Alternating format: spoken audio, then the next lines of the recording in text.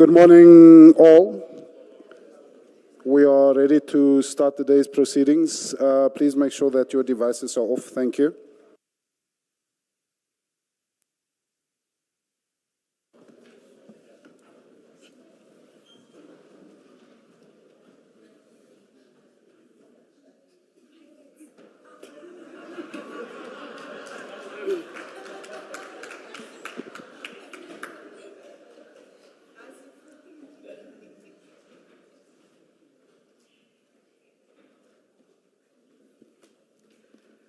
Good morning, South Africa.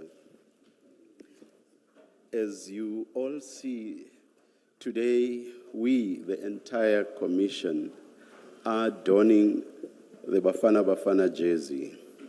Since today is the opening of Bafana's 2026 FIFA World Cup campaign, it is fitting to show them our unwavering support. We trust that they will do well. I cannot resist telling this brief story. I've not alerted the person who is the subject of the story that I'm going to do so. According to the initial terms of reference, the Commission's life was supposed to be 6 months only. My colleague, Commissioner Khumalo, used to tell us his plans to go to the World Cup. Look where he is today. Right now, he would have been in Mexico to watch this football extravaganza. Unfortunately, once the period of the Commission was extended, those plans were dashed. Commissioner Khumalo and everyone within the Commission who has had to make personal sacrifices one way or the other to see to it that the work of the Commission succeeds. Many thanks to you all. Back to the subject of this morning, I urge all South Africans to support our team.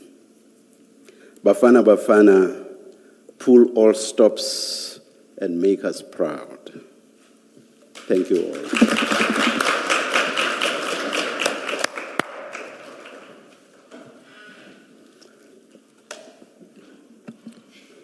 Good morning, Ms. Sigels Nube. Good morning, Chief Mashaba. Good morning, Chair. Good morning. Good morning, Chair. And good morning, Mr. Musigiri. Thank you, Chair. Chair, seated next to me is Mr. Pete Duplessis from BDK Attorneys. Yes. Chair, today we're scheduled to have Mr. Dumelengu appearing. BDK Attorneys have since brought a postponement application explaining the circumstances that don't permit or allow for Mr. Nku to be present today. The application was served and made present and available to the commissioners and the evidence leaders. We have considered the reasons there, and we found it to be prudent to allow parties to agree to a postponement, Chair, but obviously that will be subject to the endorsement of that arrangement. So as things stand, Chair, we would endorse that the appearance be postponed and he be ordered to appear next week, Thursday, being the 18th of June, 2026, Chairperson. And Mr. Duplessis is here to confirm that arrangement, Chair. Thank you. Please place yourself on record, Mr. Duplessis. Good morning, Chair. My name is Pete Duplessis from BDK Attorneys in Johannesburg.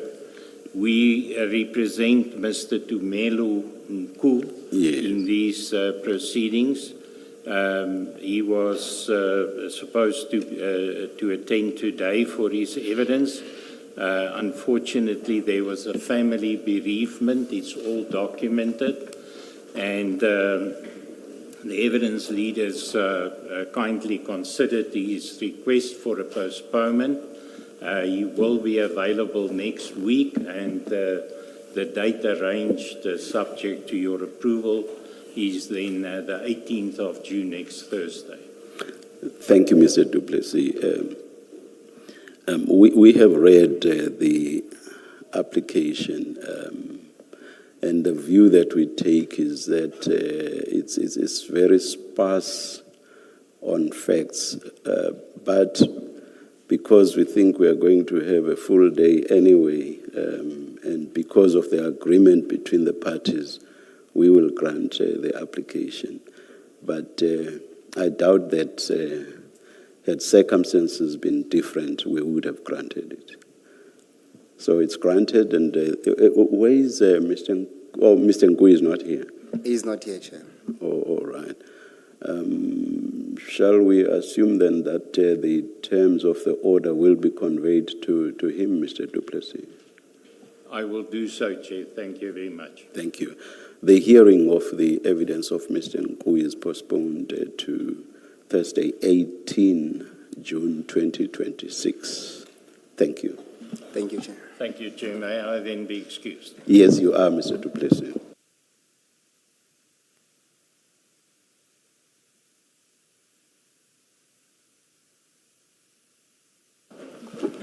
Thank you, Chair.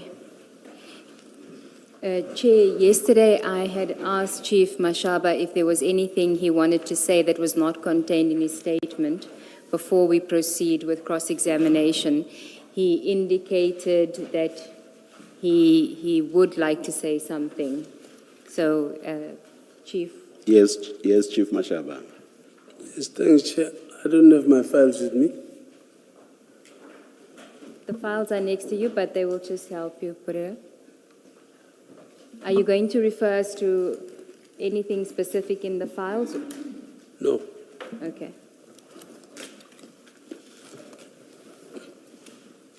I just forgot that.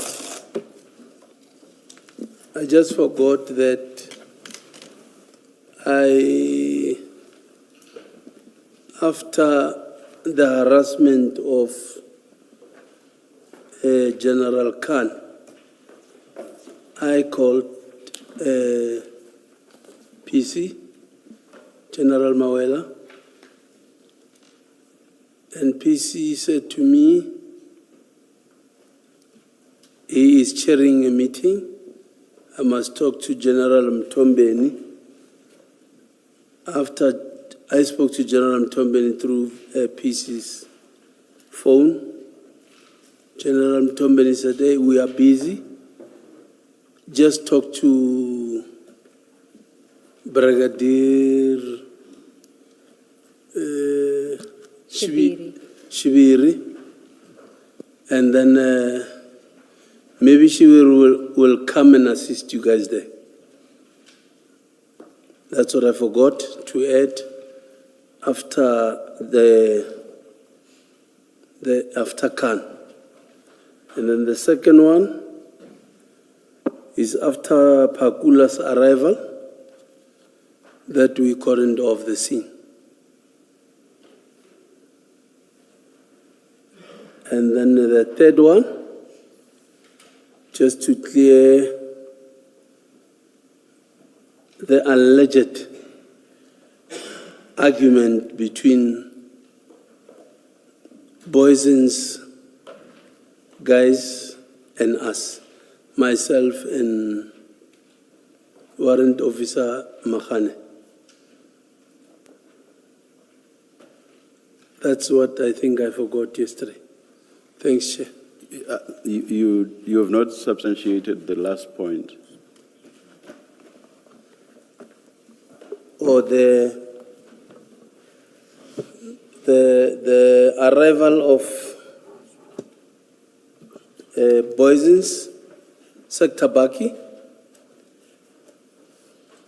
We spoke to them. They said, guys, we are attending to a complaint that there's a hijack or you guys are bogus. Can you please identify yourselves? We identified ourselves, and then they were happy. and they spoke to their control room in our presence that there is no hijack, these guys are genuine, are not bogus cops.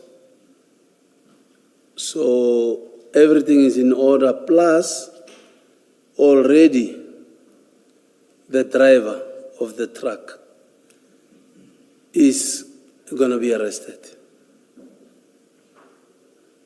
So the argument that is being said was that there was a misunderstanding between us and them, that where are we going to detain or where are we going to book the consignment.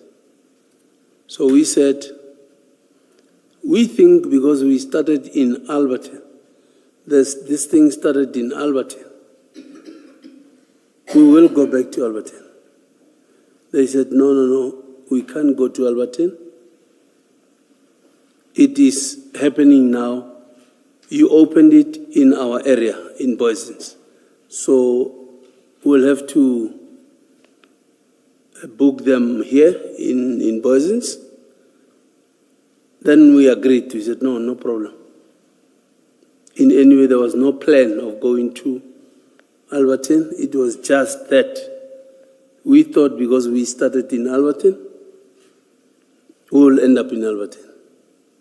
So it was just to clear that, because it was like we had a plan of going to Alberton or something like that.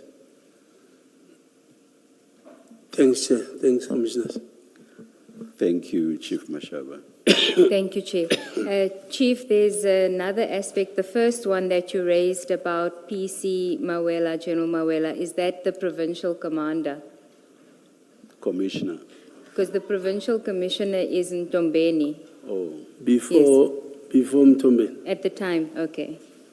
So what was, because you referred to Ntombeni as PC, what was he at the time? 2021, General Mawela was the PC. And General Mtombeni was the Major General, second in charge of the province. Yeah, of Mawela. After Mawela went on retirement, General Mtombeni took over. Okay. He is now the PC. And then you said you were advised to contact Brigadier Shabiri. I was not advised. Okay. I'm saying I spoke to General Mawela. I called General Mawela. General Mawela he said, I'm chairing a meeting. He gave the phone to General Mtombe. General Mtombe said, what is the problem? I said, no, we're having a problem here. There's a general here, Barge Khan. He's harassing us. He said, what is the problem? I said, we were following on information of drugs, of a truck carrying drugs. Well, he said to me, okay, we are busy. Let me give you Shibiri, talk to Shibiri. On one phone, General Mawela's phone. Then I spoke to Shibiri. Shibiri said, okay, where are you guys? I said, Ayrton. Then they said, General Mtombeni said,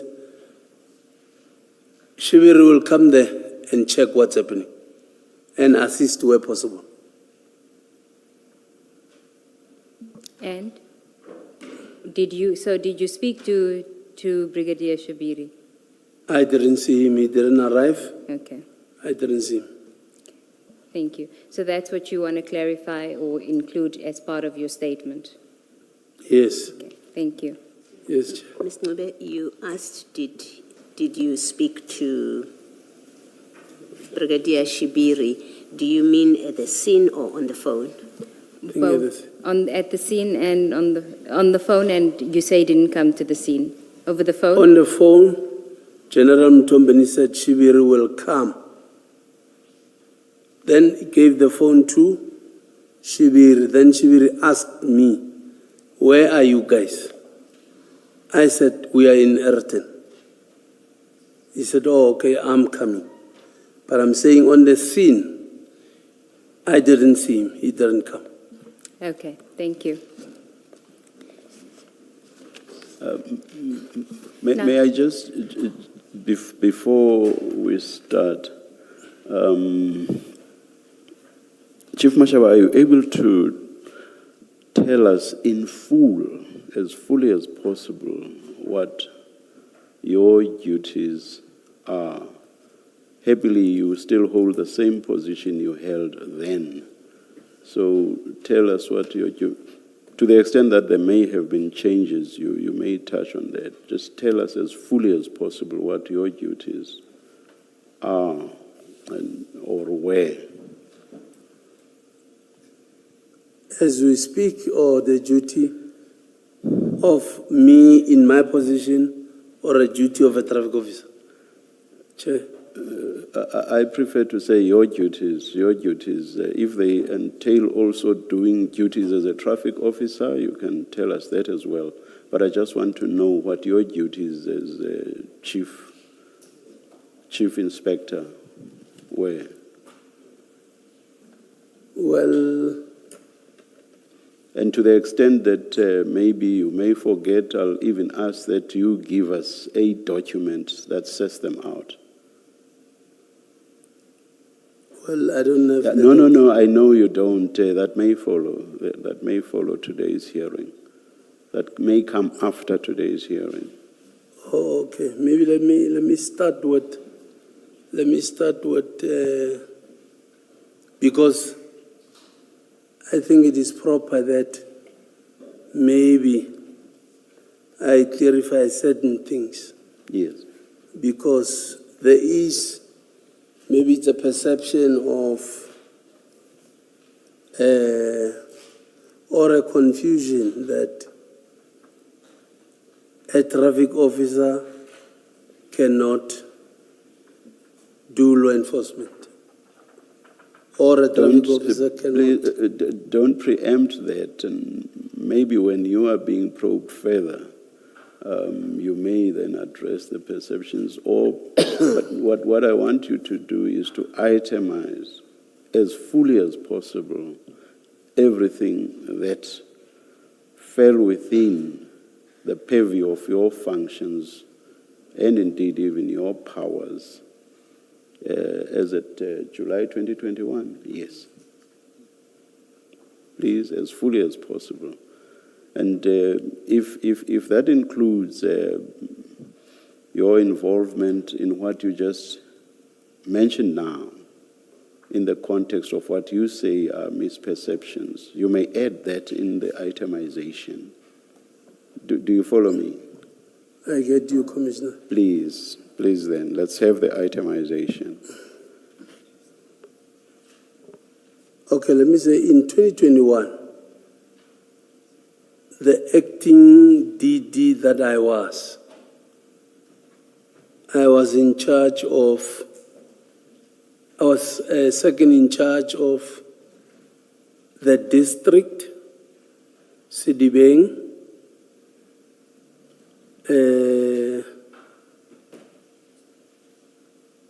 heading 4 offices. That is Ratanda, that is Heidelberg Weybridge, that is Heidelberg region, and Vereeniging region. Meaning the four were reporting to me. I would go and inspect the offices. I will go and attend meetings in the district with the police, district office in Vereeniging, and come back and brief the heads of the offices, that is Vereeniging, Heidelberg Weybridge. And well, Ratanda is just a satellite Smolanyana station because it's small. So our duty, my duty, is to monitor the performance of the offices, the 3 offices, to attend to complaints of the members, to hold meetings with the offices and address challenges thereof.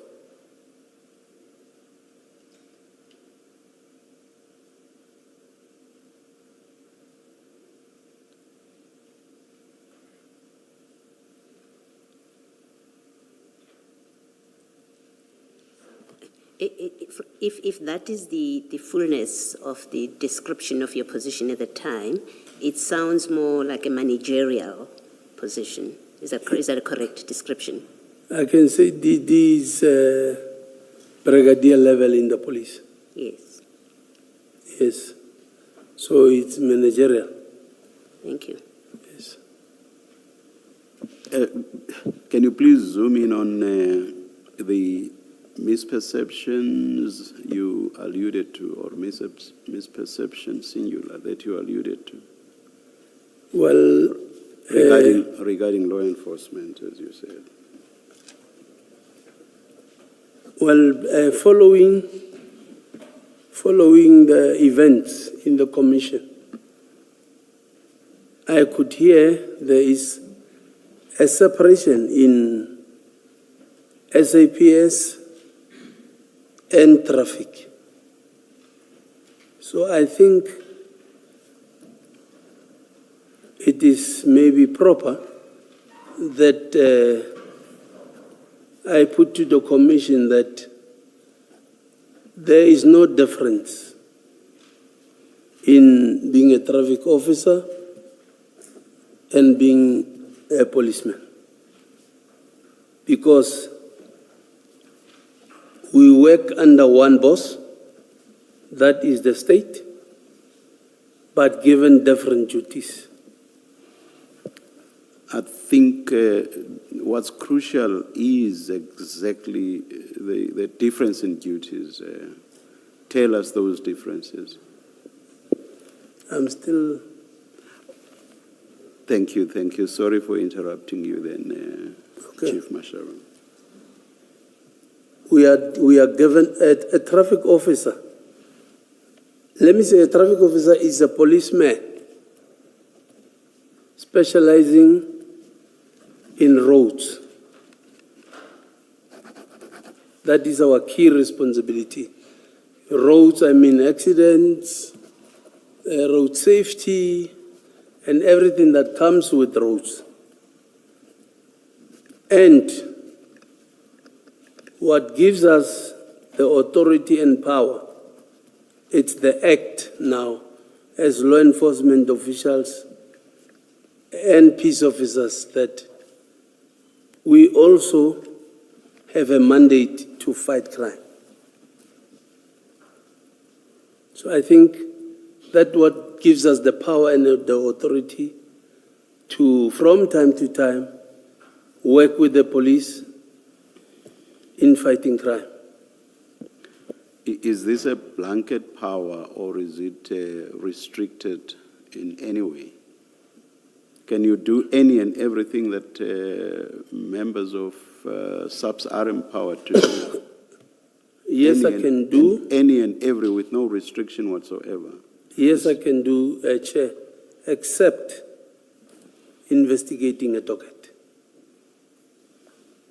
That and I don't have the power over. But other than that, as a law enforcement official, it does not mean when I see, for an example, a crime in progress, let's say rape, I can turn a blind eye. And I cannot turn a blind eye. And I cannot just turn a blind eye because I don't work with rapes. It's not my line of duty, but it's crime in progress. I cannot just turn a blind eye. But when I'm with the police, jointly working, the protocol dictates that the police will take the lead. I will be playing the supporting role. You referred to, I hope I'm not interrupting you. No. All right. You referred to an act that sets out your duties. What act are you referring to? I wanted to be very careful because I'm talking to law gurus here. I cannot preach gospel to the bishop.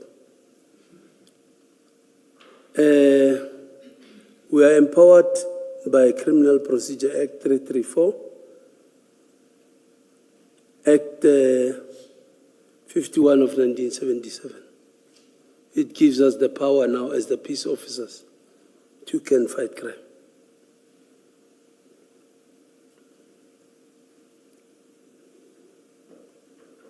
Any other act? Well, other acts are following it. I'm talking now the powers to fight or to prevent crime prevention. That's where we fall in. Other acts will be more on traffic.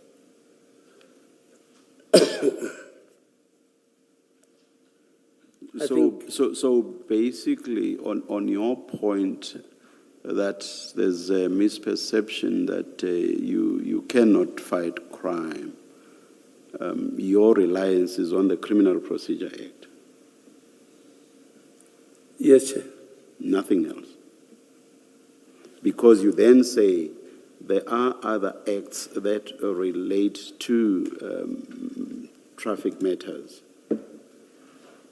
So that's not general, and that's not addressing what you refer to as a misperception. So No. it's just the Criminal Procedure Act, and for the rest, it's traffic. acts relating to traffic, Yes. traffic matters. The one that gives me power and authority is this criminal procedure. That's the one.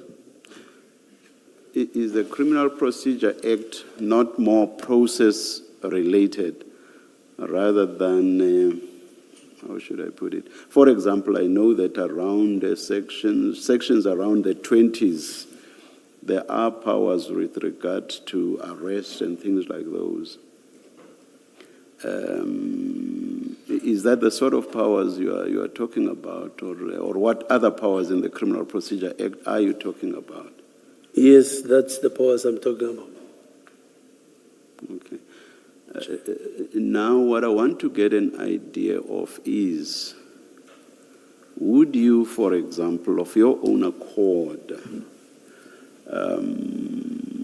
go around investigating crimes, not arresting now, in terms of the Criminal Procedure Act,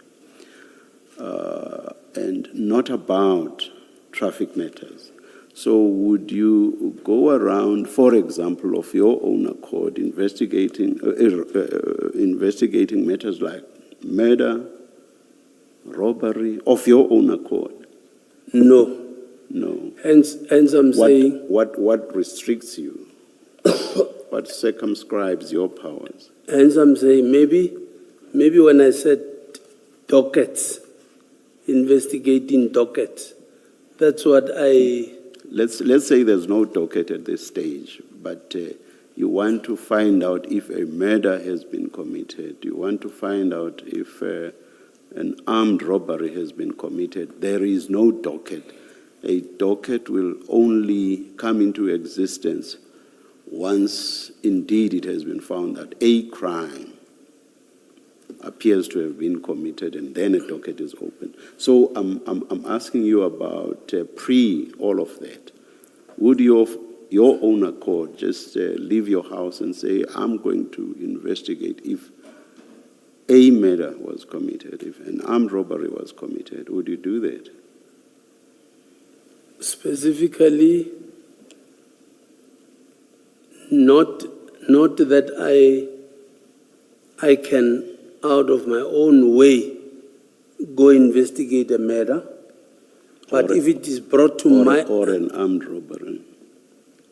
I can hear you, Chair. I'm saying or an armed robbery. Or an armed robbery. Yeah, you would not do that, you say. I would not do that. I will I will report to SAPS. Okay. Before you move on, thank you about the point about reporting to SAPS. And before you move on to the unless, because you heard unless, what circumscribes your powers? What is it that stops you from investigating the armed robbery or the murder? Remember, Chair, I said in the beginning, I am a policeman specializing Yes, okay. in traffic-related matters. So what circumscribes your powers is the very fact that you are a traffic officer, and therefore in terms of the legal prescripts that you said relate to traffic officers, you are expected to work within that lane, the lane created by those prescripts. So that's what circumscribes your powers, correct? Correct, sir. Okay. Now you had, unless, you were saying you would not of your own accord just investigate a murder or an armed robbery unless. What did you want to say? Do you still remember? I think I was cancelling the unless. You are cancelling unless. I cancelled the unless. So you are saying what you would rather do if you believe that a murder or armed robbery has been committed, you would report to SAPS. If it is brought to my attention or knowledge, yes, I must do something as a law enforcement official. Step number one, I'll have to report, make the relevant authority aware. All right. Thank you very much, Chief Mashaba. Ms. Seegers. Thank you. Can I just understand the limitations of when you can intervene?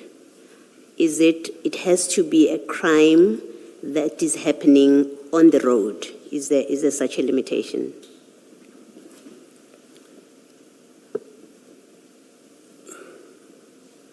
Not necessarily on the road. Well, on the road, I don't need any permission from SAPS on the road because that's where my crime scenes are. Yes. As a traffic officer. Okay. But on other on other crimes committed, I'll have to seek assistance that SAPS, I've got this information.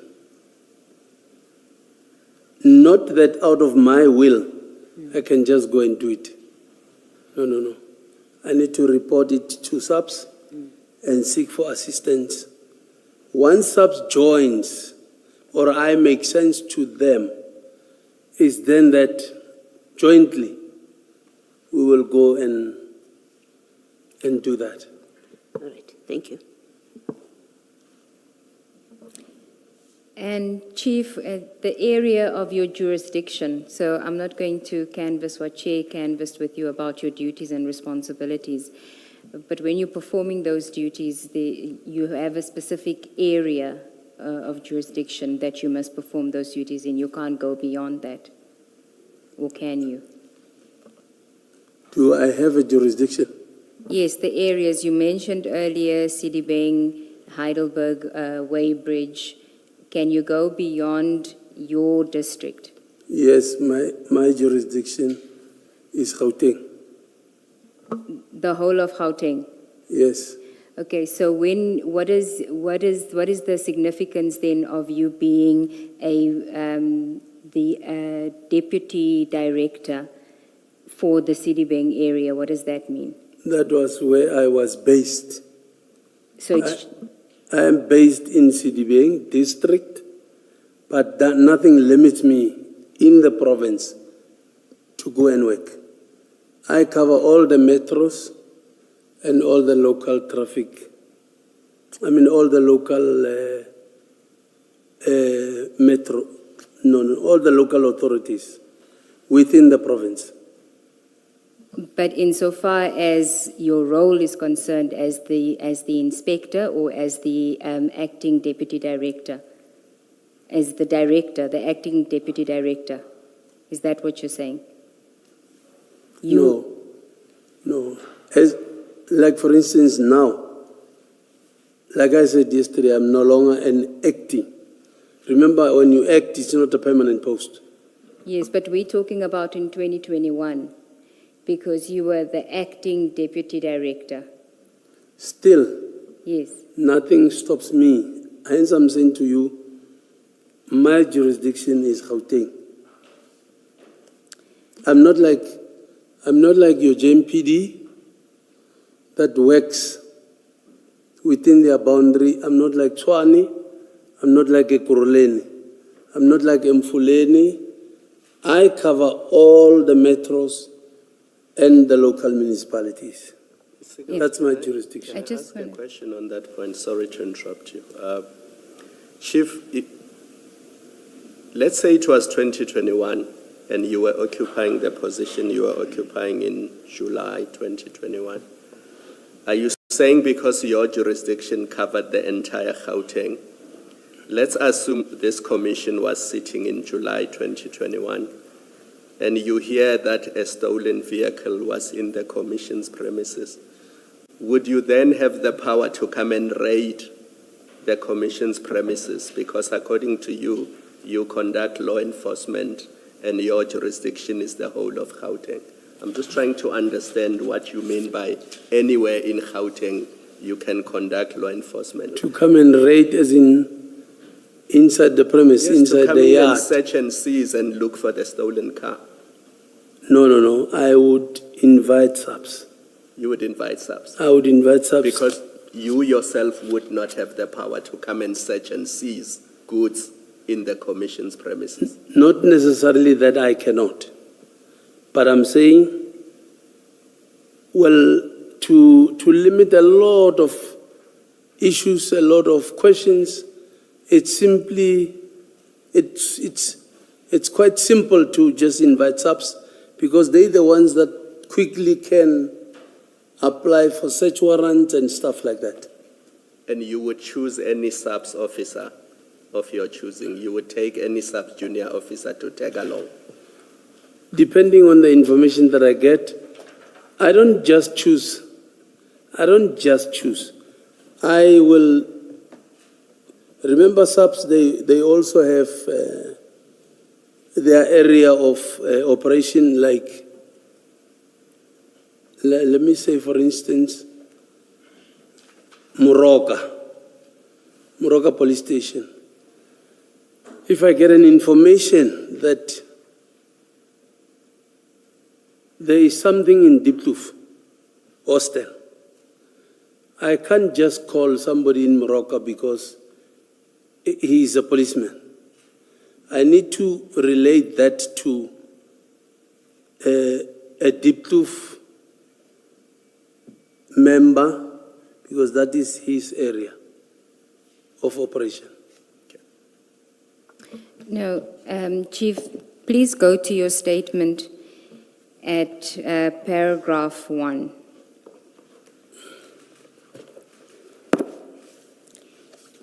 The last sentence in paragraph 1. You say, and let me know when you're there. Page 1, paragraph 1. Do you have it? In 2018, No, in 2013 I was promoted to a chief provincial inspector post. Do you have it? yes. Okay. Promoted to a chief provincial inspector post at a premier's office. That I can understand to be provincial. You then say you were politically removed, and the following day the matter was not placed on the roll. I was then suspended, and my reinstatement, I was transferred to Vereniging Regional Office as the head of the Service Point region. So that is a region. Then you say in 2020, paragraph 3, I was appointed as an acting deputy director, Sidibeng District, Southern Corridor. That's very specific. You're not in a provincial role then. I'm not? You're not in a provincial role in 2020 when you are appointed acting deputy director, Sidibeng District. I'm occupying that position in the provincial office, Where, in the district of Sidibeng. Yes, but in the district of Sidibeng. So there would be other acting deputy directors for other districts within Gauteng. Yes. Yes. So you are only the acting deputy director for the Sidibeng district. You are not for any other district. Do you accept that? I am placed in Sidibeng. I don't know where is this taking us? Is it a question? Or Yes, it is a question. What's the question? Do you accept that you were the acting deputy director of the Sidibeng district? Yes? Yes. And that the district is not the province? A district, the Sidibeng Yes, it's district not a is not province. Gauteng province. It's the municipality. Yes. And that is the role that you were in 2021? Yes. Okay. Chair. Okay. Now, in that role, in the district, what were your responsibilities and your duties? What were you doing on a day-to-day basis when you weren't chasing down drugs with Mr. Nku? What were you doing? Specifically, what Yes. was I doing with Mr. Nku? No, when you were not chasing drugs with Mr. Nku, what were your daily responsibilities as the deputy director for the Sidibeng district? But I think I've answered that because I said I would visit the 3 offices Yes. and Ratanda, that is a satellite station. Okay. The 4 offices where I was in charge of. But that does not take the fact that I am still occupying the position in the province. So, my role was to address complaints, address challenges, be it resources, be it conflicts among the members, be it non-performance from managers. Those were my responsibilities then. Yes, that was your day-to-day responsibilities as the deputy director. Now, you then go beyond that and you tell us about the province. But you say that because you want to explain why you went beyond the Sidibeng district on the 9th of July, 2021. Isn't that so? I don't want to just say yes, yes. No, you don't. I'm not don't- expecting you to say yes, yes. Please give me your honest answer. What is your question now? Sorry about that. When you are telling us about the province, that you had responsibilities within the province, when you do that, are you reporting to, for example, the deputy director for that district that you are going to? Because you are only for the Sidibeng district.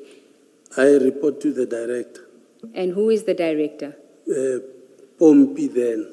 Yes. And on that day, you didn't report to Pompi. On the day of, The 9th of July, 2021. no, I did not report. Yes. Remember, yesterday I said, I want to emphasize that the information is a sensitive information. I need to be careful because it involves senior law enforcement officials. Yes, this is the information that you got from Mr. Nku, Yes, Chair. a civilian, Yes. who is telling you not to report to your boss. No, he's not telling me not to report. He's saying, be careful who you involve, because it involves senior law enforcement officials. And remember, I hear you want to push me to why didn't I report? I'm not. Sorry, Chief Mashaba, please try not to, just answer the questions that are asked.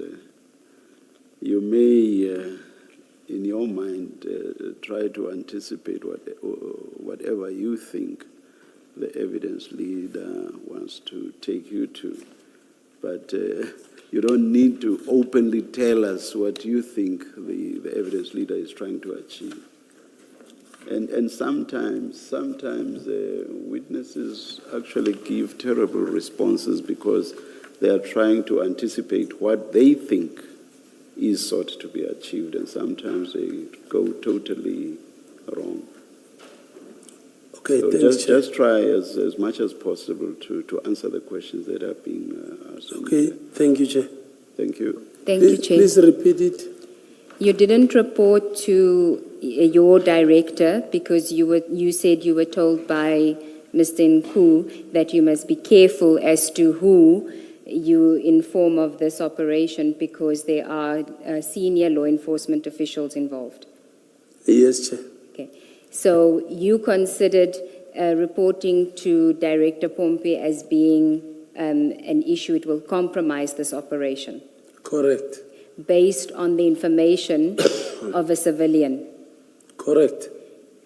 And you must obviously have a good relationship with that civilian in order for you not to involve your boss in an operation where he's telling you that there are drugs involved. I also have a good relationship with my boss also. Correct. So why not inform your boss? I am not taking this information light because it talks about sensitive issues there. Can I just ask, did Mr. Nku mention your superior, as Mr. Pompey, I think it is, as one of the people that you should not mention this to? Mr. Nku does not know Mr. Pompey. Yes. So how did you determine that one of the people that you shouldn't be telling this is your immediate supervisor? It's because my boss, it's one of the senior law enforcement officials.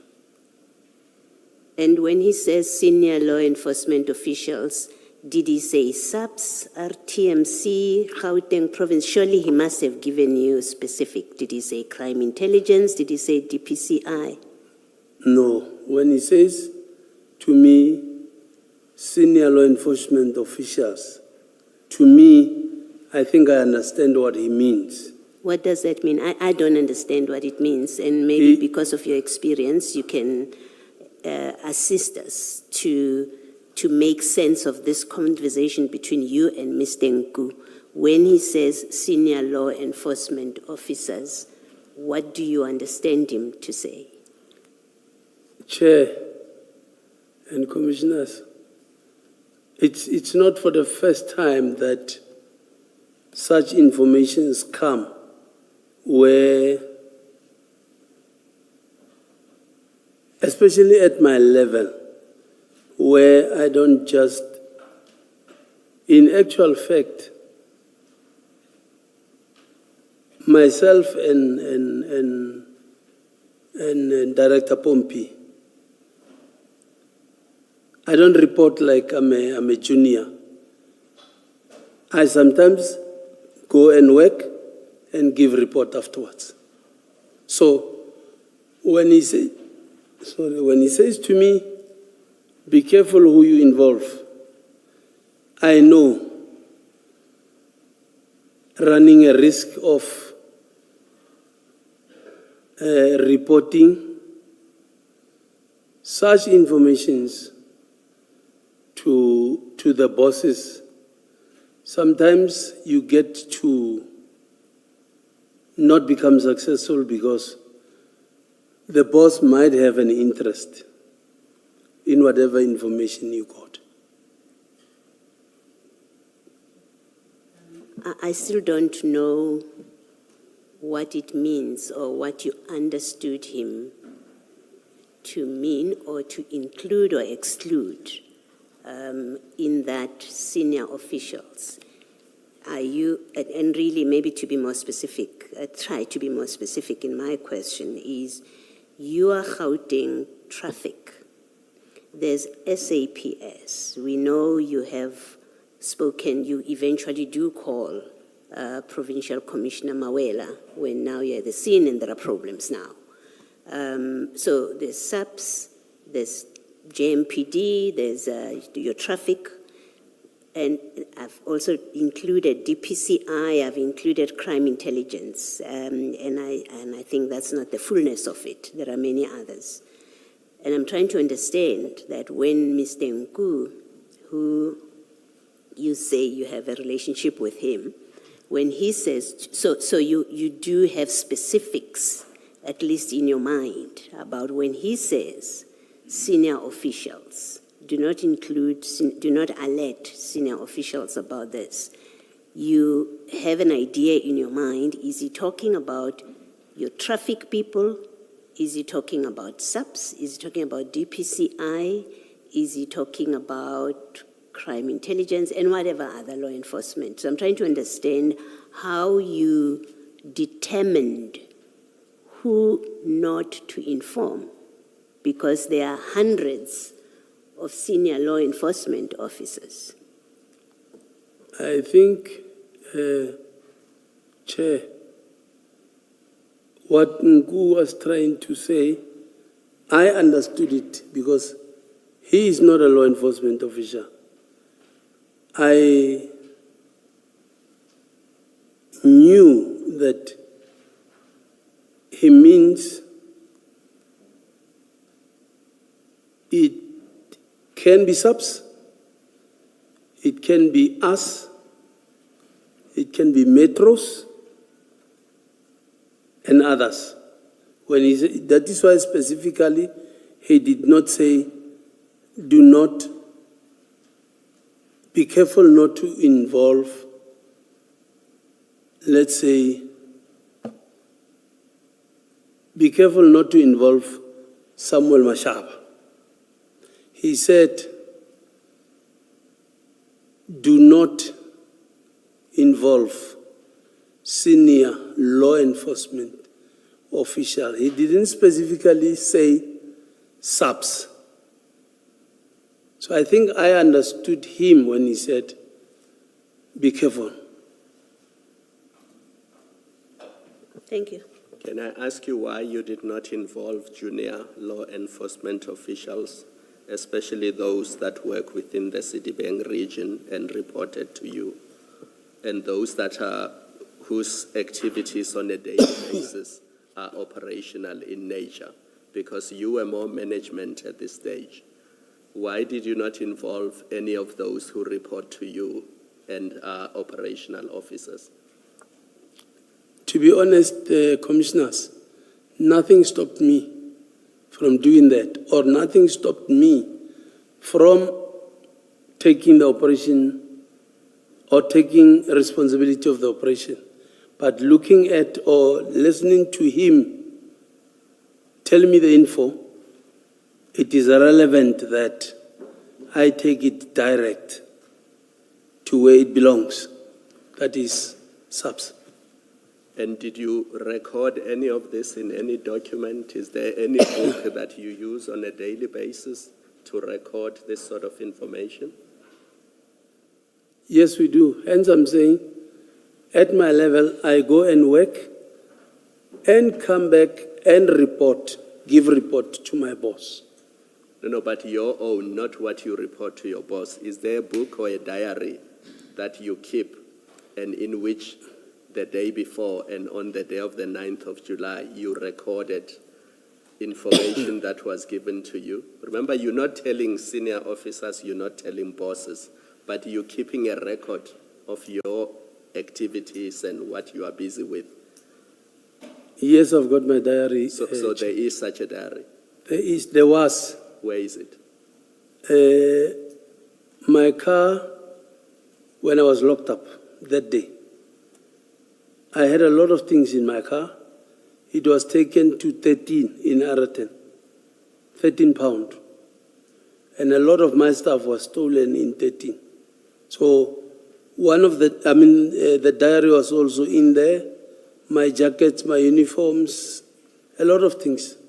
So now I don't have that record with me because it was stolen, it was taken in that day. All right. Can we leave it here then? As far as I'm talking only about Gauteng Traffic Police, as far as that part of law enforcement is concerned, for the purposes of this operation, you prefer that only you be involved in this operation and nobody else from Gauteng Traffic Police? Yes, because the information came to me, Chair. And I accept that it came to you. I'm saying for the purposes of this operation, you prefer that only you from Gauteng Traffic must be involved. Correct. Thank you. Thank you. Chief, this allegation that you make now, this version that Mr. Nku told you to be careful who you involve because there are high-ranking officials involved. The first time you mentioned that was yesterday, correct? When you were reading your statement, it wasn't in your statement. It wasn't in my statement. And it wasn't in any other statements that you had prepared as part of the criminal investigation. If my memory serves me well, on the warning statement, if it serves me well, I wrote a lot of statements. Okay. I think it is in my warning statement, if it serves me well. Okay. I want to read to you what Mr. Nku says about that. Commissioners, it's in Mr. Nku's statement on page 2. I'm not sure if you now have that file because he's not giving evidence today, but the statement had been made available.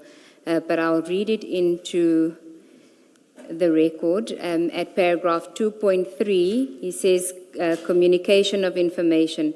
I informed Chief Mashaba of the information on or about 8 July 2021 around 7:30 p.m.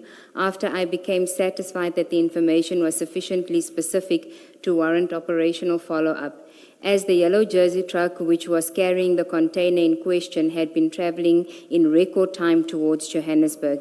In relation to Chief Mashaba, it was a last-minute request, as the high-ranking official who was supposed to have assembled the team to run the operation was not available at that point. So it seems to me that he actually was going to involve a high-ranking official, and you were his second choice. And yet you say he told you to be aware of high-ranking officials getting involved in this operation.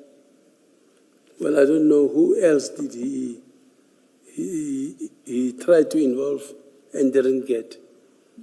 Yes. And he didn't even make me aware. But The point that is being made is that Mr. Nku himself, in his statement, was prepared to deal with a high-ranking official. He was prepared to share this information with a high-ranking official, and yet you say, he said to you, do not, be careful, do not involve high-ranking officials. So what is being pointed out to you is the contradiction between what you say he said to you and what he says in his statement, that he was prepared to involve a high-ranking official. And you are being asked to comment on that, the contradiction.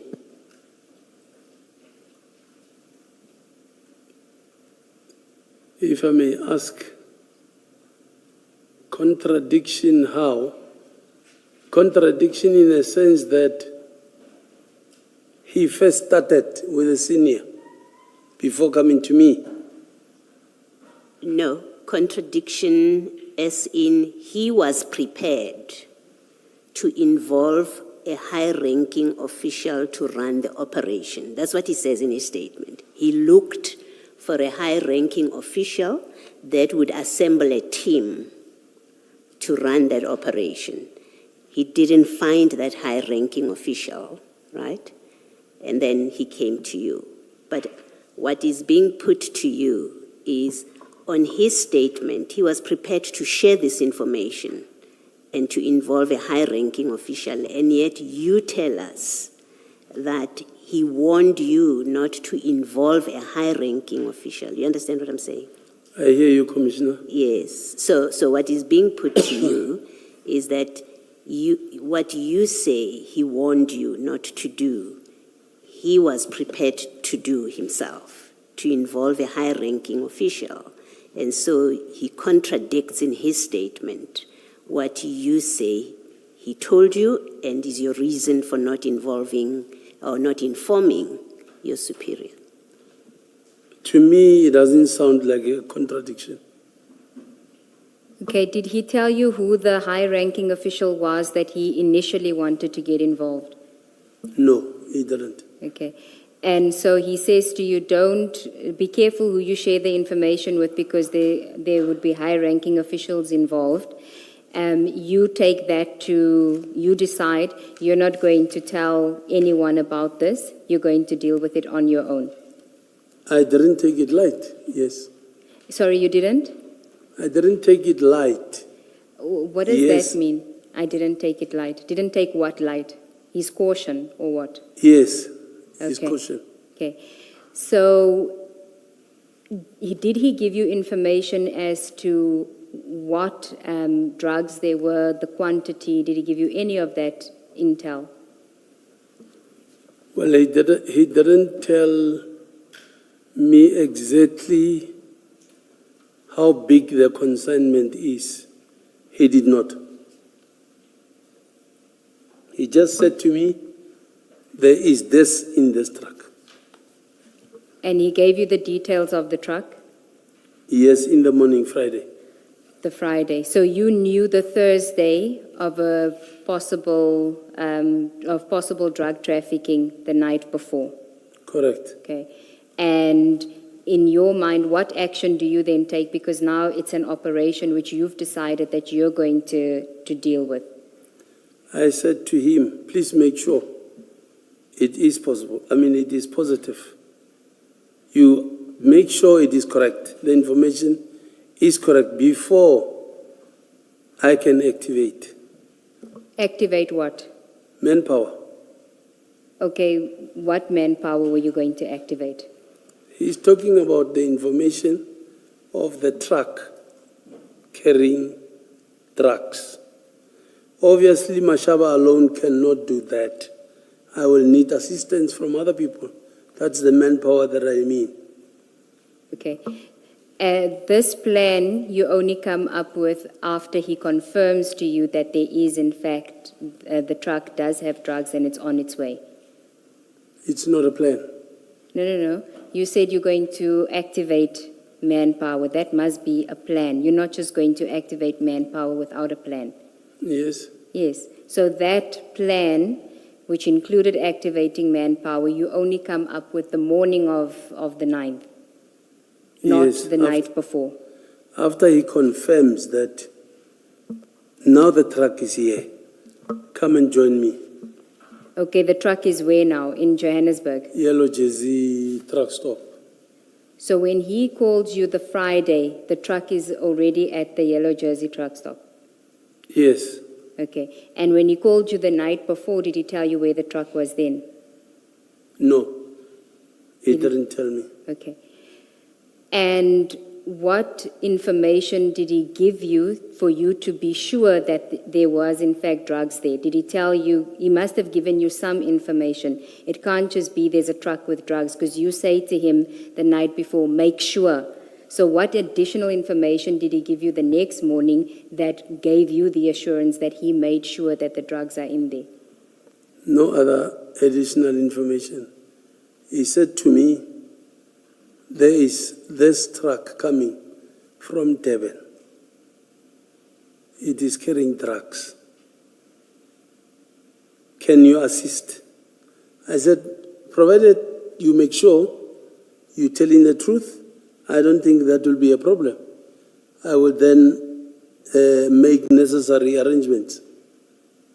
Okay, no, you say to him, make sure that he's positive. In your statement, you say, I then asked Mr. Nku to first confirm if the information was positive before I could act on it, which means that he would have had to do something in order to give you that confirmation that the information was positive. Because the night before, you're not certain, you say to him, make sure. The next morning when he calls you, what does he say to you that gives you the assurance that this is not just a wild goose chase? The truck I was talking about yesterday is here. Yes, but That's that doesn't tell you anything. It's just telling you the truck is here. How does he know that there are drugs in there? What is he basing his suspicion on, and what is he telling you about that? I don't know. Remember, I am only acting on the information he gives. And to me, if he says, what we're looking for is here, come. To me, it means it is positive. So I need to come and assist. But Chief Mashaba, you said that he must establish if the information is positive. All that you are telling us now is that he said the truck is here.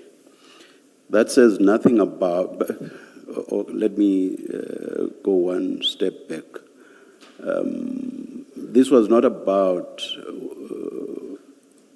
the truck, or rather, not only about the truck arriving in Johannesburg. Your concern about whether this was positive concerned the contents of the truck.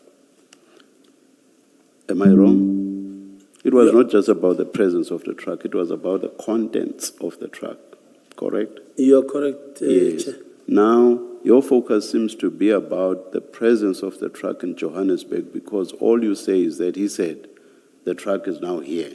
That says nothing about the contents of the truck. And that alone could not have satisfied you on what you wanted to be sure of. Is this positive? Make sure that this is positive. Remember, Chair, he is the one bringing information to me. When I say to him, please, I don't want to leave what I'm doing to come and do things that are not there.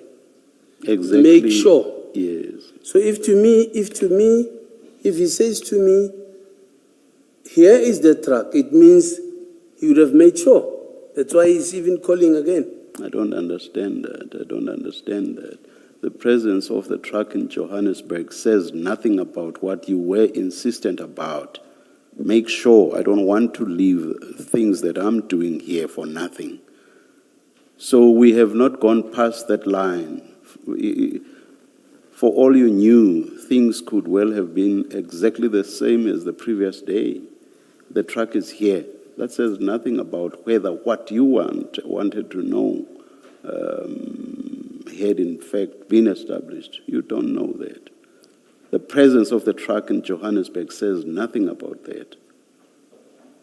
That's what Mr. Sigels Ngcobo wants to establish.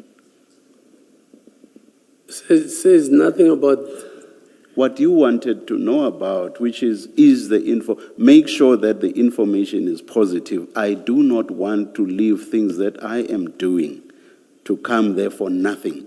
So make sure that the information is positive. All you get told is that the truck is here. That basically means nothing for your purposes, which is to know that the information is positive. Do you understand me? No, I hear you. Yes. I'm saying he's the one. Or to ask the question differently, what makes the information positive just because the truck is now present in Johannesburg? What makes the information positive? For him to confirm that the truck I was telling you about from Durban, it is now has touched down in Joburg. That means the information is got about this truck. No, I don't see the logic in that. I don't see how you skip to that means. Not merely by saying the truck is now in Johannesburg. There's a leap in your logic there. There's a quantum leap, in fact, in your logic. That means cannot come from the truck is now in Johannesburg. It simply cannot. Well, unless, Chair, the answer that I'm trying to give, or the answer that I'm giving, is that if you receive an information as a cop, as a law enforcement official, I know how to verify without you telling me the details of that information. If you say to me, I am following on information from Devon to Joburg, please be on standby. Once you say to me, the information I was telling you about has now arrived, it means, because it's your information, you know what you're talking about. It means it is positive. So the question, the answer I'm giving, I think it's, to me, that's how I understood it, and that's how I acted. You see, being prepared to act on a statement that merely says the truck is now in Johannesburg would make sense only if you already knew, you yourself already knew that this truck contained whatever it is that you were interested in. Otherwise, there's simply no logic in saying, I was told that the truck was now in Johannesburg. That meant that the information I wanted had been established. There's simply no logic in that. You would only be satisfied by a statement that says the truck is now in Johannesburg if you knew what the contents of the truck were. That's the only thing that makes sense. Otherwise, what you say, No, Chief Mashaba does not make No, sense. Chair, I don't agree. Make it logical then, because that's why it's simply not logical, and the example that you give does not assist, and I'm not prepared to be dragged into that example. I'm talking about specific facts here. You say, I'm not going to leave what I'm doing here for information that may well not be established or may well not be truthful. And all you get is that the truck is here. And that satisfies you that the information you wanted established has in fact been established. That does not make sense. It's as simple as all that. So if you say you were satisfied, make it logical, make it make sense. Otherwise, that's why it simply does not make sense. I was satisfied, Chair. I want to know why. That's what I'm engaging you on. I want to know why, or how could you have been satisfied? Yes, I was satisfied because at the back of my mind, the information I got is the truck will be carrying drugs from Devon. Obviously, when you say the truck I was telling you about yesterday, it's already here. Obviously, I know I'm coming for the truck that you told me about yesterday, that are carrying drugs, and the truck is here. That is why I acted. Ms. Sigers-Ncube? Chief Mashaba, you just said now that the information you were given was that that truck will be carrying drugs. So Mr. Nku knew it as a fact that there were drugs in there. That's his information, yes, he knew. But in your statement, you say, which was allegedly suspected to have drugs in its cargo. So it was an allegation. And earlier on, you also dealt with it on the basis of a suspicion that there would be drugs. Now you're saying he told you as a fact that that truck will be carrying drugs. So Mr. Nku knew for a fact that there were drugs in that truck. Mr. Nku knew because he's the one who's got details of that truck. Okay, so did he tell you that the Thursday night that there will be drugs in the truck? The truck is carrying drugs. Definitively. Yes, I knew the Thursday. Okay. So we can forget about your statement where you say that it was allegedly suspected. Your information was that there are drugs in that truck. To me, it's an allegation. It's not a confirmation. To me, I'll treat it as an allegation. Hence, I said, please make sure it's positive. But it brings us back to what the chair is saying. So if Thursday night you're not satisfied with what he's given you because you don't activate your plan Thursday night, what is it that he tells you Friday morning that makes you activate your plan to get somebody involved, to take you away from your regular duties so that you can go and chase these drugs with him? What does he say to you? Did he give you pictures of it, of the drugs? No, he didn't. Okay, what did he say? I don't know. Maybe you want me to tell you what you want to hear. I'm saying, to me, it's enough when he says the truck is here. Okay. No verification done by on your side? No? No verification of the information from a civilian done from your side as a law enforcement officer? The verification would be, I need to come. And okay, with the truck, I need to come and open. That is the only verification. Other than that, I treat it as an allegation. Okay.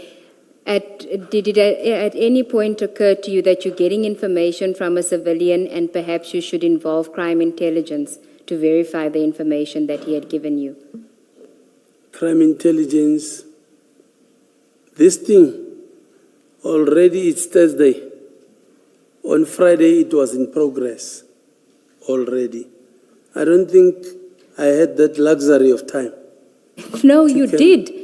Because you knew Thursday night that there are drugs in the vehicle. You went to bed, you slept, you woke up the next morning, you were given no new information, and then you still ask him to come back to you, and then you activate your team. You had at least 8 hours. At least. So you did have the luxury of time. I did not have. Okay.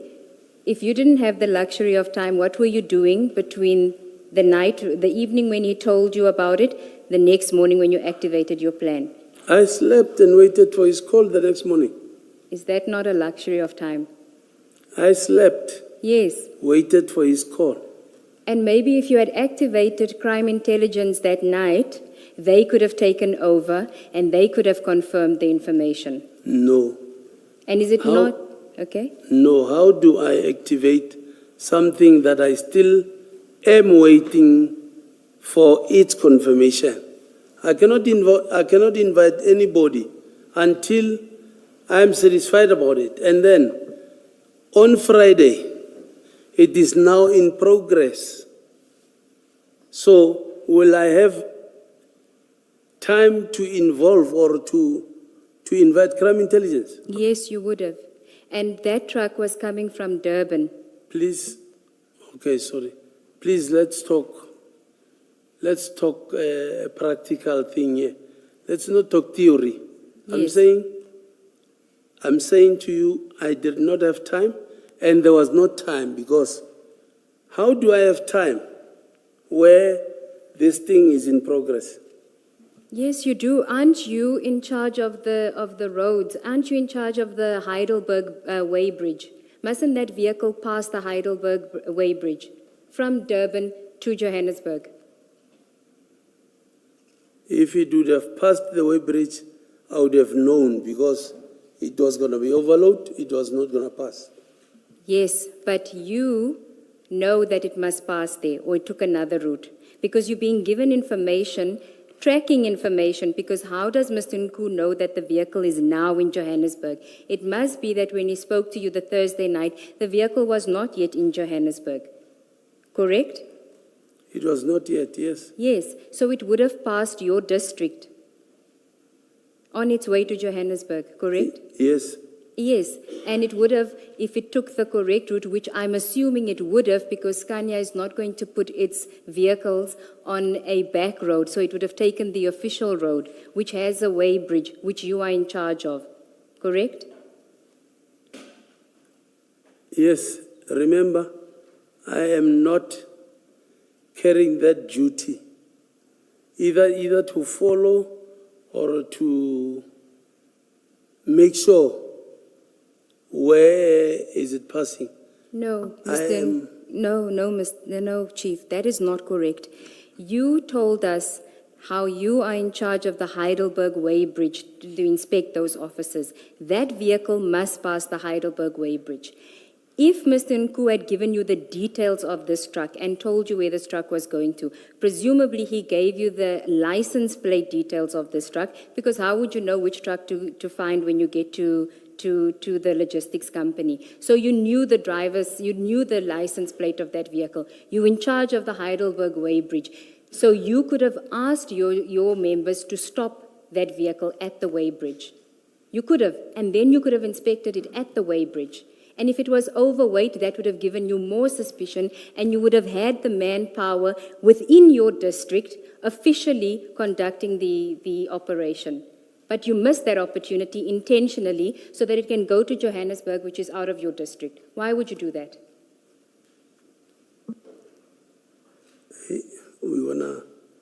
We're gonna take the whole day because I have all the time. Let's take the whole day. I want to know if the truck is coming from Durban to Johannesburg and has to pass the Heidelberg Way Bridge. Why do you not activate your official team and tell them, if you see a truck coming to that Way Bridge, because it's a truck and buses must. I know this because I used to be a hostess on the bus. Those trucks must stop on the Way Bridge. Or they can pass if authorization is given from somebody for them to pass, which happens, and you could have done that. How do I activate on something, the details I got on Friday? No, you got it on Thursday, the 8th. Information, I got the information on Thursday. Yes. The details of the truck, I got it on Friday morning. Okay, so you got the details now on Friday morning. Not now. I've been saying that. Okay. So you get given the details of so that's the new information you are given on Friday that we've been asking you all along. You see now, I'm saying, and I've been saying it, where did I say I got the details of the truck on Thursday?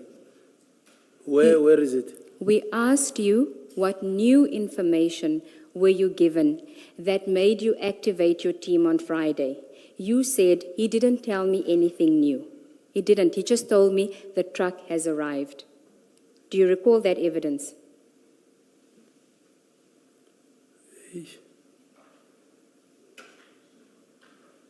Do you recall the evidence?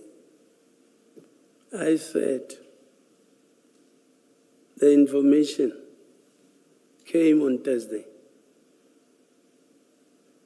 The details of the truck was given to me Friday morning. Hence, when you said to me, why didn't you activate crime intelligence? I said, this thing is in progress. How do I have a luxury of time to inform other people? Whereas crime has been committed now, it's moving now. So, same with and there's a lot of trucks that comes from Devon that doesn't pass through our Way Bridge, especially trucks that are carrying wrong things.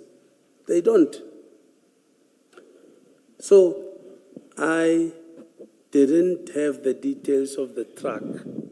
And I did not say I had the details of the truck on Thursday. I said I got the information on Thursday. That's what I remember saying.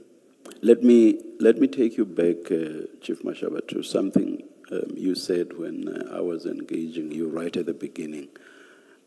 You said that when a crime outside of traffic matters, in fact, I specifically referred to murder as examples, of course, and armed robbery. You said you would report that to SAPS. At what level of SAPS would you report this? At what level, Chair? Yes, within SAPS. Who would you report to within SAPS? It will depend what kind of information. If Let's say the examples I gave, murder and armed robbery, where would you report that? well, if that information I get that, let's say, for instance, the murder is committed by Madlanga. Please don't use me. Don't use me as your example. Okay, sorry, sir. If the murder is committed by Musigidi, Please don't. I will just say by Mr. X or something like that. oh well, if the is committed by Mashaba, I cannot report that to Mashaba. For obvious reasons. You see, I'm not sure how to engage with that because now I don't know whether I should take Chief Mashaba as being Chief Mashaba within the provincial traffic department. That's my difficulty because my question relates to you reporting to SAPS, if you see what I mean. So now I don't know where to place you. Do I place you within SAPS? Do I leave you within the provincial traffic department? So I think so. Please make your example relate to reporting to SAPS. I think, Chair, what, in all honesty, Yes. what makes us sit here is the issue that I involved SAPS.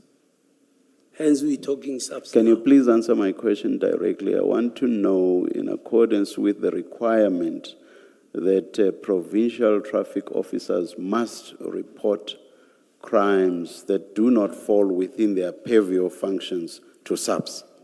So I want to know, in terms of the applicable prescripts, who you would have to report the examples that I gave, murder or armed robbery. Who within SAPS would you have to report to? I'm asking for a direct answer, please. I'll report to a police station. That's where that murder has occurred. Let's say if it happened in Alberton, I'll report to Alberton. And now let's come closer home. And in respect of a suspected crime relating to narcotics, where would you report that? Something like that. Let's leave out the situation where, for whatever. I'll start. Yes. I'll Where would start- you report something like that? I'll start with its jurisdiction of that narcotics. Where is it? Okay, now in again coming even closer home. Now here we know that we had narcotics that were alleged to be Alberton. Because it is in Yellow Jersey. Yellow Jersey is policed by Alberton. Also, you would look where the truck would ultimately land or end up. Yes, Chair. All right. Thank you. Yes, Ms. Sigels Ncube. Thank you, Chair. I was wondering if this would be a convenient time to take the tea adjournment. Let's adjourn and resume at 11:25.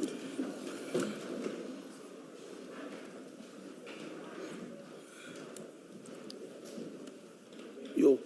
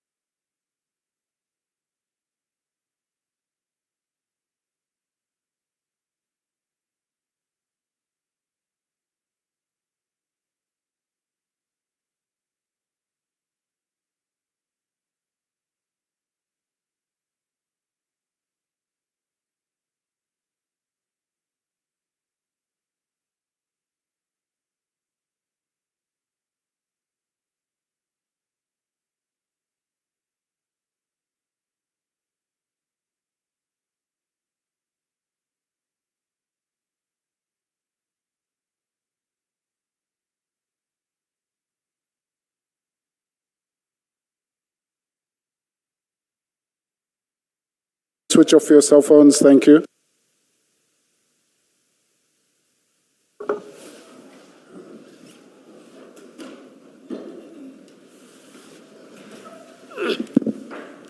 Yes, Ms.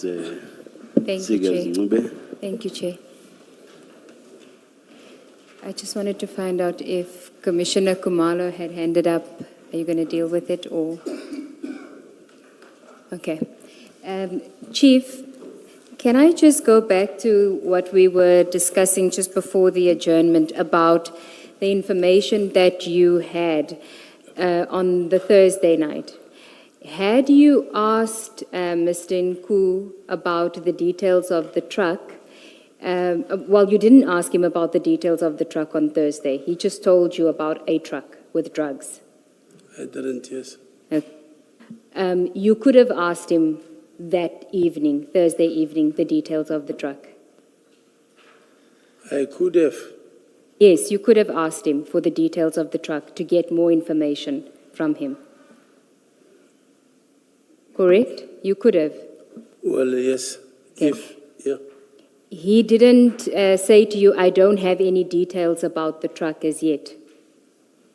That's all I have. The only details I have is that there's a truck coming from Durban to Johannesburg with drugs in it. He didn't say to you that's the only information he had. No, he didn't. Okay. So if you had gotten the information which you say you didn't have, the details of the truck, the license plate, if you had elicited that information from him the Thursday night, you could have activated the team at the Heidelberg Way Bridge to be on the lookout for that truck, correct?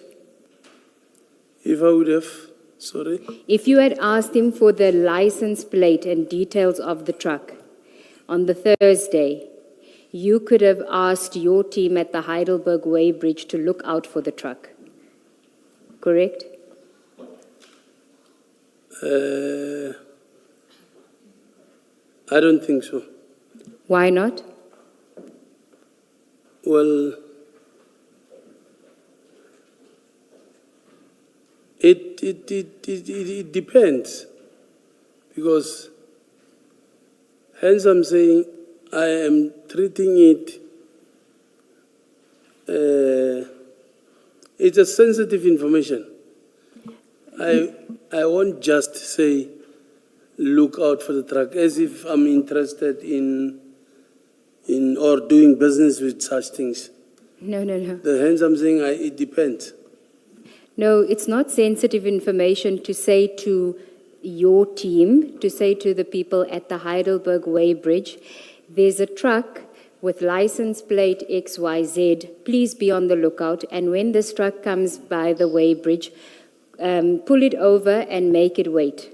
There's nothing wrong in saying that. You could have done that. No, you don't just say that. If I'm saying look out, be on the lookout for this truck, what is it doing? How about this truck? Look out for? Yes, but you have a suspicion and you don't want to share that information with anyone else at the moment, right? That is your version. And something, it depends. I was not going to do it. I know you were not going to do it. You didn't do it. I'm asking you whether you could have done it. No.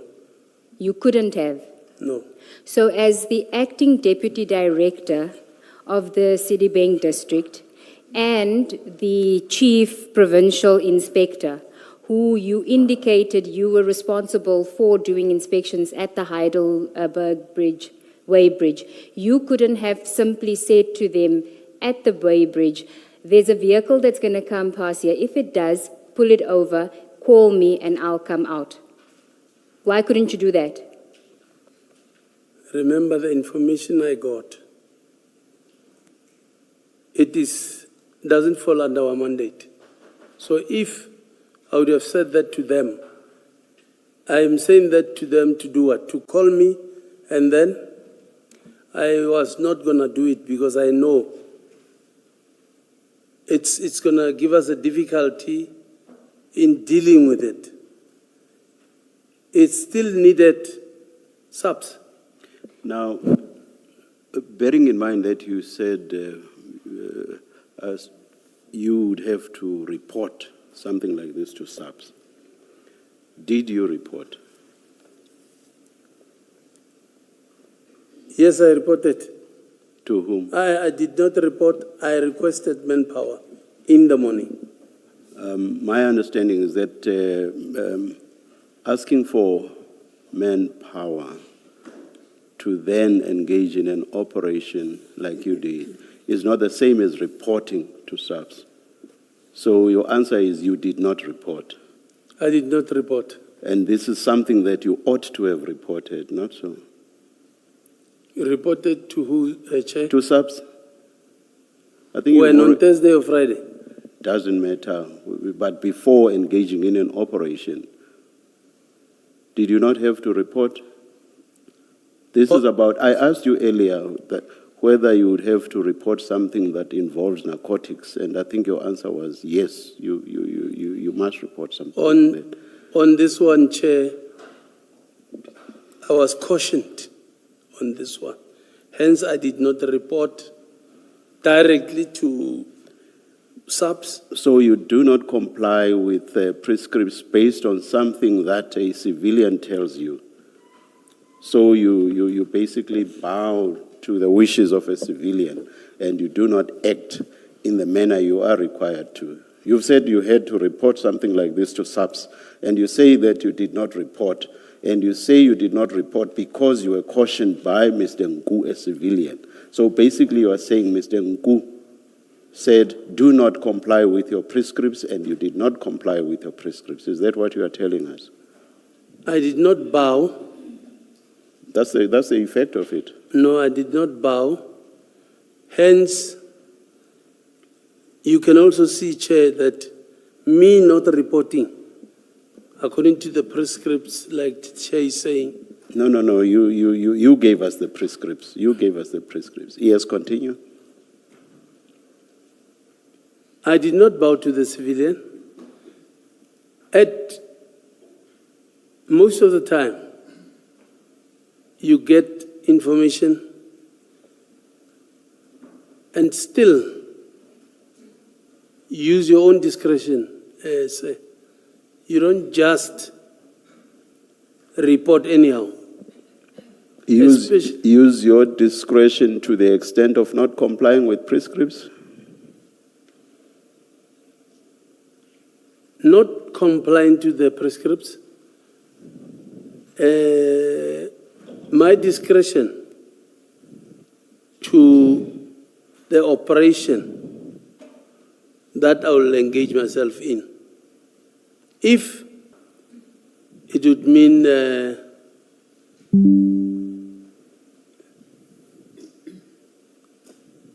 if it was not successful, then it would mean I would have broken the law. No, it's not a criminal offense. I want a direct answer to my question. My question is, are you saying you are entitled to use your discretion contrary to applicable prescripts? Is that what you are saying? Yes, Chair.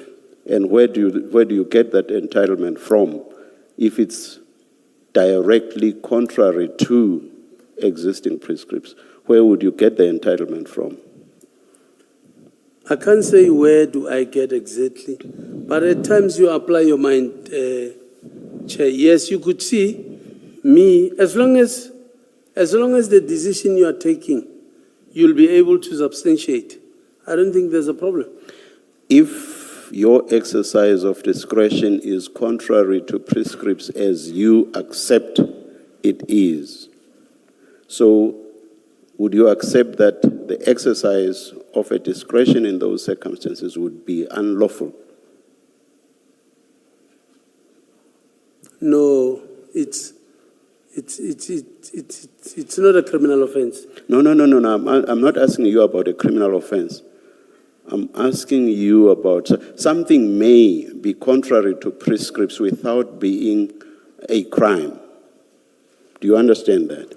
Yes. Yes. Now my question is, if you say that your exercise of discretion, and you've accepted this, your exercise of discretion is contrary to prescripts in those circumstances. Do you accept that such exercise of discretion is unlawful?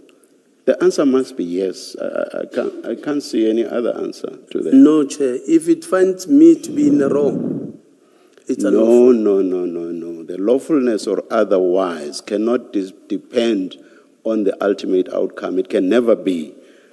The lawfulness or otherwise must be determined at the stage you are acting, because the prescripts exist already. And it's a question of whether you act in accordance with them or you don't. And if you do not act in accordance with them, surely acting contrary to them must be unlawful. It's as simple as all that. Because otherwise, if it's contrary to the prescripts, where would the lawfulness come from? How we operate as law enforcement officials, I don't see it as unlawful. Where does the lawfulness come from? Hence, I'm saying if it find to be wrong, my actions. It's wrong at the entry point, Chief Mashaba. It's wrong at the entry point. Once you act contrary to the prescripts, that's unlawful. It must be, surely. Regardless of what the outcome might be at the end. That's very logic. That's simple logic. Okay, fine, Chair. If we're not talking this case, it is unlawful. Thank you. If we're not talking this, Thank you. It is unlawful. Now, my earlier question was, and what makes this case different? What makes this case different? Because it is In terms of, because you've accepted that with narcotics, which this case was about, with narcotics, you have to report that to SAPS. And we know that you did not report. I'm correct thus far, am I not? We know Yes. that you did not report. So based on the prescripts that you told us about, that must be, even in this case, that must be unlawful. So I want to understand the distinction you appear to be drawing about this case. not that I bowed to the information, but because of being cautioned, I don't see it as... Being cautioned by Mr. Nku, a civilian. Yes, Chair. Now that takes me back to my original question.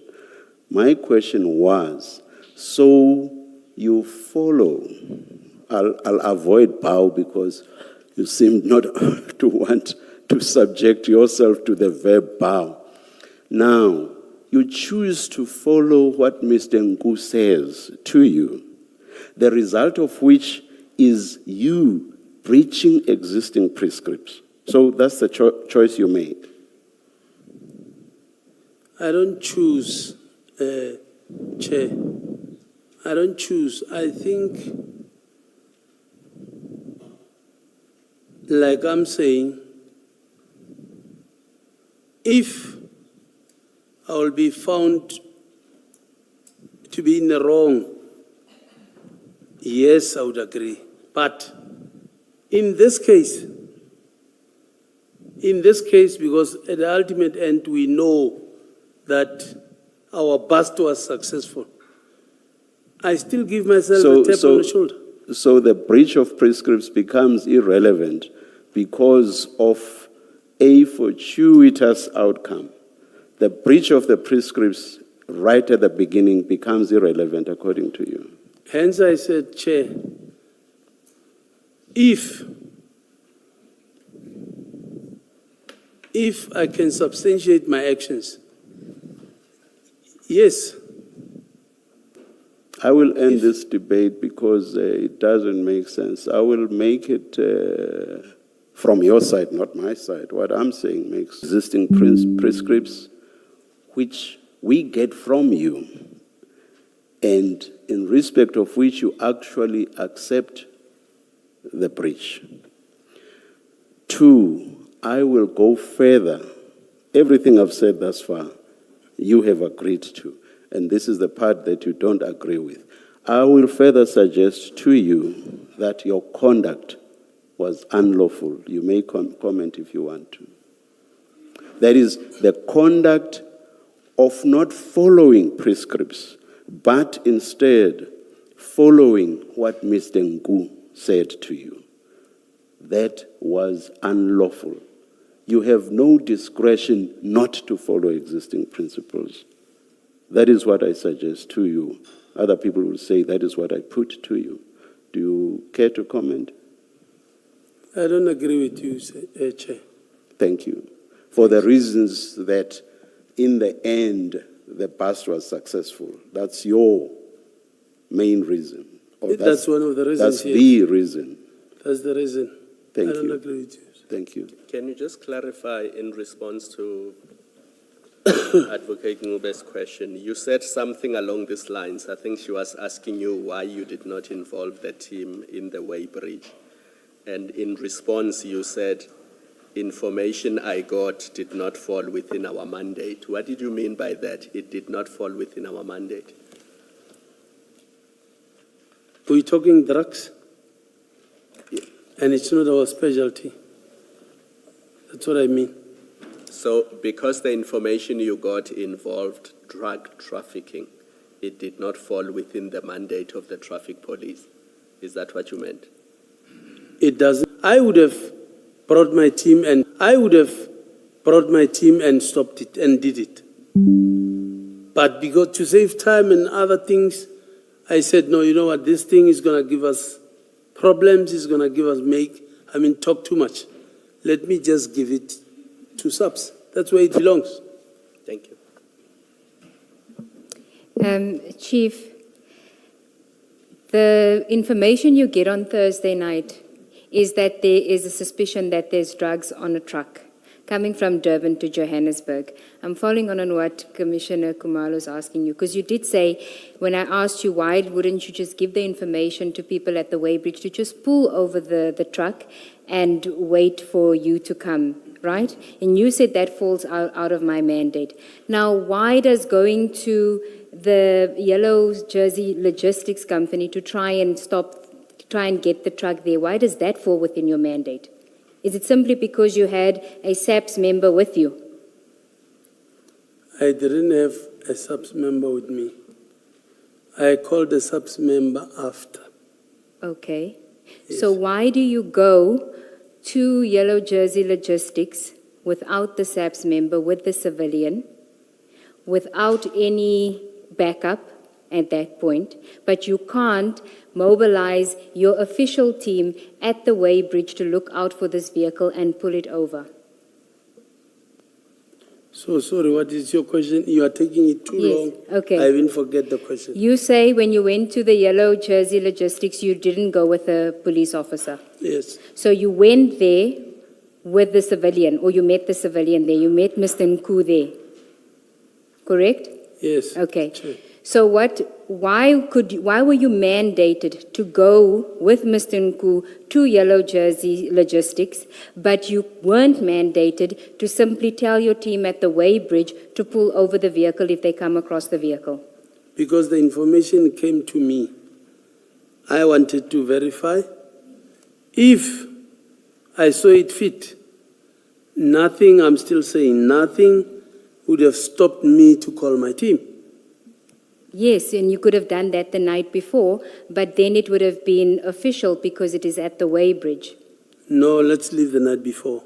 Hence, I'm saying the night before, I waited for the confirmation for Friday. So, if when I got there, let's say if I wanted to, I would have called my team. Because nothing stops me from doing that. It's crime prevention. But I saw it fit that let me call the nearest police station. Sorry, I'm confused by this and earlier evidence that you gave. I was under the impression that you cannot go into premises to investigate a crime. Now you say if you wanted to, you could have called your team to go into the premises and you chose to call SAPS. Am I misunderstanding something in your evidence? I think you are misunderstanding, Chair. Okay, clarify it. I'm saying, and I said from the beginning, I saw it fit that let me involve SAPS. And in the beginning, I also said, applying for search warrants, it's simple and easy for SAPS. But, hence I said, this thing, or the road, is a crime scene for us.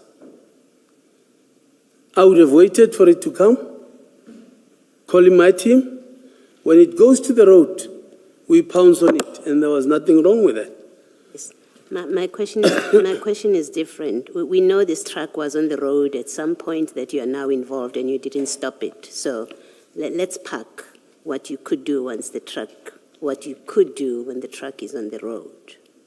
I'm asking you a question about you went into premises. You went into Yellow Jersey premises. They refused you opening the truck. You allowed it to get onto the road.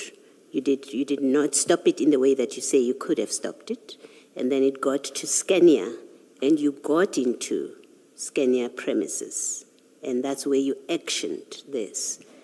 Those are the facts. That's what happened. There's no controversy about the movement of this truck from Yellow Jersey, your presence at Yellow Jersey, its movement to Scania, and you arriving and getting into the Scania property. There's no controversy about that, no? I didn't try to enter and I was refused. Sorry, I don't understand what you're saying. If I heard you correct, Commissioner, you're saying I was refused to enter. No, I didn't say that. I'm saying to you, the facts that have been established from your statement, Mr. Nku's statement, Mr. Mkhwanazi's statement, the employees of the two different companies' statements, the common facts are you, Chief Mashaba, went into the property of Yellow Jersey when the truck was there. You meet with Mr. Nku, he briefs you, and then you speak to Mkhwane eventually, and the three of you proceed to Yellow Jersey where the truck was parked. Am I correct so far? That's not correct. I did not go to Yellow Jersey. So you didn't enter that property? I did not, and I entered with Mkhwane. Yes, that's what I'm saying. You were there on that property. Well, what is there? What is it that you're disagreeing with? Oh, I said, I heard you saying to Yellow Jersey property. Yes, Chair. You entered that property, right? You then left the property following the truck. The truck left for Scania. You were behind the truck. Correct. You were accompanied by a Yellow Jersey employee. You give us his name, right? That you said he can join you just to make sure that you are not bogus. He gave us the escort, correct? Yes. So you all traveled together in convoy. And then you arrived at Scania, this yard, the Scania yard, and you all went onto the property. I'm right so far, right? In that recollection of the evidence. Yeah, so there's no controversy about that. My question is, I earlier understood, much earlier in the day, today, I understood your evidence to be that you don't, as traffic police, get onto a property to investigate a crime. I understood your evidence to be that. And I was asking you to correct me if I'm wrong in that understanding of your evidence, that when it is now on a property, you don't have the jurisdiction to go and investigate it. You call the SAPS and you go in with the SAPS. Hence I said, Commissioner, as a traffic officer, it's something else. As permitted by law under 334, nothing stops me. Hence, I was asked at some stage, where Mashaba, what else can you do? I said, the only thing that I cannot do is to investigate the docket. Other than that, I can, Chair, Commissioner, I can. So you didn't, are you saying you did not need the SAPs to be there for you to conduct the operation that you eventually conducted? SAPs did not have to be there. To make things easy, Chair, you quickly involve people that you know life will be easy when you are with, because that is the area of expertise. So, that is SAPs. Yeah. Chief Mashaba, that's not my question.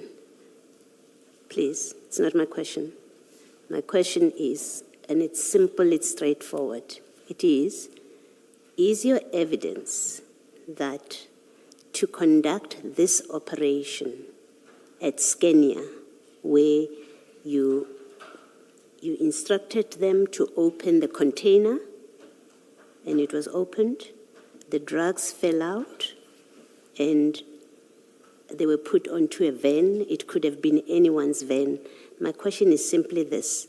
For that to happen, for you to be able to instruct, to get onto the property, instruct, open this container, put these drugs onto a van, you did not need the presence of SAPs. And I'm simply at this point not debating the correctness of whatever your answer is. I'm asking to clarify, is that your evidence? You did not need the SAPs to be there. This is an operation that you, traffic officer, could have called your other colleagues and did exactly the same thing without SAPs. It's simply that. I'm saying, Chair, Commissioner, I needed SAPs, but I'm still saying nothing would have stopped me from doing that if I was following or I did exactly what I did from Yellow Jersey. Nothing would have stopped me to have entered into that premise. Nothing. But I needed SAPs. Okay, just so that I'm clear.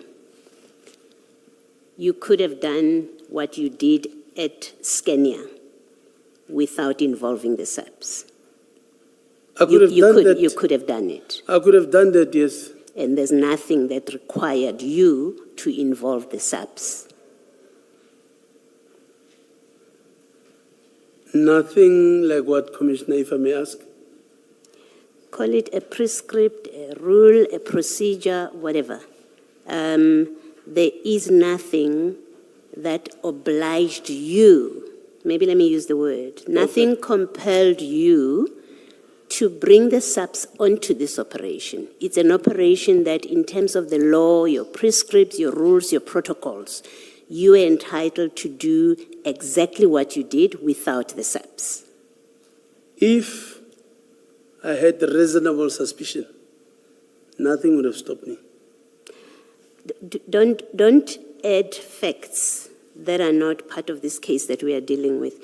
The facts remain the same. Nku tells you on the 8th, there's a truck coming up, right? Nku calls you on the 9th. You meet with him. He briefs you. You all go to Yellow Jersey. You bring Mkhwanazi onto the picture. You all proceed to Yellow Jersey. You get onto the road. You all proceed to Skenia. You all got into Skenia's property, right? You instruct the Skenia people to open the container. The drugs fall out. Those facts don't change, and we don't add anything. I'm saying to you, on these facts, are you saying to us there is no protocol, rule, prescript, law, nothing that obliged you to bring the subs onto this operation on the property of Scania as it unfolded there? Nothing. Okay, thank you. Nothing. Thank you. Thank you, Commissioners. Chief, I'll come back to this aspect. I just wanted us to deal with your relationship with Mr. Nku. How do you know Mr. Nku? I know him through a friend in 2019 as a businessman in a forum of business against crime. So was your relationship with him a social one, business with Mr. Nku? What kind of relationship is it? Were you guys friends? Not friends, a contact, I will say. A contact in what sense? Business contact? Socially means I will go out with him, maybe go drink or maybe go party or something. I'm not in business with him, and I don't do that with him. It's just a contact, a person that I know. Did you do any work for him in your official capacity? I would, yeah, he once gave me an information. Unfortunately, other informations were out of the province, out of my jurisdiction. I could not assist. But I remember he once gave me the information of diesel, this fake diesel in Vereeniging. And we did it with the police. Okay, so that was something that was within your jurisdiction. I did it with the police. Okay, and what was the one that you said you couldn't do it because it was out of the province? Well, because of it's out of my scope, out of my jurisdiction, I wouldn't want to entertain such. Oh, he didn't give you details of it? No, he didn't.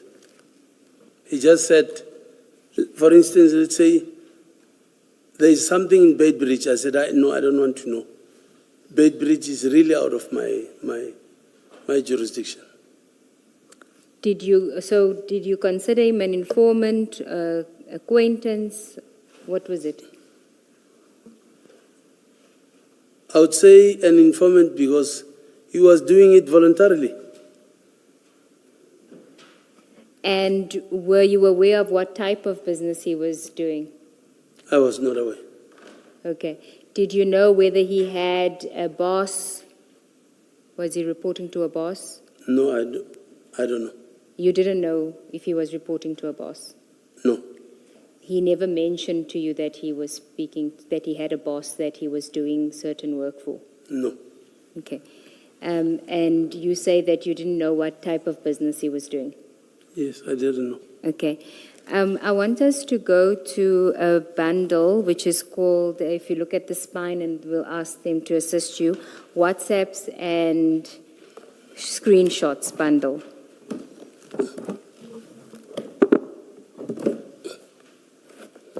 And if you can go to the tab that is labeled CJC 274.3.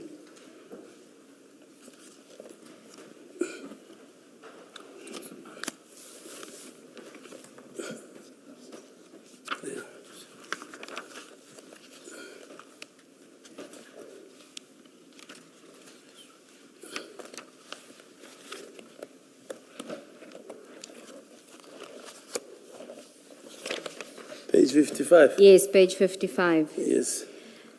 Now, CJC 274.3, which starts on page 55 and goes up until page 124. Yes. It's WhatsApp messages between Mr. Nku and somebody whose name is saved as Doggy Walks.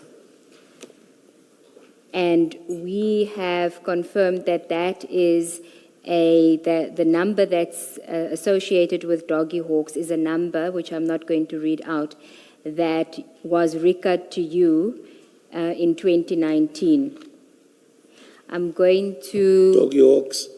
Yes. Okay.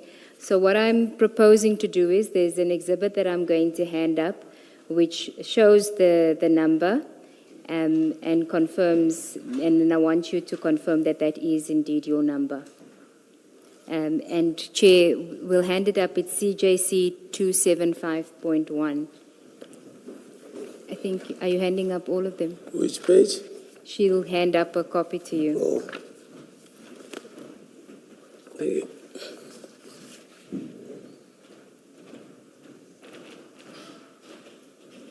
Do you have it? Yes. So do you see the first number there, and then it says at s.whatsapp.net, and then it says Doggy Walks? Do you see that? I still use the number, yes? Is that your number? That's my number. Okay. So the chats at 55 to 124, CJC 274.3, is between that number and Mr. Nku's number. Okay? And I want to go through these chats just for us to establish the kind of relationship that you had with Mr. Nku and some of the activities that the two of you were engaged in. Now, if we could start at page 56, you will see that the white blocks, that would be you messaging. That is why it says received, because these are messages from Mr. Nku's phone. And then in the green, that is him sending the message to you. Yes. Now, the third white block, which is from you, it says, good morning, S. We met very late yesterday with Captain Mataboge. He is talking to his colleagues today, and we expect a positive answer. I just wanted to know, just to orientate ourselves, who is Captain Mataboge? Do you know him? I can't remember. You can't remember? No. Okay. And then the last white box there, it's you sending him a message. I sent my boys. Just above that, Mr. Nku sends a message. Thanks, Abuti. Please don't forget the full details for the roster. And you give a thumbs up and you say, I sent my boys. This is in February, the 18th of February, 2019. Who were you referring to when you referred to when you spoke to Mr. Nku about your boys? I sent my boys. Hey, this is how many years ago? 7 years ago. I can't remember what you were talking about here. Okay. But in the context of your relationship, who would boys be? So if you had told him that you sent your boys, who would it have been? If he's asking you, he's telling you, please don't forget the full details for the roster, you say thumbs up, and you say, I sent my boys. Like I'm saying, I wouldn't remember. Would it have... Oh, apologies, go ahead. My boys, I don't remember. Would it have been members of your team? I don't think so. Okay, what other boys could you be sending and telling Mr. Nku that you were sending? It can be friends. Okay. Did you have mutual Depending friends? on what we were talking about here. Okay, go to the next page. You'll see at the top he sends you the praying hands or high five, which signifies is grateful. And then your message, you say, I'll bring back your dignity to your bosses. Who were his bosses?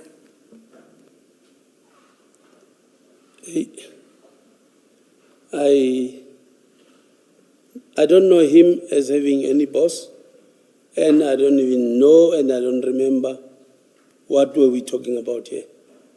Okay, but you must know that he had bosses because you say, I will bring your dignity back your dignity to your bosses. So for you to bring somebody's dignity back to your bosses, you must know that he's faced with a situation where he either needs to redeem himself to his bosses or there's something that's troubling him regarding his bosses. And how are you going to bring his dignity back to his bosses? I can't remember what you were talking about. You don't recall? I don't recall. Okay, I think, Chief Mashaba, even allowing for, the passage of time, that this is in 2019, Yes, this kind of communication, this kind of language speaks more to you knowing something about his relationships, his activities, and his relationships. That's what it speaks of. And I expect that even with the passage of time, because you describe him as someone you're close to, so you know something about his relationships, and you should be able, I would expect you to be able to hazard something, to say, well, I may have been talking about his employer, I may have been talking about his friends. I knew that he was involved with this and that. So to give a blank, I don't know, because it was in 2019. If this was an arm's length relationship between you and Mr. Nku that you really don't have much to do with, I would see how you would struggle. But it's someone you've described as someone very close that you also socialize with. So the passage of time really should be able to get you to suggest possibilities of who you could have been referring to. It may not be completely helpful ultimately, but I think a blank, I don't know, doesn't seem to be an attempt at giving some information. So I guess what I'm putting to you is, surely, given the nature of your relationship that you describe as close, you should be able to hazard some suggestions who you could have been referring to.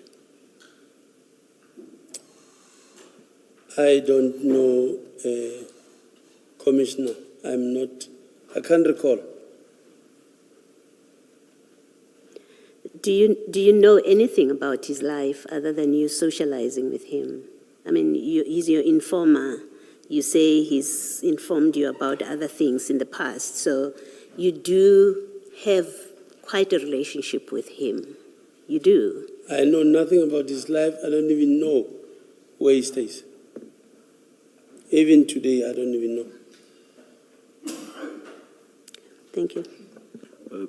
Let me ask basically the same question about the bosses, but slightly differently.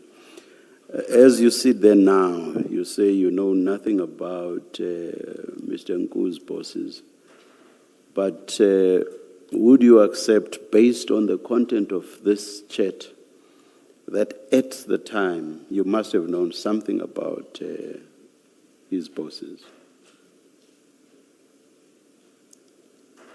Not unless I'm maybe reminded that this is what you guys were talking about. But for now, I can't recall anything because there is nothing that we did. My question does not relate to what you were talking about.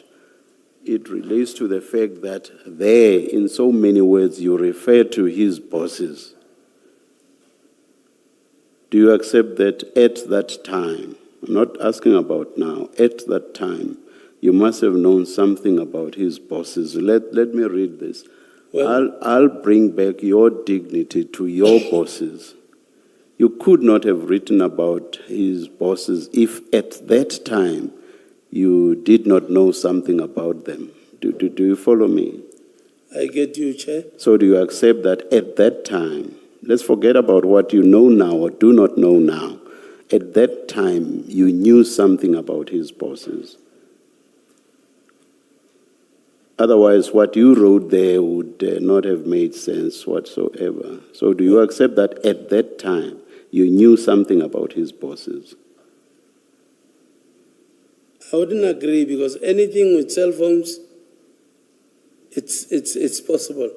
So at that time, I don't. maybe because Yes, yes. we were, if it's really me, yeah, if we were talking about that, those bosses and the dignity, at that time, if it's me. So you are then saying it may anything, take me. you just said anything is possible about phones, and you've added to that that if it is you, you said speaking or maybe writing. So are you now suggesting that it may well be that the content of the chats has been tampered with? Is that the suggestion you are making now? There is that possibility. Yes, Ms. Sigels-Ncube. Thank you. Can I just follow up on this? So, assuming that there's no tampering here with these communications from Mr. Nku's phone, let's assume that for purposes of the question that the chairperson is asking you. Assuming there was no tampering and this is an accurate, unadulterated reflection of your conversation, you must accept that at this point you knew something about his bosses. Him having bosses, even if you may not have known who are the bosses, but you knew something about his bosses. I must accept. I'm saying you must. It seems logical. Assuming, remember where I start. I start by saying, let's assume for purposes of my conversation with you that this, which you see at this WhatsApp message at page 57, is an accurate reflection, assumption.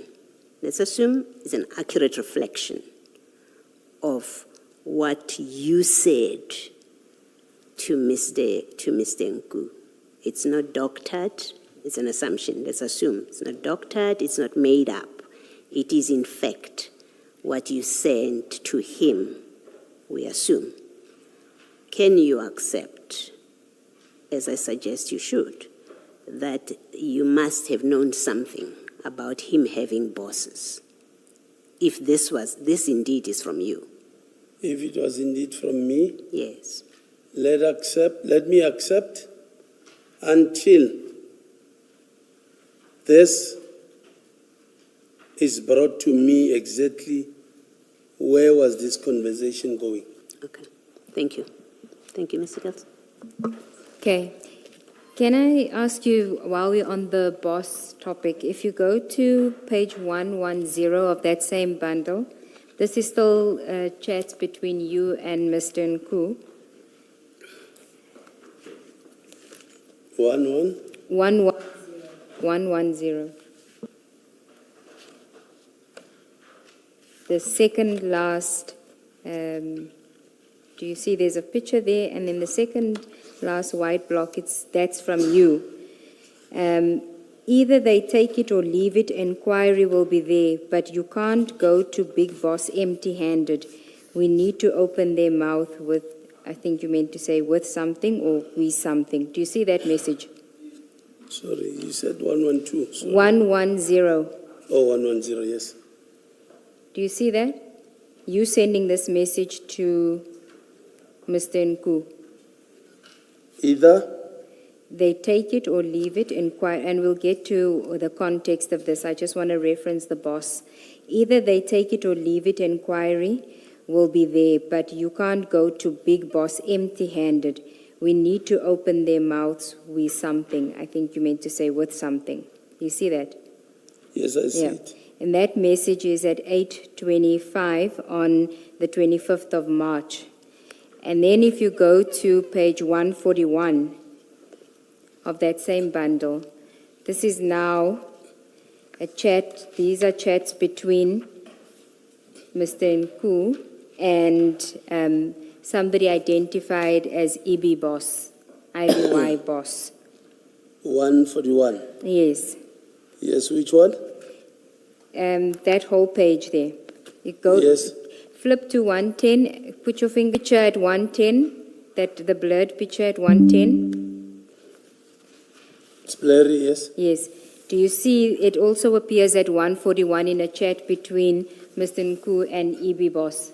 Yes. So whatever you sent to him, he then sent to EB Boss. You see on 110, he's receiving it from you. Yes, I see.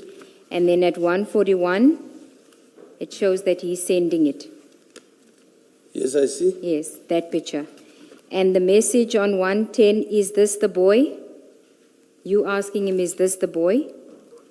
On 141, he's Yes, sending yes, it to EB Boss, is this the boy? So the exact message that you're sending him. I see. And then the message where you say either they take it or leave it, inquiry will be there, but you can't go to Big Boss empty-handed. We need to open their mouth with something. If you go to 141, that same message is there. Do you see that? Either they take it or leave it. Yes, I see. Yes. And then if you look at your page 110, the next page 1111, it says drugs inquiry opened. Do you see that? Yes. If you go to page 142, which is now a conversation between EB Boss and Mr. Nku, he says, "Salam, boss, they just came back to my guy now." You the guy. You Mr. Nku's guy. Which one are you talking about? 142. Yes. He's sending a message to, after he Oh, sends yes. all those same messages that you sent, Yes, I he see. then sends a message to EB Boss saying, "Salam, boss, they just came back to my guy now." Do you see that? Yes, I see.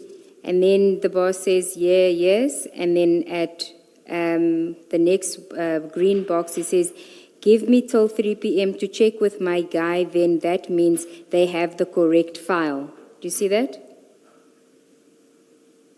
Do you see that? On 142. Yes. The boss says, Yes, I "Okay." see.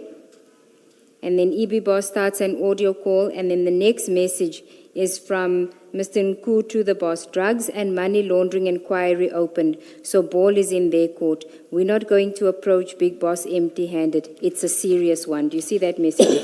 Yes, I see it. Now look at 111, which is your chat to Mr. Nku. The first white block on 111. Yes. "Drugs Correct. and money laundering inquiry open, so ball is in their court. We're not going to approach Big Boss empty-handed. It's a serious one." Do you see that? Yes, I see it. Were you aware that Mr. Nku was communicating with EB Boss? I think I'm getting somewhere here. It's coming to you now. Yeah. If Nku says to me, "I talk to the boss," that necessarily mean I know that person is talking to. I'll only refer him as the boss because Nku says to me, "That's my boss." I don't even know this EB boss. I don't know. Sorry, Ms. Sigels, can you please explain a point you made about the text at the top of page 142? "Salam, boss, they just came back to My guy my now. guy now." I was simply yeah. asking him if he is Mr. Nku's guy that Mr. Nku's referring to when he says to EB Boss, "They just got back to my guy now." That's what I was asking him, and he said he doesn't know who's the guy. Yeah. All right. Similar question as the chair. I thought it related to an inquiry that had been opened. And I think Yes, that's where that's Chair where is we're getting. at. Yes. So I just wanted to establish the boss, and then I said we would get back to the inquiry. Thank you. Okay. So you. Do you want to? Okay. So you say that you didn't know that he had a boss, but you were referring to boss because he said or you didn't know who the boss is. I didn't know who the boss is. Like I'm saying, when he talks to me and say, "The boss, this, the boss said," I will also refer that person as the boss. Okay. That don't necessarily mean I know the person. Okay, but I had asked you earlier whether you knew if he had a boss, and you said no. And I said, did he ever speak to you about the boss? And you said no. Now you're saying you referred to boss because he referred to somebody as his boss, but you don't know the boss. Hence I said when I started right now, or before, I'll agree if as we go, I know where is this taking us. But now that he's talking about the boss, I know that I don't know any of his bosses. Okay. But you knew, it looks like, and I'm trying to understand your answer. You knew that he's dealing with someone that he refers to as boss. That's what you're saying? That you knew in with whoever he communicates or has dealings, there's someone that he refers to as boss, and you just continued to use the same descriptor. Yes. Okay, thank you. Now, do you recall what the drug and money laundering inquiry was about? I don't recall. Were you involved in anything related to that? Because why are you sending him information that the inquiry's been opened? Did I say the inquiry has been opened? This one that I said to you, either they take it or leave it on page 141, which is the same message that you sent to him, he sends to his boss. Either they take it or leave it, inquiry will be there, but you can't go to Big Boss empty-handed. We need to open their mouths with something. So what's the question? I'm asking what was your involvement in this inquiry, because you knew that there is an inquiry. And what was this inquiry about? I am not sure because obviously I don't open inquiries. Okay. So you must have known somebody that can open inquiries. Maybe. Do you want to tell us who that person is, or should we go to it and then it may jog your memory? Maybe let's go to... Okay. Go Yes. to 110 just so that we can see that you do then communicate that the inquiry has been opened. At page 110, the last block, you see that the message is cut off. If you go to 111, you send a message saying drugs Is it a conscious decision now no longer to flight this? I wasn't aware that it was. Thanks, Jay. At 111, at the top, drugs inquiry opened. That's you sending that message. Yes, Do you see that? yes. So you would have known that the inquiry was opened. How would you get that information? Yes, according to this, yes. I would have known.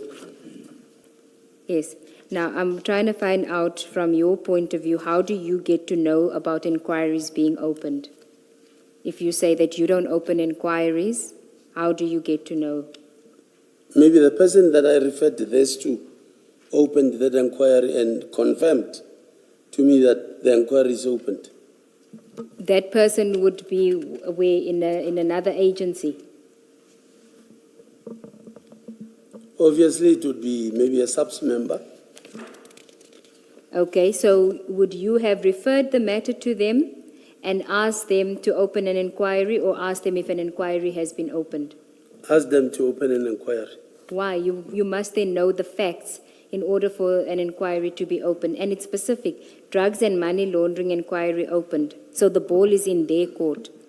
That's what you say. But we're not going to approach Big Boss empty-handed. Because he is talking drugs and money. I know I would have done nothing about it. I would have referred it to somebody else. And that will be in subs and nowhere else.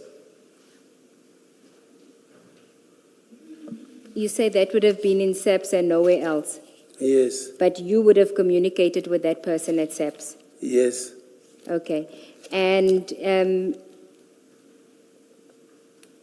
so you You said earlier when I asked you about your relationship with Mr. Nku and whether you had done anything for him in terms of your work, and you mentioned 2 incidents, one that was within your jurisdiction, one that was not. What is this one about? How is this within? Surely, unless proven otherwise, surely this would have been just a communication. It didn't go anywhere because I don't remember this going anywhere unless proven to me that I'm lying. I'm not suggesting that you're lying. I'm just trying to get the information as to what you knew about this inquiry and who you would have dealt with regarding this inquiry, because it seems to me that you are giving him information about an inquiry, a drugs and money laundering inquiry, which I'm not sure that he should have access to, and you are referencing his boss, that the boss can't be left empty-handed, the big boss. So what's the question, Soria? I'm trying to understand why you would make such a statement. Why would the inquiry being opened be something that's related to the big boss and him being empty-handed? We can't leave him empty-handed. Because he talks about something that I know and there's nothing I can do about. Sorry to say that again. He's talking about? Something, money, drugs and money laundering. There's nothing I can do about this. Especially when you're talking inquiry. It would have mean I referred this to somebody else. So No, it doesn't necessarily mean you referred. It may also mean that you asked someone in SAPS whether there is an inquiry open, and now you're telling Ms. Nku that there is an inquiry open. So that's the other possibility. Yes, correct. Yes. What is the reference to we? Who is we in that chat? It says we are not going to approach Big Boss empty-handed. Who is we in that chat? I cannot recall we. Who did I refer to? I can't. But it obviously includes you. When I say we, it means, yes, I'm involving myself. You and somebody else. Yes. And why would you need to approach the Big Boss? Why would you and somebody else need to approach the Big Boss? Because he's talking about Big Boss. Yes, but it's his boss. Why would you need to approach the Big Boss? He is talking about the boss. I understand that he's talking about the boss, but you are saying we are not going to approach the Big Boss. I asked who you are referring to, and you said it's you and somebody else. Now, why would you be approaching the Big Boss? Because it's not your boss, it's Nku's boss. So why would you be approaching the Big Boss? I don't recall. Thank you. I don't recall. okay, let's just go back to the sequencing. We're now on page 57 of the bundle.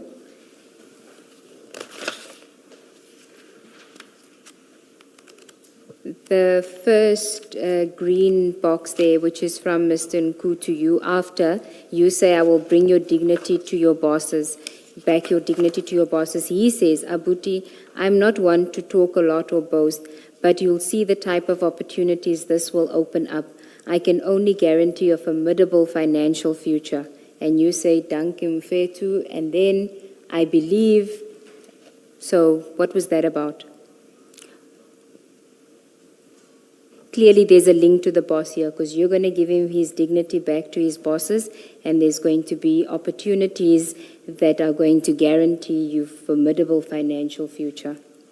You must remember that. I would remember if somebody was promising me a formidable financial future. I don't because I know there's nothing that came to me as a benefit financially. This time, I don't know of that. I wouldn't know. Maybe not this time came, but I mean, you will see. You will see, and I'm sure you will remember, even before your memory is jolted, that there are WhatsApp messages that involve money You will still do the exercise of looking through your financial dealings or conversations with him. Now, you must remember, even if it's in 2019, that what was he talking about when he says, you will see the type of opportunities this will open up. You don't ask, what are you talking about? He says, I can only guarantee a formidable financial future, and you say, danking forward to. So you knew at the time what he was talking about, but I've prefaced myself by saying, well, there's also financial exchanges as we go along that happen. So you surely must be able to answer the question about what was this conversation about opportunities that will open up and the financial future that he says you will be guaranteed. At the time, it means I knew. Yes. And we are asking you to tell us what it was. At that time, it means I knew, but I can't recall. Or you won't Exactly. recall for us. You just won't recall for us. I can't hear You won't. You just won't recall for us. You don't want to. No, I think, let me put it to you, because we are doing this and I think we are going from how it's proceeded so far. I anticipate we are going to be doing this exercise the same way the whole afternoon. And I want to put to you that there is a big difference between you don't want to tell us what this was about, you don't want to, and you genuinely do not recall. And I want to suggest to you that you don't want to even try and remember if you have forgotten. You don't even want to. You don't want to tell us what these conversations are about. That's what I'm putting to you, that's what I'm picking up in the way you're dealing with this.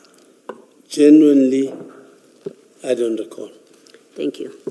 Can you, before we leave this chat, the very first one, can you recall an instance where Mr. Nku would have lost his dignity with his bosses and you would have had to do something to restore that dignity for him? Because what you are making here is a promise to him to bring back his dignity that he has lost with his bosses.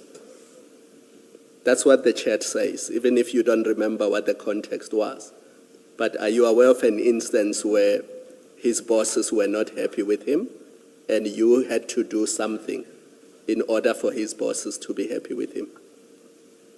Honestly, commissioners,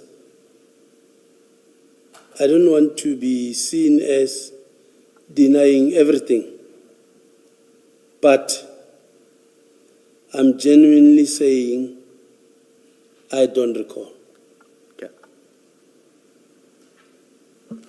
Okay. Can I then just take you, we're still on page 57. You ask him in the, I think it's, you've got 1, 2, 3, 4. After the first green block, there's 4 white blocks. The fourth one, you're asking him, who is sending you info for the criminals? Just checking. Then he says, the check-in boy, the one who checked us in on the day in question. You say, okay, now, what were you dealing with here? What were you talking about here? Because it seems to me it has something to do with the airport, a plane, checking in. He was going somewhere, and he's getting information from the check-in boy.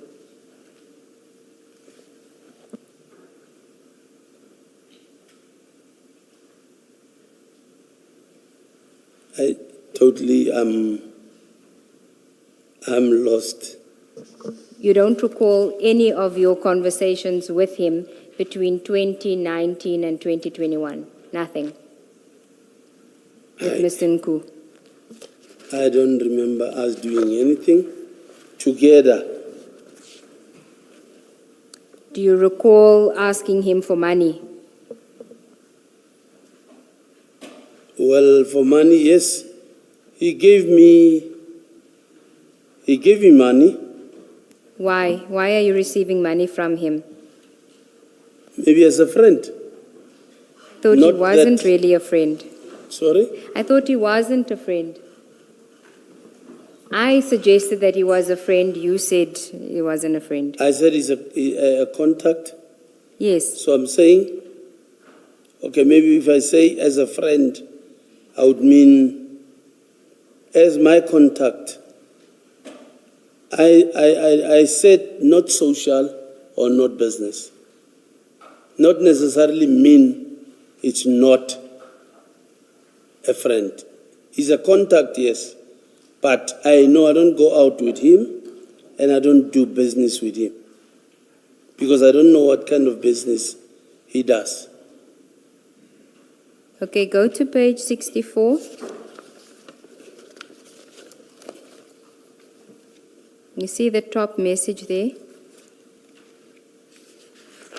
You're reporting back to him about a meeting. Do you see that? I managed, yes. You see that? Yes. Now you see the name Mashego that says Gauza. Yes. You sent him Gauza's business card. If you look at the bottom of that page. Yes. And Gauza is someone at organized crime. I know. Who is he? Is he a colleague of yours? No, he's a subs member. Okay, how do you know him? Through a friend, but I am not even close to this guy. Okay, so why are you meeting with him and others?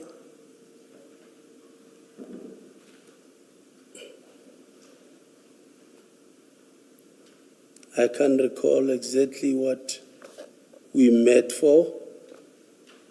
I seriously cannot. And then you say to him, and tomorrow they're meeting the guys for inquiry. So you do know. Hey, this is a long time ago. I genuinely don't recall. Okay, if we gave you these messages for you during the lunch adjournment for you to go through them again, do you think it will jog your memory? If I gave it to you over the lunch adjournment to read over it, do you think it'll jog your memory? Exactly, if you tell me where to go exactly, I will maybe Okay, I want to know, remember something. how often do you meet with Gauza? Have you met with him from 2019 to today? How often have you met with him? I don't even know when last did I see him. Okay, so we know you saw him at least once in 2019 because you say you've met with him.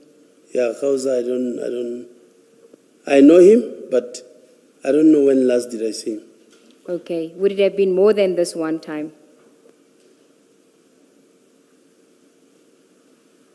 If we would have met, I don't even think it's more than 5 times. Okay, so Yes. then it shouldn't be difficult for you to try and figure out why you were meeting with him and other people. And then telling Nku that there's going to be, you're meeting the guys for an inquiry. Because surely you wouldn't be, it can't be more than once or even twice that your meeting with Gauza would have an impact on Mr. Nku that you need to report to Mr. Nku about it. Unless you report to Mr. Nku about Gauza every time you meet with Gauza. I don't know. Like now I can put it to you now that I am sure it's more than 5 years not talking to Gauza. Yeah, but the WhatsApp message, the third one, surely must jog your memory.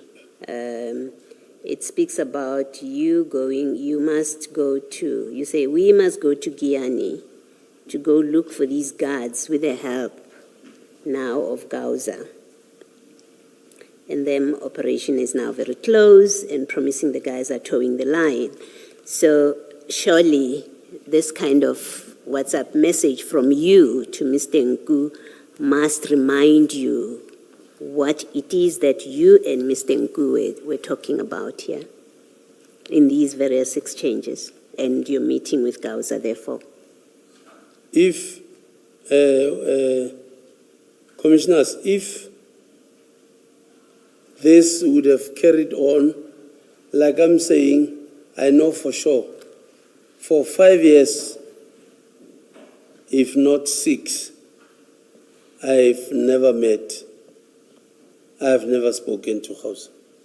Yeah, no, I accept, at least for purposes for now, that you haven't spoken to Gauza for 5 years. I'm making a different point, that you have quite a detailed SMS, WhatsApp message rather, the third one that you send to Mr. Ngu. And it speaks about doing an operation in Giani. You say, we must go to Giani to look for these guards. So it's very specific. With the help now of Gauza and them, operation is now very close and promising the guys are towing the line. So I'm saying to you, you're a traffic officer in Gauteng. It's not every day that you get involved, even 10 years ago, it's not every day that you would get involved in operations that take you to Giani.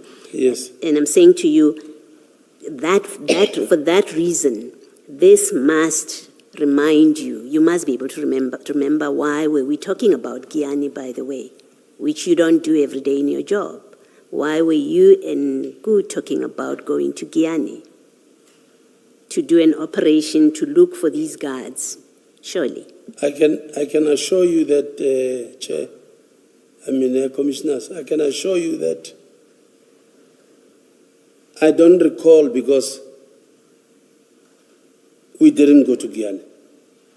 Yes, you may not have gone to Giani, but yes, you spoke about going to Giani. This is not something that you would have sucked out of the air and put a random message about Giani.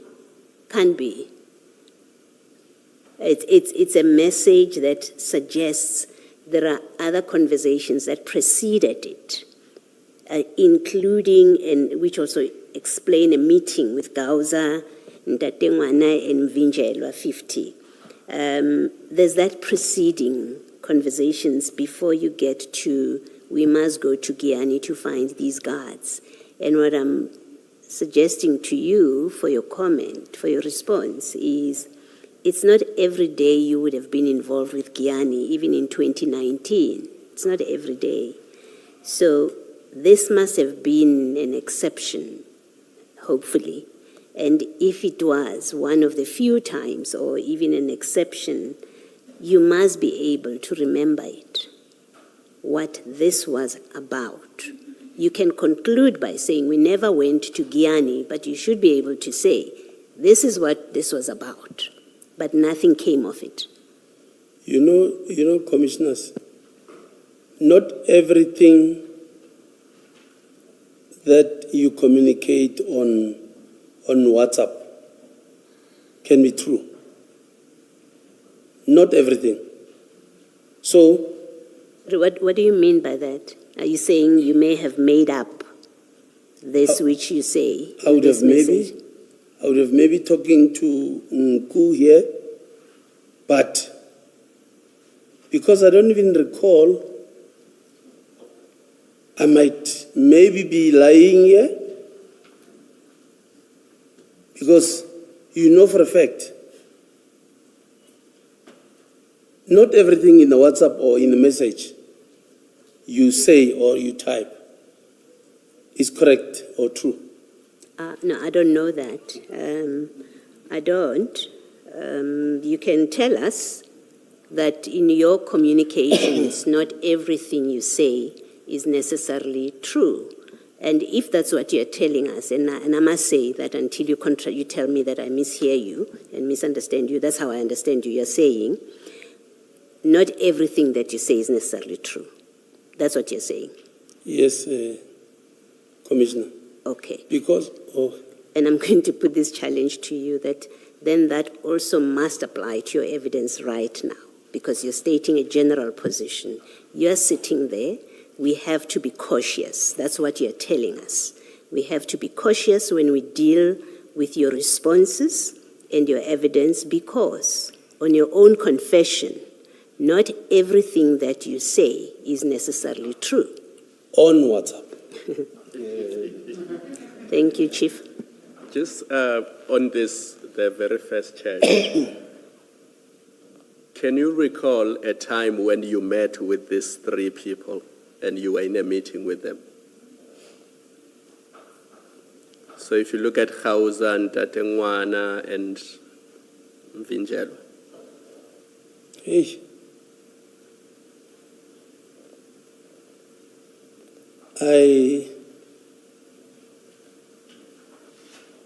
I met with Khauza at his house alone. I met with Musa alone, not with Khauza. Mm-hmm. This Mavinjelwa, I don't remember.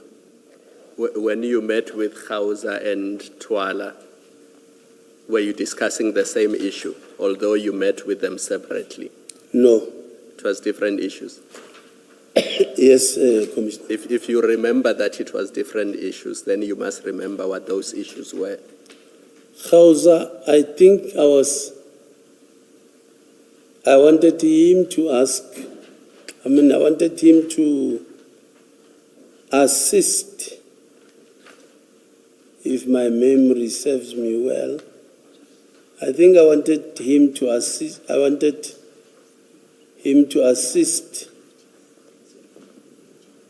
or I wanted him to meet with somebody regarding the case that person said. Khauza is the only one that can assist. Okay. Not necessarily knowing exactly what was that. I mean, if you met with somebody 7 years ago and then you didn't speak for 5 years, it's difficult to remember exactly what were you guys talking about. It's exactly that makes you remember, because it's not somebody you see often. So if you saw somebody 7 years ago and that was the last time you saw them, it is exactly that will make you remember. If you communicate with somebody regularly, you communicate about so many things that you won't have a specific memory of what you were discussing.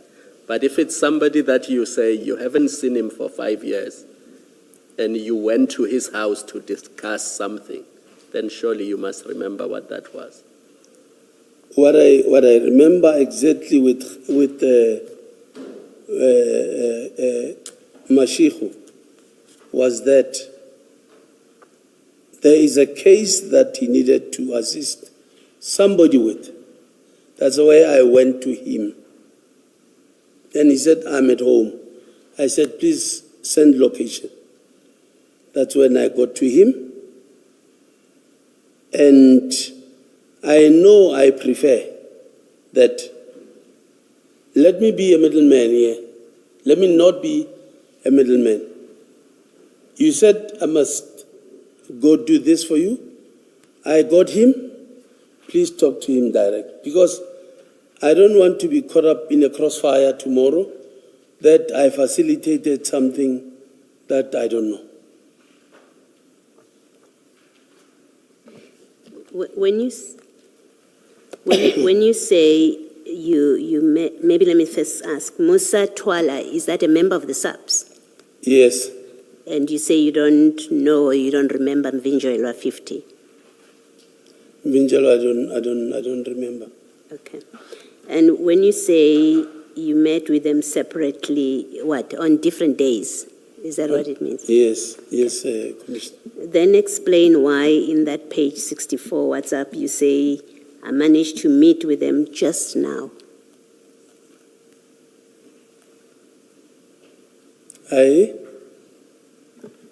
Your text says you met with them just now.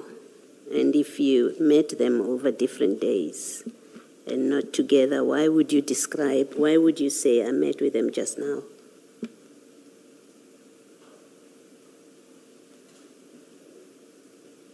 Hence, I'm saying I don't recall meeting the three of them at once.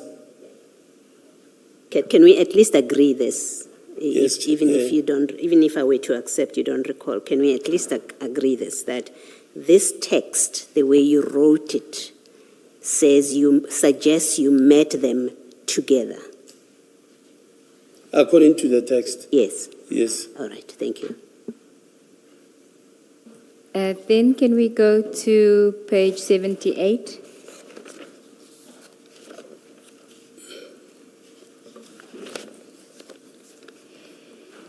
There's a message that you sent there on the 28th of March 2019 at 3:14 p.m. and you say, "We're winning Tumza, dignity is going." Do you see that? Yes, I see. I suppose you don't know why dignity is going now. Earlier on, you said you're going to get dignity back for him, so this must refer to somebody else. Do you recall what it was? Dignity is going. Yeah, you see, this means I said I will bring it back, now it's going. It means nothing happened. Oh, you're According not succeeding. You were not succeeding in getting his dignity back. Because why would you say we're winning? Winning means that you're doing something good for him. How can I win with somebody that is going? I don't know, that's your message. We're winning, Tumza, dignity is going. So you must be talking about somebody else's dignity that's going, because you and Tumza are winning.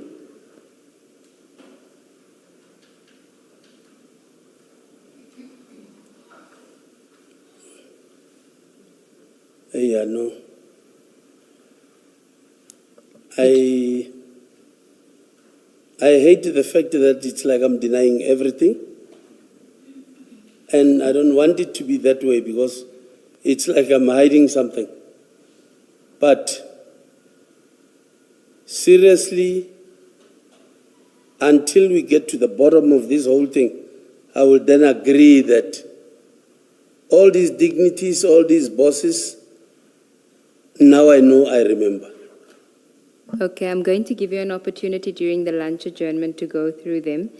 But until then, can I then ask you, you see, you send a the next message is smiley face. Yes. And then a few hours later on the same day, you say, "Don't feel annoyed and I'm not taking advantage." And then you send him a bank account details. Whose bank account details are those?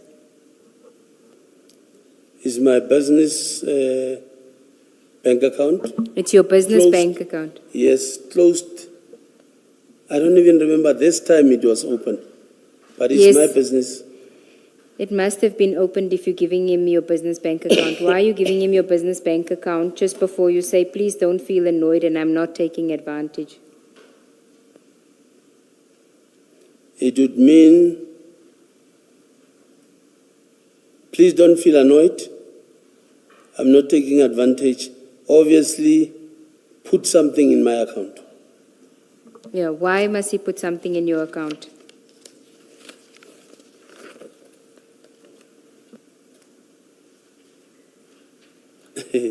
Maybe I would have give it a boosting or borrowing me, I don't know. Well, You said what? Boosting? You said what? Maybe that's English. boasting. Boosting. Not Boosting or Boasting, boosting? boosting. Boost. He's Boosting. boosting you. Meaning, in this context? I know what boosting means, but in this context, say, what do you mean? He's giving me some extra cash. That's what I mean. Out of nowhere.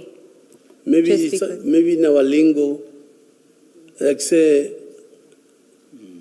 kupon boost. Okay. Okay. I don't know in English, how do you put it? I'm sure you don't recall how much he gave you. I don't recall. But it says done there. So. Then on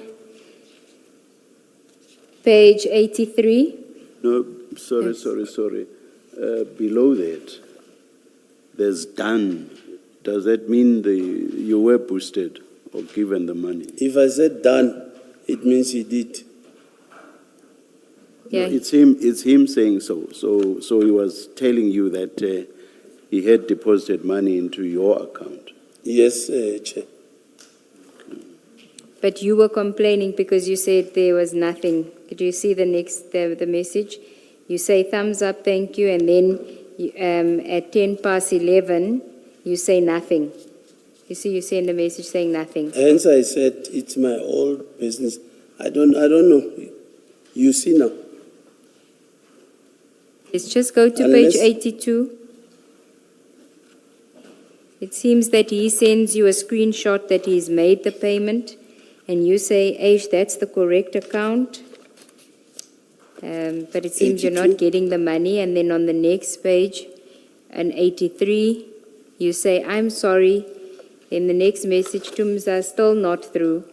And then he says, Abuti, please bear with it. It should be as soon as the bank opens up their system tomorrow morning, 9 a.m. And then you say, it kills me, but Shap, hope you're good.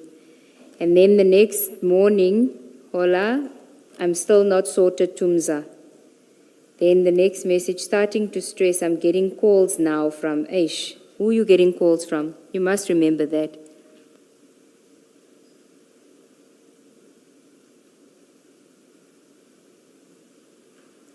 I don't remember, honestly. It's not April Fool's. I'm serious, my brother. I don't remember. Okay, he then sends you the bank confirmed payment.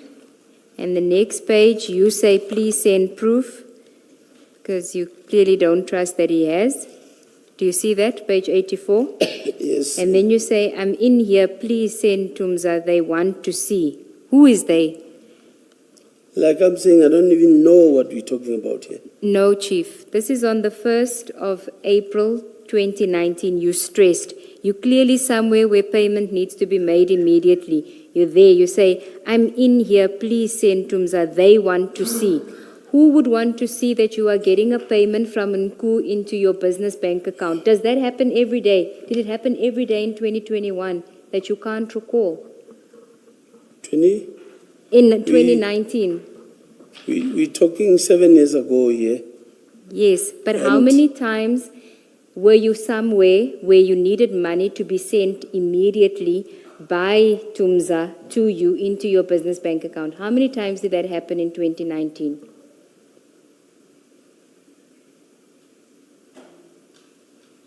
Not many times. Yes. Okay. Yeah. So, and then if you go to page 86, it says it cleared at 2 p.m. Thanks again, we'll call after or give update. So something is happening, and it's all on the 1st of April. Then still on 86, you say, they say call online, and because it was done on Saturday, it's on Smart Block, so they can release after 1 hour after your call. And you send him the number online, and then the money must have come through because you say, thank you very Tumza, it has reflected. Lifesaver, my brother. So he saved your life. How often did he save your life by paying you? Maybe saved it this time. Yes, why? What bind were you in that he saved your life by paying money I don't into that remember account? what we were talking about or what transaction we were talking about here. But I can see and confirm because that's my account number and now it says it has reflected. Can I know... Oh, Chief, carry on. Sorry. And I know this account is closed long time.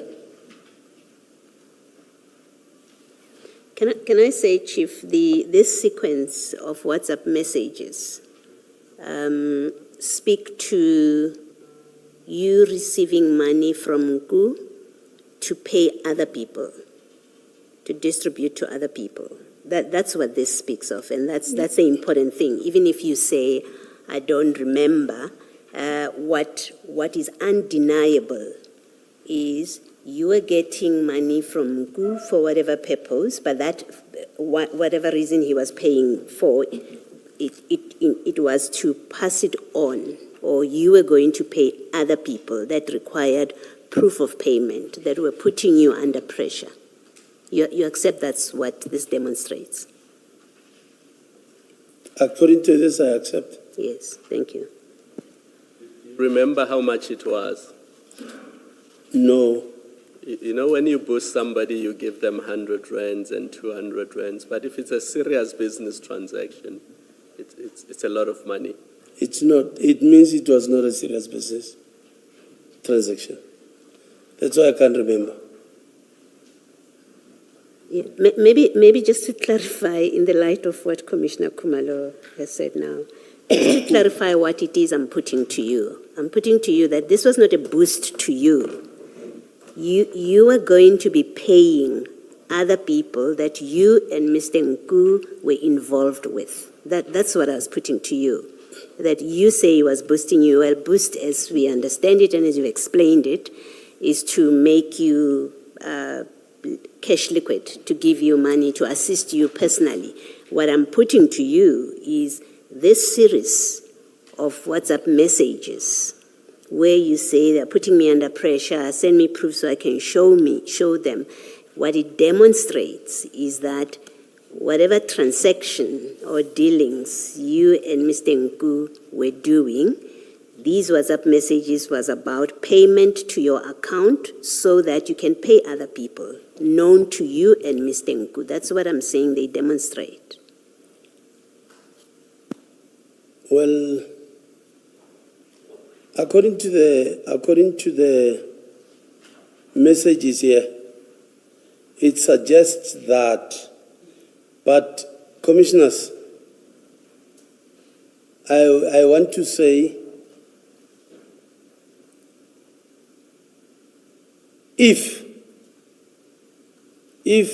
really I was doing something wrong, I wouldn't leave paper trail like this. This doesn't come from your phone. It comes from Mr. Nku's phone, so he's not like you, clearly. It was found in his phone. I can't. No, I'm saying he's clearly not like-minded. You say you wouldn't leave this paper trail.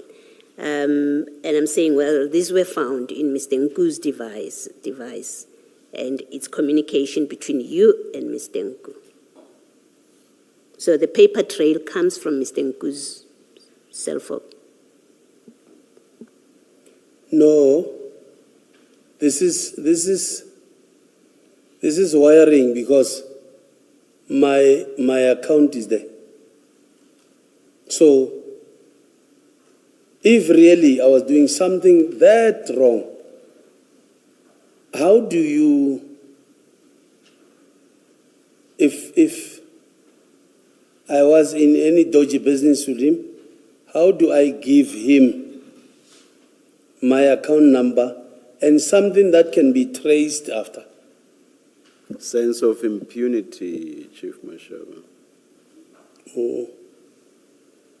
Well, at that time, you just did not foresee that things will get to this point. I mean, that's what happens, human conduct. You didn't foresee it will get to this point. But the established fact, which you admit, you're not denying, you did give him your account number, and I understood you to accept that you're saying to him, you're being put under pressure, and saying they want proof of payment. I understood you to accept that, yes, it demonstrates, or at least suggests, that the money you were receiving was to be distributed to other people as well. Well, according to this, Yes. it suggests that. Yes, thank you. Thank you, Chair. Is this a convenient time to take the lunch adjournment? Let us adjourn and resume at 14:35. Let's adjourn.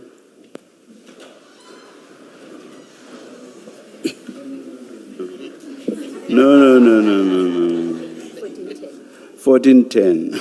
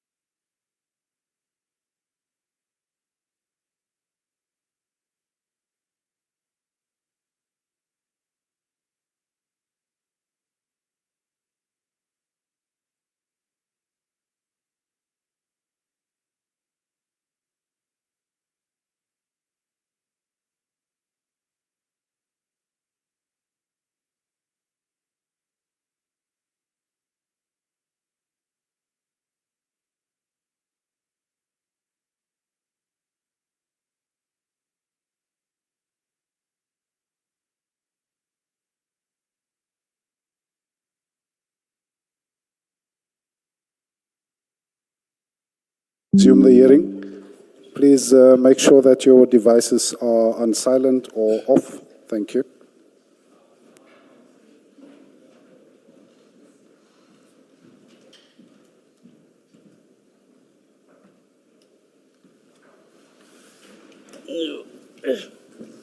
Yes, Ms. Sigels-Ncube. Thank you, Chief. Chief, could I ask you to go to page 89 of that WhatsApp and screenshots bundle that we were busy with?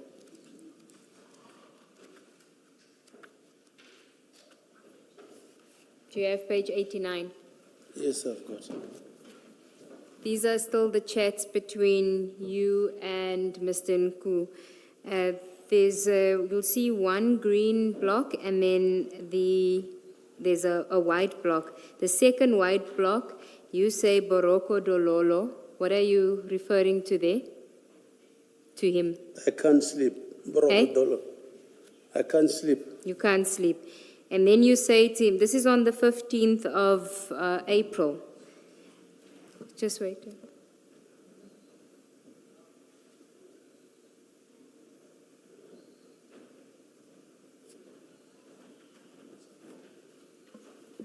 Thank you, Chair.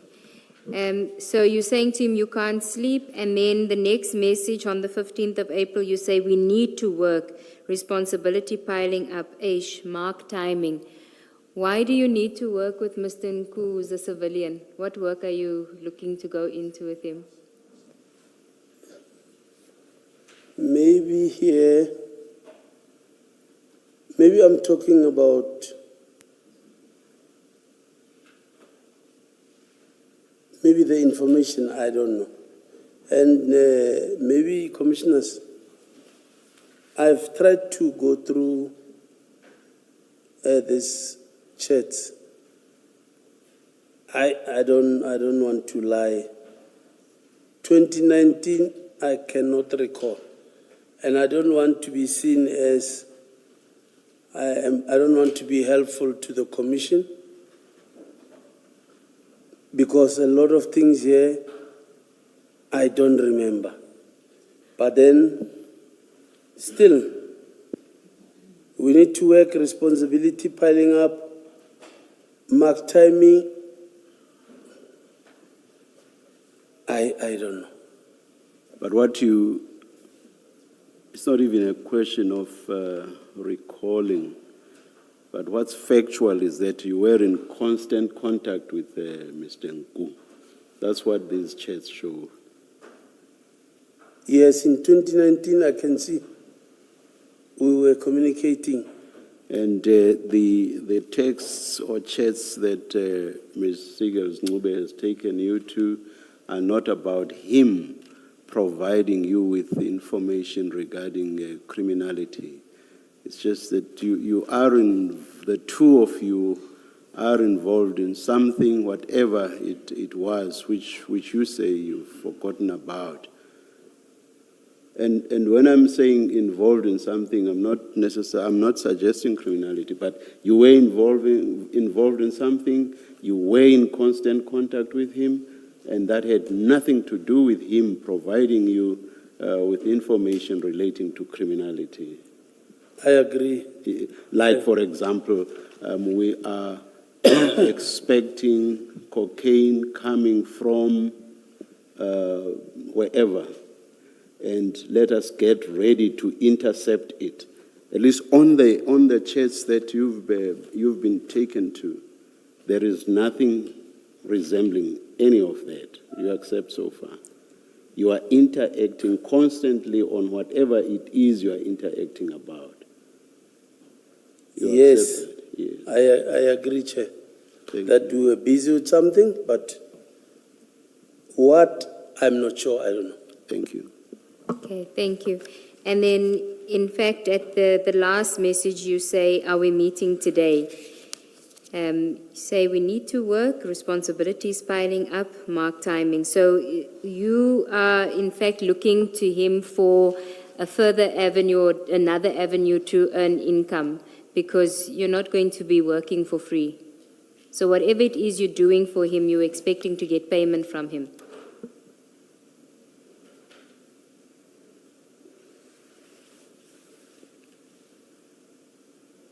But I don't see anything that talks about that here.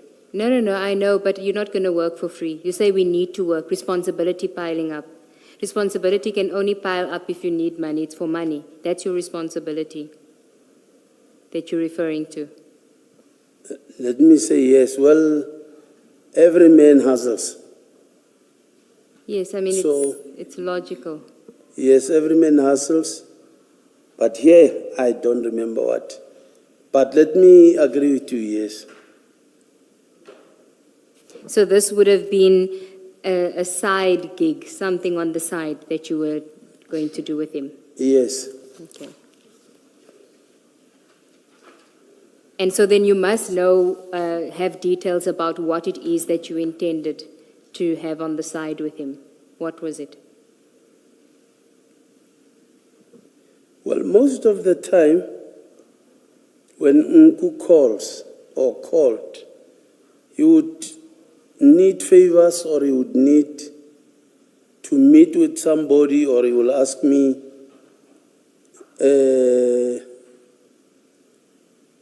can you do this for me?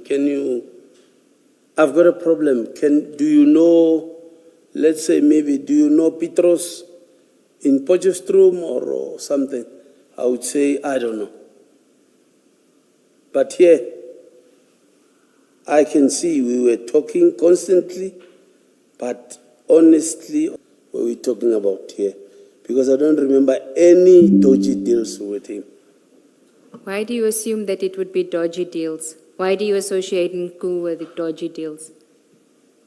No, because I would maybe assume that maybe the chats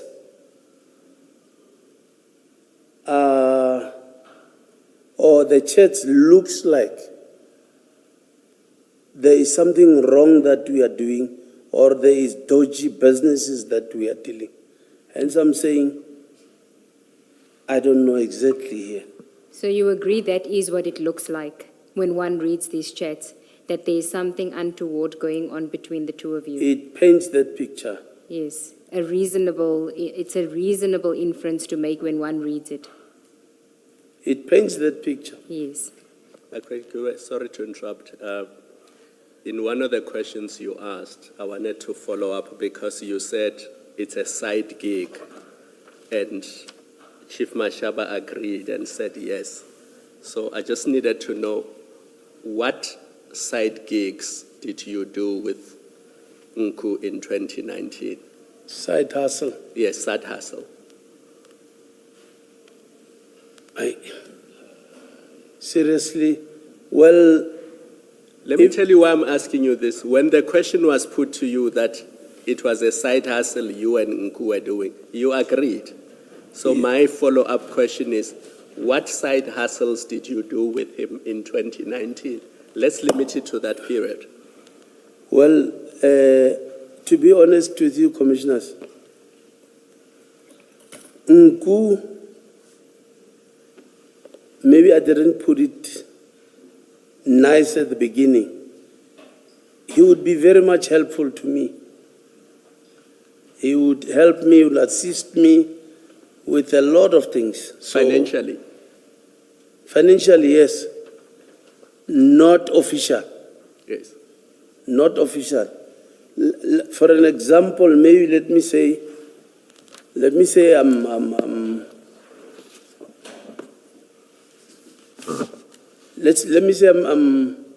I'm renovating at home. I would maybe cry to him and say, hey, can you please assist? I'm lacking. Not necessarily that we were busy with some dealings. No, he would be helpful in that sense. You would ask for money to buy material when you are renovating. Is that what you mean? Either I would be buying material or I would be paying the guys or the people doing Commissioner. the work. And what would you do for him in return? For? What would be the quid pro quo? He gives you money, assists you financially, and what did you do for him in return? Nothing, depending on what assistance will he be asking from me. I will then assist if I can. So can we leave it here? Up to this point, I think we can now accept that he was not just a source. He was something more because he also assisted you financially. I agree, Chair. Thank you, Ms. Nube. Okay, and then on page 90,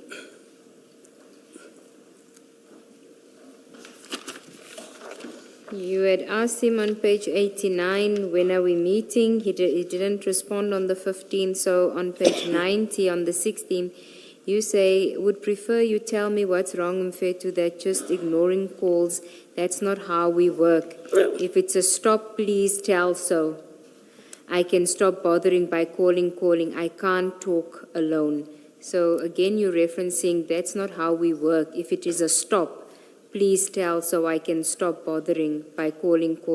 What were you referring to that you thought was being stopped here or he wanted to stop? Mr. Nku, it's somebody who doesn't like the phone. Or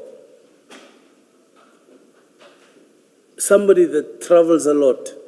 You might call him and not get. You end up drawing a conclusion to say, maybe he's ignoring you.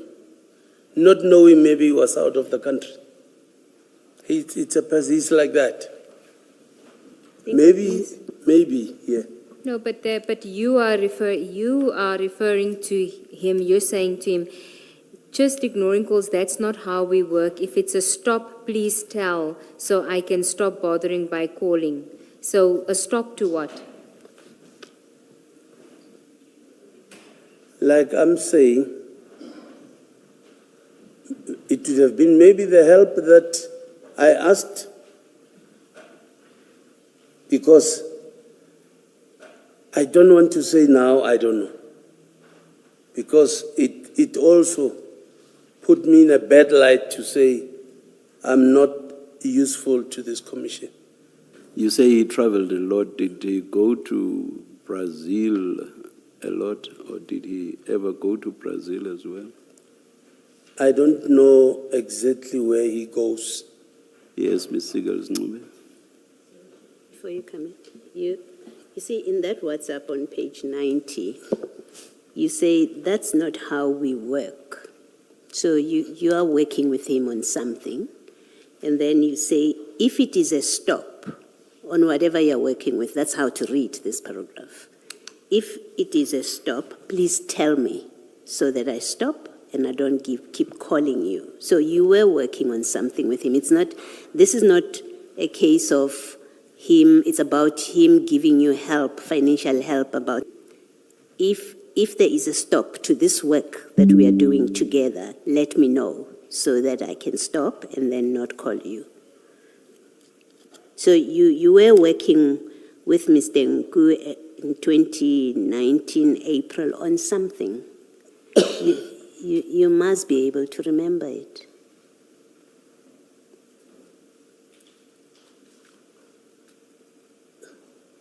The interpretation might suggest we were doing something.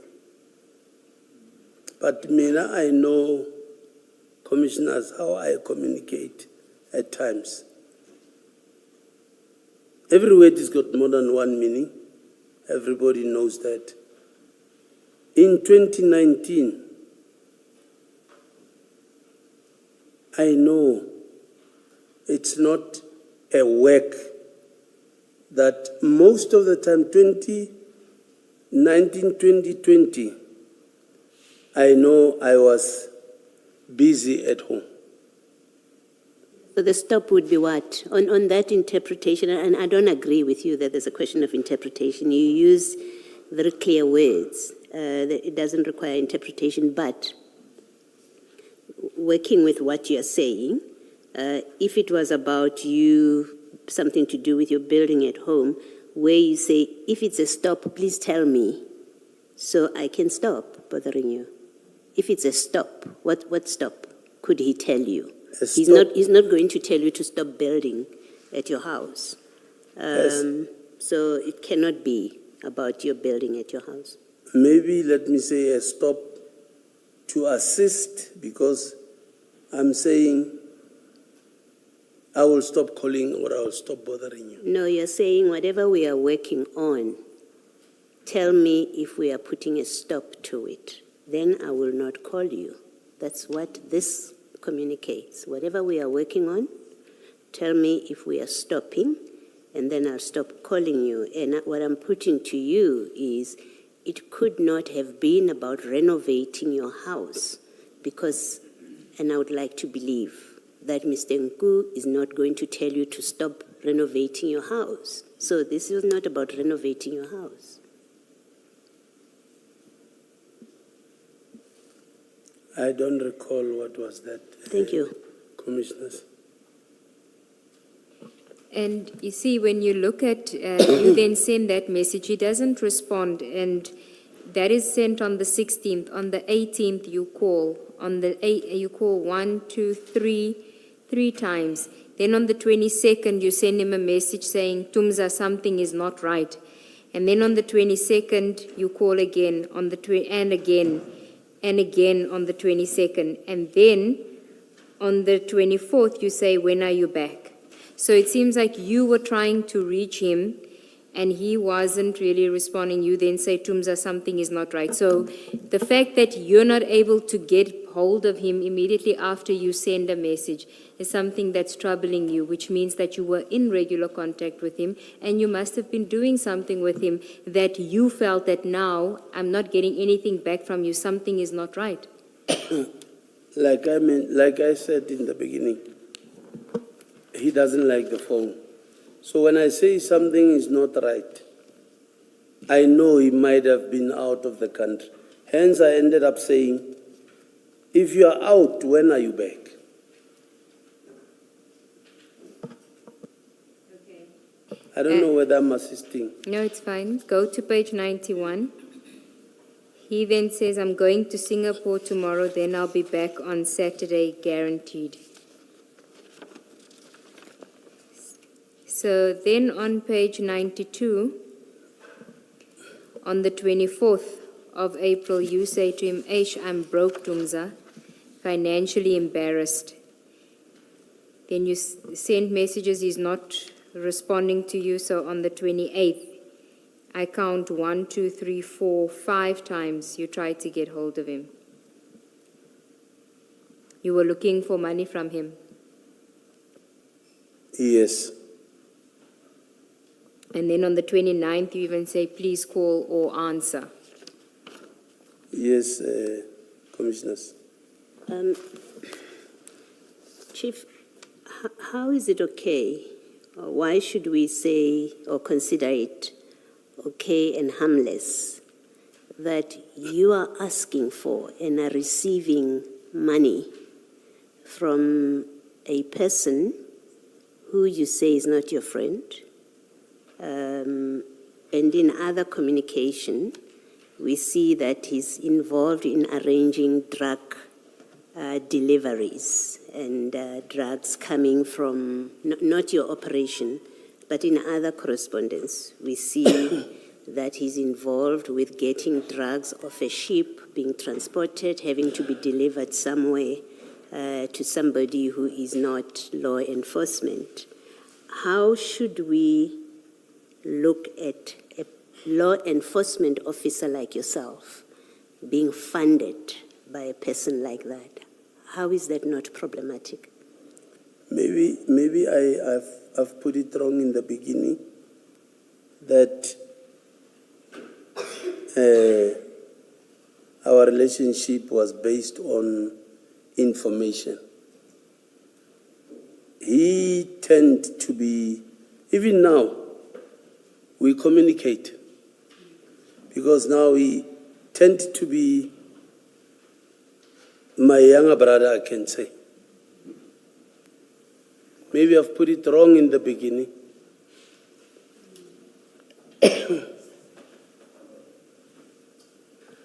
Let me ask you this. You made witness statements to IPID, you made witness statements to the police after the July incident in Eroton. And in all those statements, you described Mr. Nku as an informant, as a source. Were you lying under oath? Because in all those affidavits, you didn't describe him as a friend, you didn't describe it as somebody who often gave you money when you were desperate for cash. So were you lying in all those affidavits when you said, he's just a source, he's just an informant? I was not lying, Commissioners. Maybe it's because we were talking about the Eroton matter. That's why I said, I mean, let's say, Commissioners, I know a person that I'm busy with our own things. But on this issue of 2021, I'm being asked, who is this person? How are you related to this person? On this one, the role he played is he gave me information. I was not lying under oath. But do you accept that how IPID and other institutions would have dealt with the information would have been different if you said, this is a friend of mine who often gives me money. I have side hustles with him. He often gives me money to do renovations at my house. That's the person I got information from. But for obvious reasons, Commissioners, if you say that as a law enforcement official, you are saying I'm being funded. But that is a fact. That is a fact. He was funding you. But Commissioners, I'll be answering something that I'm not asked. Yeah. No, but your conduct is far more serious than that, because as a result of your complaint to IPID, police officers were investigated and they were charged. They were not dismissed, but some of them could have been dismissed.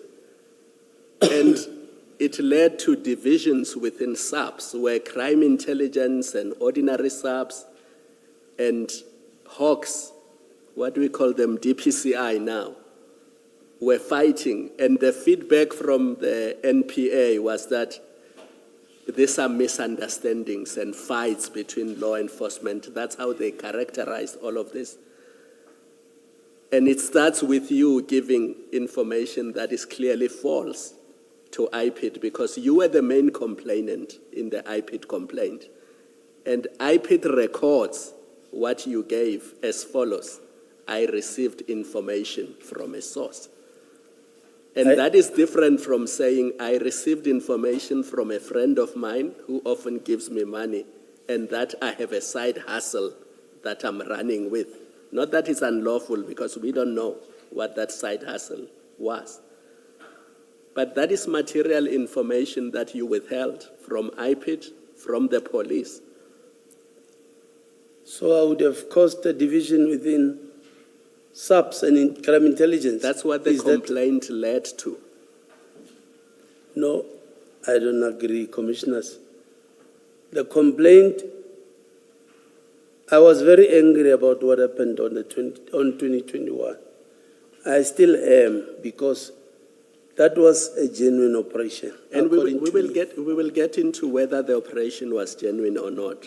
For present purposes, all I was confining myself to was you were not truthful in all those affidavits when you described Mr. Nku as a source.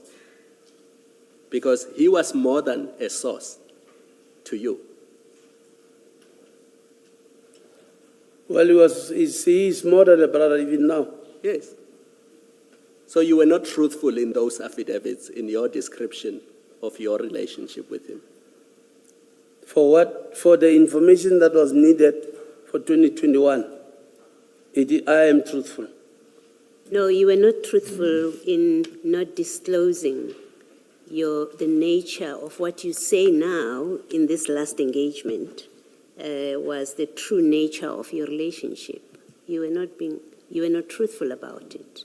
even when you started with us, you were not truthful.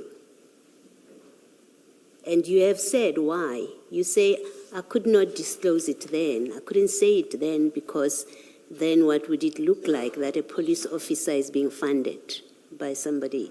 You're correct. That's how it looks. And it's your reason for not being truthful about the nature of your relationship.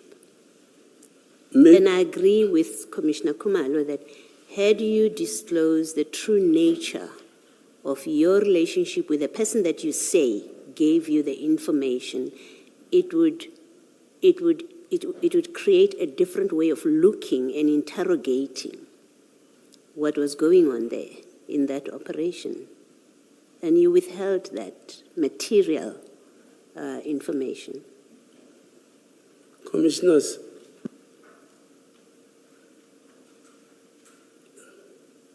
what we were doing, or what I'm doing with Nku, in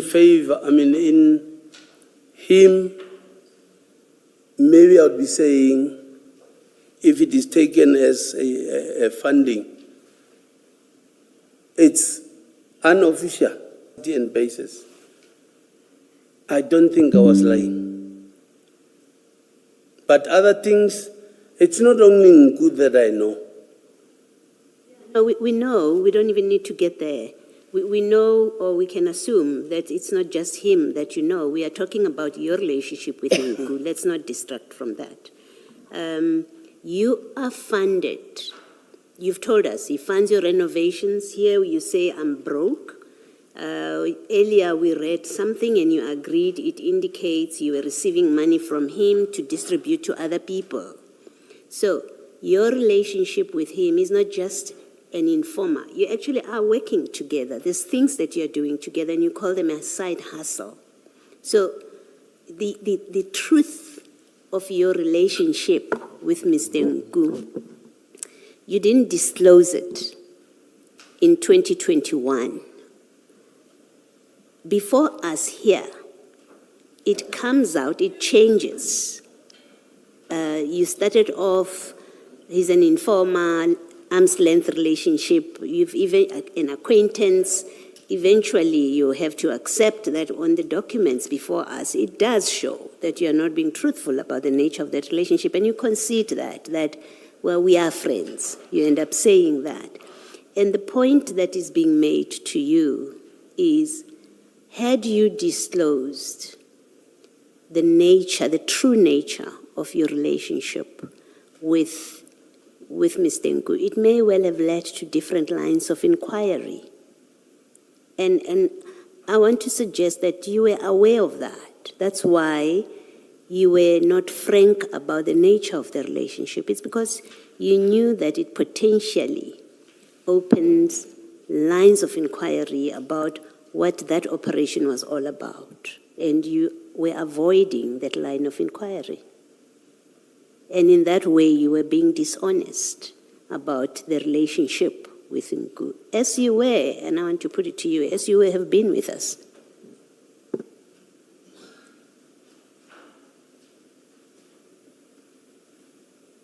You may comment if you want to, Chief. Otherwise, Ms. Sigals, I'm back with you. Thank you, Well, Commissioner. Commissioners, I know, and I don't want to seem to be diverting. I know how honest I am. Together with the people that works with me, they know how honest and how I operate. On this one, I wouldn't say I have seen it, that it will come as I'm lying under oath on this one. I didn't see it, that it can be interpreted that way. And my humble apologies again that I gave a wrong picture about my relationship with Nku, because truth be told, something of 2019, I forgot about it. I never thought it will be dark until this deep. So humbly, I would agree. I didn't see it. It will be interpreted that way.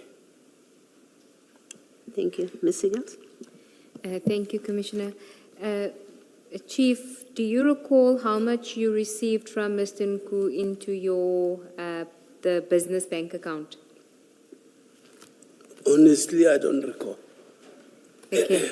And you said that your relationship with Mr. Nku started in 2019. Yes, Commissioners.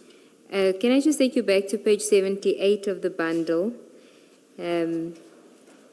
So your relationship starts in 2019, and by March, you already feel comfortable enough to ask him for money and send him your business details. Do you see that where you sent the business F&B details? Yes, Commissioners. Okay. So that's in March, end of March. And you say you don't recall it. It was 20,000 Rand. Does that figure sound right? That it was 20,000 Rand? If it was 20,000 Rand, I recall that I was busy at home. He was assisting. Okay. So he gave you 20,000 Rand in March, and your relationship started earlier that year, at least 3 or maximum 3 months earlier.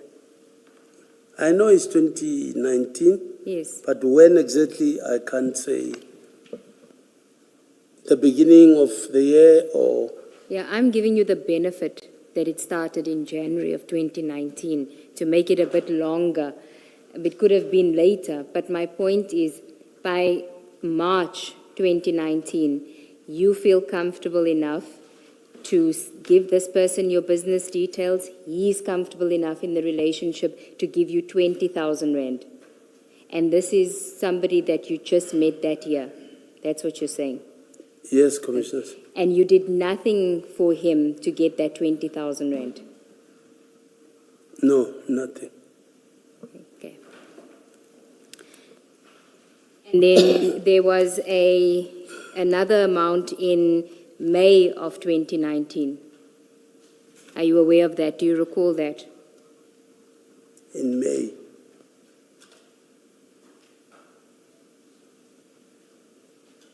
Did you say you recall it? No. Okay.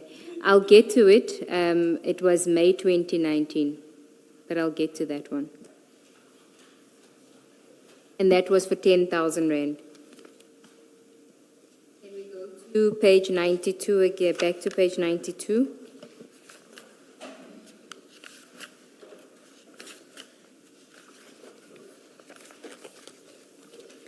I had already dealt with that where you had said to him that you're broke, you're financially embarrassed, and then there's a series of calls or attempts for you to get hold of him. And on page 93, on the 29th of April, at 8:02 a.m., he says to you, let's meet 7 p.m. I'm in a meeting with the SG. Do you know which SG he was referring to here? No, I don't know. Okay. And you say, where are we? I'm assuming you mean where are we going to meet? He says anywhere in the south, and that's early in the morning. You give a thumbs up and you say call after meeting then, and you don't get a response from him at 6 o'clock in the evening when you are at home. You say, I'm home waiting, and it doesn't seem like, I don't know if you called him, did you meet up with him, do you recall? No, I don't recall, Commissioners. Okay, you then send a message to him on the 2nd of May saying, to me, I guess it is clear we leave these things. Do you recall what things you were going to leave now with him? I don't recall, Commissioners. Go to the next page because it seems to involve other people as well. You say you're not communicating and my people awaits response from me that I don't know. Who are your people?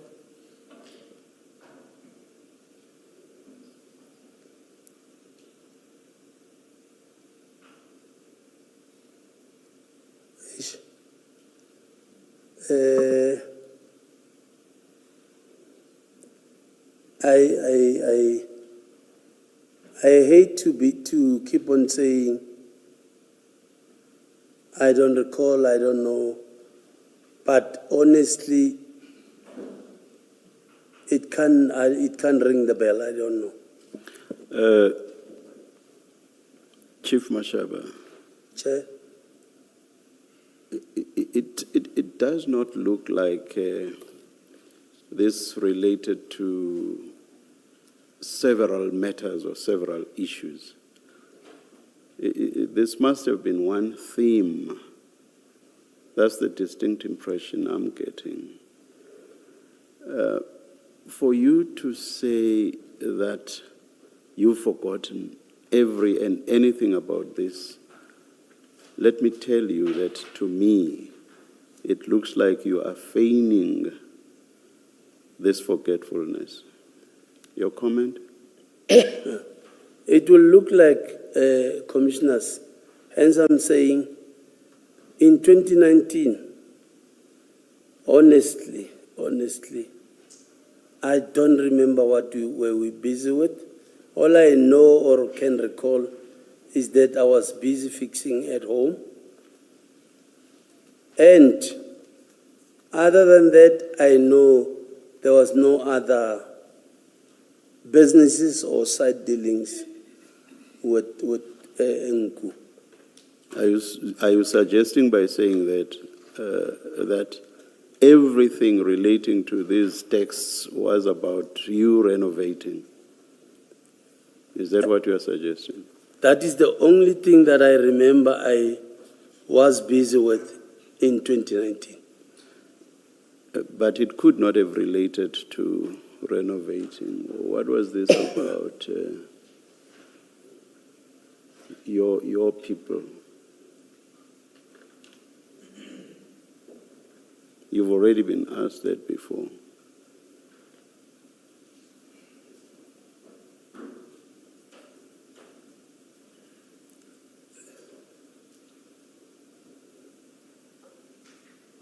And that was not about money. It was from me that I don't know. If you were talking about money, you would have said, so that I should know by when I may pay them. So this was not about money. You were involved in something else. I'm even afraid to say I don't know again. You Because do know. genuinely- You do know. That is why I'm saying you are feigning this forgetfulness. You do know.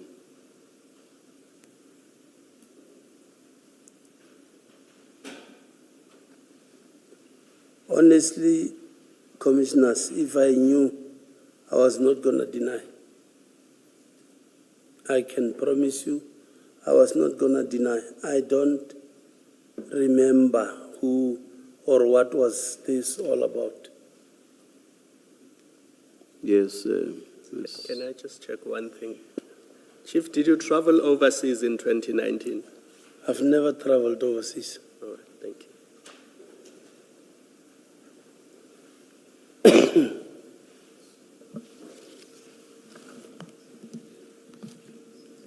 Okay, may I continue? Okay, we're still on page 94.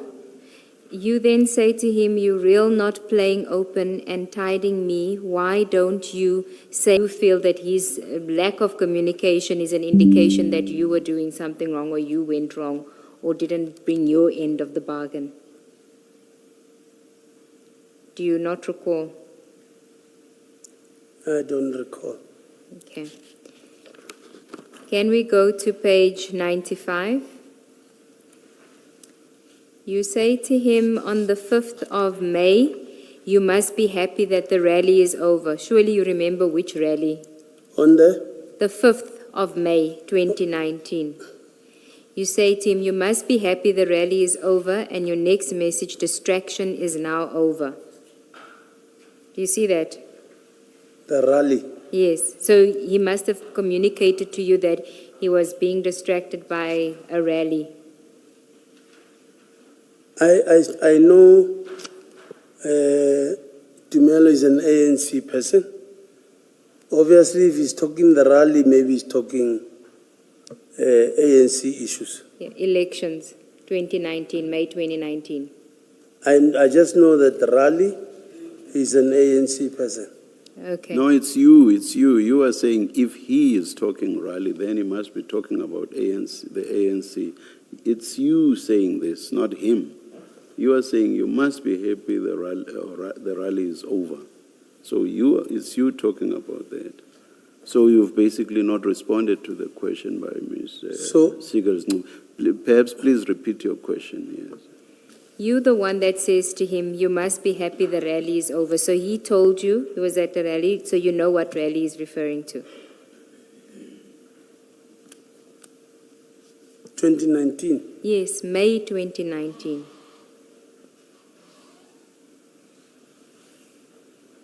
You even say in the very next chat, the distraction is now over. So obviously you were aware of what rally he was talking about, or rather what rally you were talking about, and which would have been distracting him. Like I'm saying, 2019. If it's something to do with rallies, it's ANC things. So I can't remember 2019 what was happening or what was the rally all about, or which rally was this. Okay. See, you then send a message on the 6th because he's not responding. Please talk to me. You're stressing me seriously. I don't want, and I think you meant unfinished businesses because you say unfinished later. And then you say, please just tell me what's happening. At least let me know. So he is a significant figure in your life at this point because nobody sends such a distressing message to somebody that's a mere acquaintance. You're either very reliant on him for finances or for something else. So what was going on? Well, I know business will mean anything that has to do with money or finances. Yes. I know for the fact. But then, it's difficult. Well, you have unfinished business with him because you say, I don't want unfinished business. So you do have business with him. So you're saying to him, please just let me know what's happening. At least let me know. If we're done, then we're done.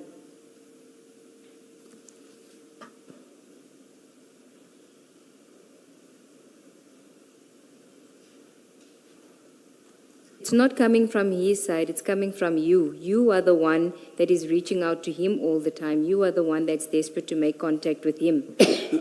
So why? If you are giving him, so you're giving him nothing in return, but you want to know what you've done wrong.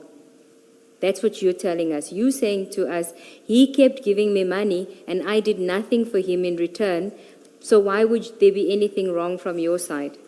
What could you do wrong if there was nothing expected from you? Like I'm saying, Mr. Nku, what's the problem about him? It's him not answering. But then, to get his attention, I would maybe write something that might maybe make him call me fast. But that does not necessarily mean we were in any business dealing here. No, it must mean because you're actually saying unfinished business. I don't want to have any unfinished business. So you have business with him. It's a difficult one. It's a difficult one because you don't want to tell us what it was, or it's a difficult one, why? It's a difficult one because I even hate now to say, I don't remember. I don't recall. Where did you understand him to be getting his money from? The very fact that he could have given you 20,000 rand, where did you understand him to be getting his money from? I just know him as a businessman. He is in business with Coca-Cola. Yeah, that's what I know of. What he's doing in Coca-Cola, I cannot tell.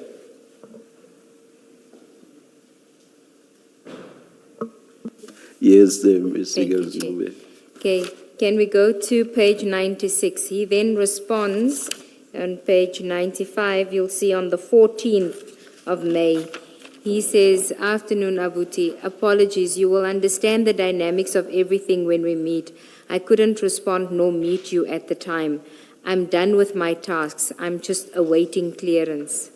Please tell me you remember what he was referring to here. He's done with his tasks and he's awaiting clearance. Clearance for what? I don't know, will I be safe to say what was happening in 2019? I will be asked each and every one, sentence by sentence. Honestly, 2019, I don't know what were we busy with. And I want to be honest with the commission. I don't recall. But Not that I'm playing with the commission. You do remember that you were renovating that time, though? That's the only thing that I remember. Okay. Go to page 97.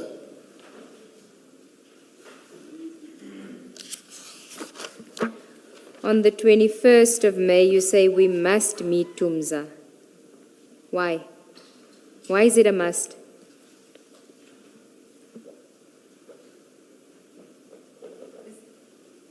You are the one that's reaching out to him. We must meet. Why must you meet with him?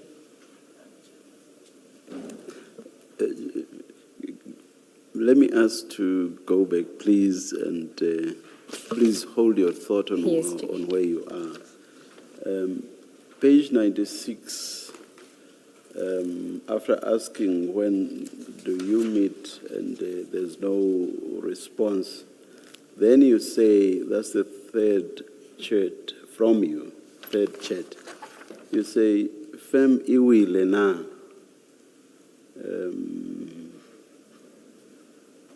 Has the firm gone under? Is that a correct translation? Fem iwile na. Yes, Femi Wilena. That's you asking him. And then you say, Mara, why and why usabu wimfetu? So basically, if the firm has gone under, why aren't you saying anything about that? Am I interpreting this correctly? You are interpreting it correct, Commissioner. And I already know you will say you do not know what that was about.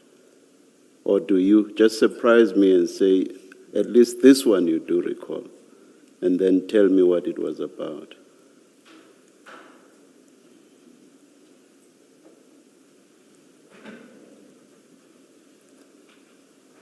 It frustrates. It really frustrates because I really want to... What firm were you talking about? And what was its relevance in your chats?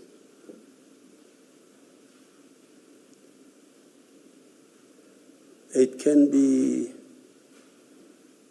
our friendship that I'm talking about here. Because,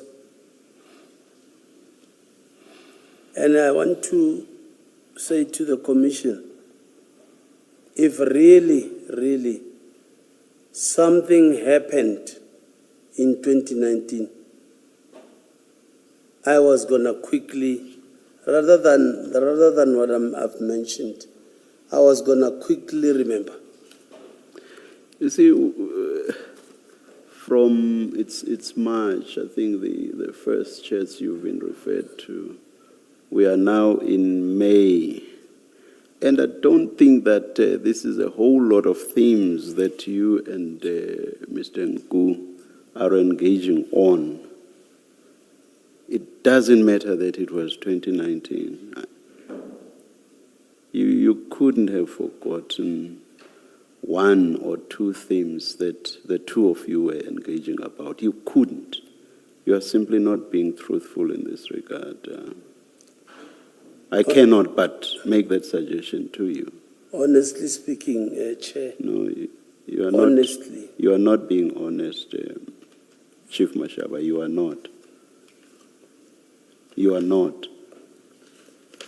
You are adopting that stance because you know that this trail of emails brings you so close to Mr. Nku in ways that have nothing to do with what you have been telling us about, but more about your involvement in this drug bust. I take it, Ms. Lee Seagulls, it will still, through these chats, take you to a point where that becomes even clearer. Your involvement with Mr. Nku had nothing to do with him being your informer, and that your involvement on the 9th of July, 2021, had nothing to do with him being your informer. You want to comment?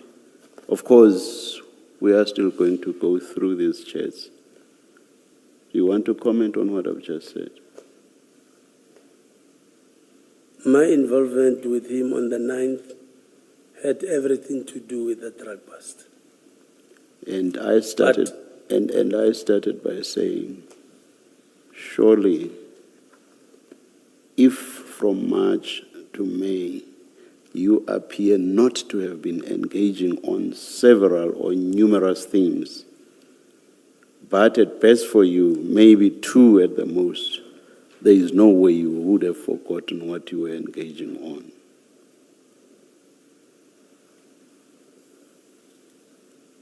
But honestly speaking, Commissioners, 7 years ago,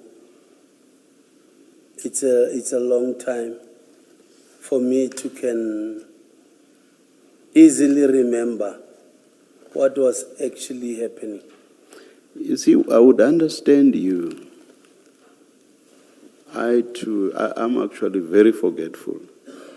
But forgetful as I am, if there was only one thing that I was engaging with a particular person on, that fact, the fact of the engagement, the nature of the engagement, I would remember. What I would not remember perhaps would be blow-by-blow accounts of our interactions. That's totally different. What you are telling us is that you don't even remember the nature of those engagements. Surely you are not being truthful. You are simply not being truthful. Commissioners, I just don't know how to put it, but I'm saying if these chats will lead us to something that will be proven to me, not that I'm in defense, something that will be proven to me that you've been denying, this is what you've been doing. You are not not even denying thus far. All you are telling us, response after response, is I have forgotten. I have no recollection. And I'm being honest, Commissioners, I totally forgot. Until you get to exactly reminding me, okay, you've been saying you don't forget, you don't remember. I want to put it to you, this is what you've done in 2019, finally. Yes, Mr. Goldsmith. Thank you, Chair. Back to page 97.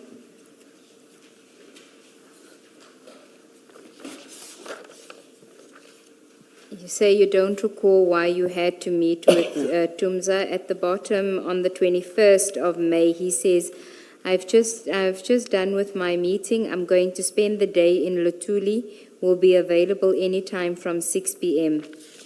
So, Lutuli, what is that in reference to? Lituli's ANC house. Okay. And then you say to him, honor it, please. So he must please honor the meeting. On the next page, page 98.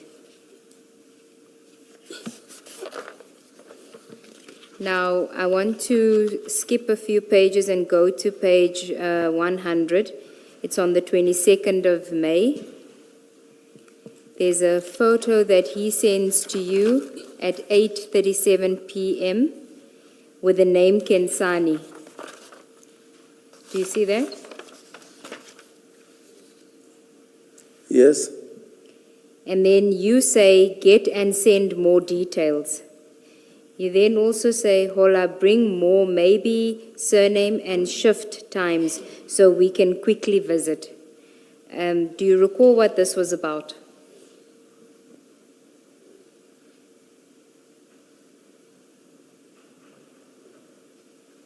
Kensan.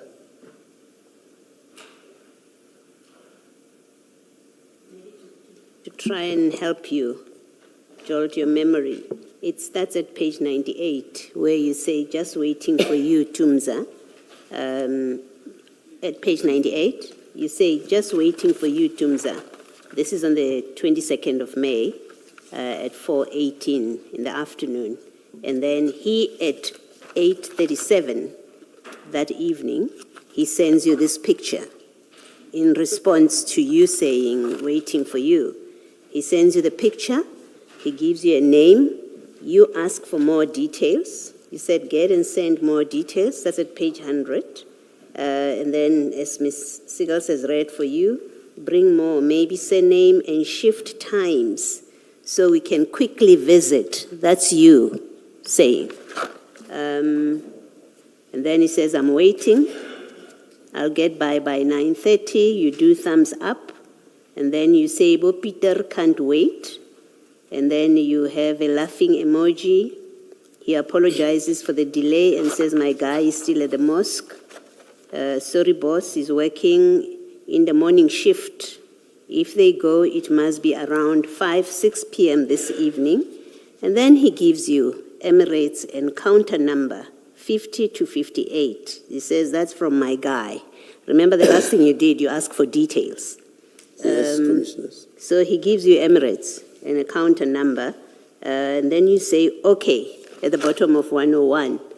And then you say next Tumza at 102, and then you send a picture of the airport, the check-in counters, which 3 of them appears from the color to be Emirates. And then you write, you say, here now. So you've got that sequence. Remember you started off by saying, so we can go and visit in the morning. Shift times, give me shift times, you said, remember. So we can quickly visit. That's what you said after he sent you the picture.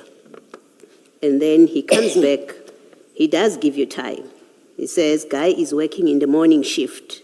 If they got it, it must be around 6 p.m. this evening. So he's given you shift times of Kensani that you asked for. And then he gives you the details. It's Emirates. He gives you counter numbers. And then he sends you a picture. So you must know what this is about. It's not every day you and even in 2019, that you and Mr. Nku were discussing Emirates flights and counters and people who work shifts that you were going to visit. You have to remember. You must remember what this was about. On this one, Commissioners, I remember just a little bit on this one. All right, let's and try. And then it goes back to my communication with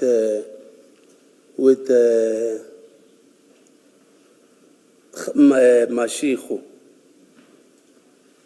On this one, I now remember when you're saying to me, Kensan. On this one, Nku had a problem that somebody I can't remember if it was gold or either gold or platinum. Nku needed help. I remember now when you're talking Kensani. Nku needed help to say, do you know Hausa and these other guys? Because there is that thing, I can't remember, is it gold or platinum? They stole it from the airport. I said, I don't know, but I can find out who those guys are. Because I know that name. I mean, it's in our circle of friends or something like that. I know, I mean, Nku needed assistance that, can you please get me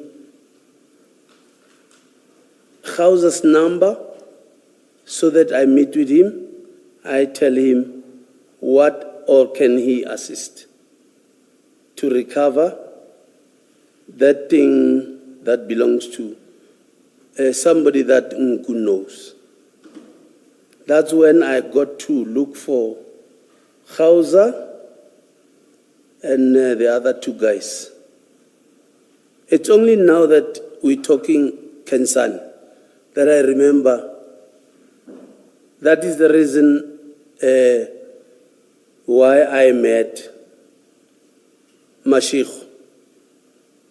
I wanted Mashikhu to assist Nku about maybe recovering whatever that was lost at the airport, because they were working there, or they still working there. I don't know. Okay, look at the entry on 103 where it speaks about a previous event on the 5th of May. This is what he sends to you. Because you say get a surname, he says on it, and then he says on the 5th of May on the night flight at 22:20 p.m., 150K USD was stolen from a client's bag. Ayanda checked him in the passenger's name, it gives the name, and also 4 million in cash rands was also stolen from 2 bags from another passenger. Sorry, which one? Number 103. 103. Yes. He's referring to an incident that occurred on the 5th of May. He's sending that to you. What do you know about that, about Ayanda being the person that checked in the passenger, 150K USD and 4 million in cash was stolen? Now I remember. It was the dollars that got lost or stolen at the airport. That's how he requested me to assist and get the 3 guys, because they're working at the airport. This is the assistance he needed from me. The check-in guys at the No. Emirates counter? No, the details he was giving me here was for me to give to the policemen that are working at the airport. You see, I can't even remember what was it. I'm saying gold or something. I remember it was, yes, money stolen from the airport. Yes. Of somebody that Nku knows. But Kensani is somebody that works at the Emirates check-in counter. Where does Kensani? I am not so sure, but Kensani is somebody that was maybe assisting Nku. For sure, Kensani is not police. Okay, if you go to the next page, he says, when you grab him, ask him about Ayanda. They work together on this. He's referring to Kensani. When they? When you grab him, ask him about Ayanda. They work together on this. So the previous message is telling you that Ayanda was the person that checked in a passenger on the 5th of May and money was stolen. And then the other one, it was, he gave you Kensani's details, which led you to the airport, to Emirates counter 50 to 58. Then it would mean those things were stolen by Kensan. Okay, so... That's why, sorry. No, go ahead, that's why. That's why he sent me the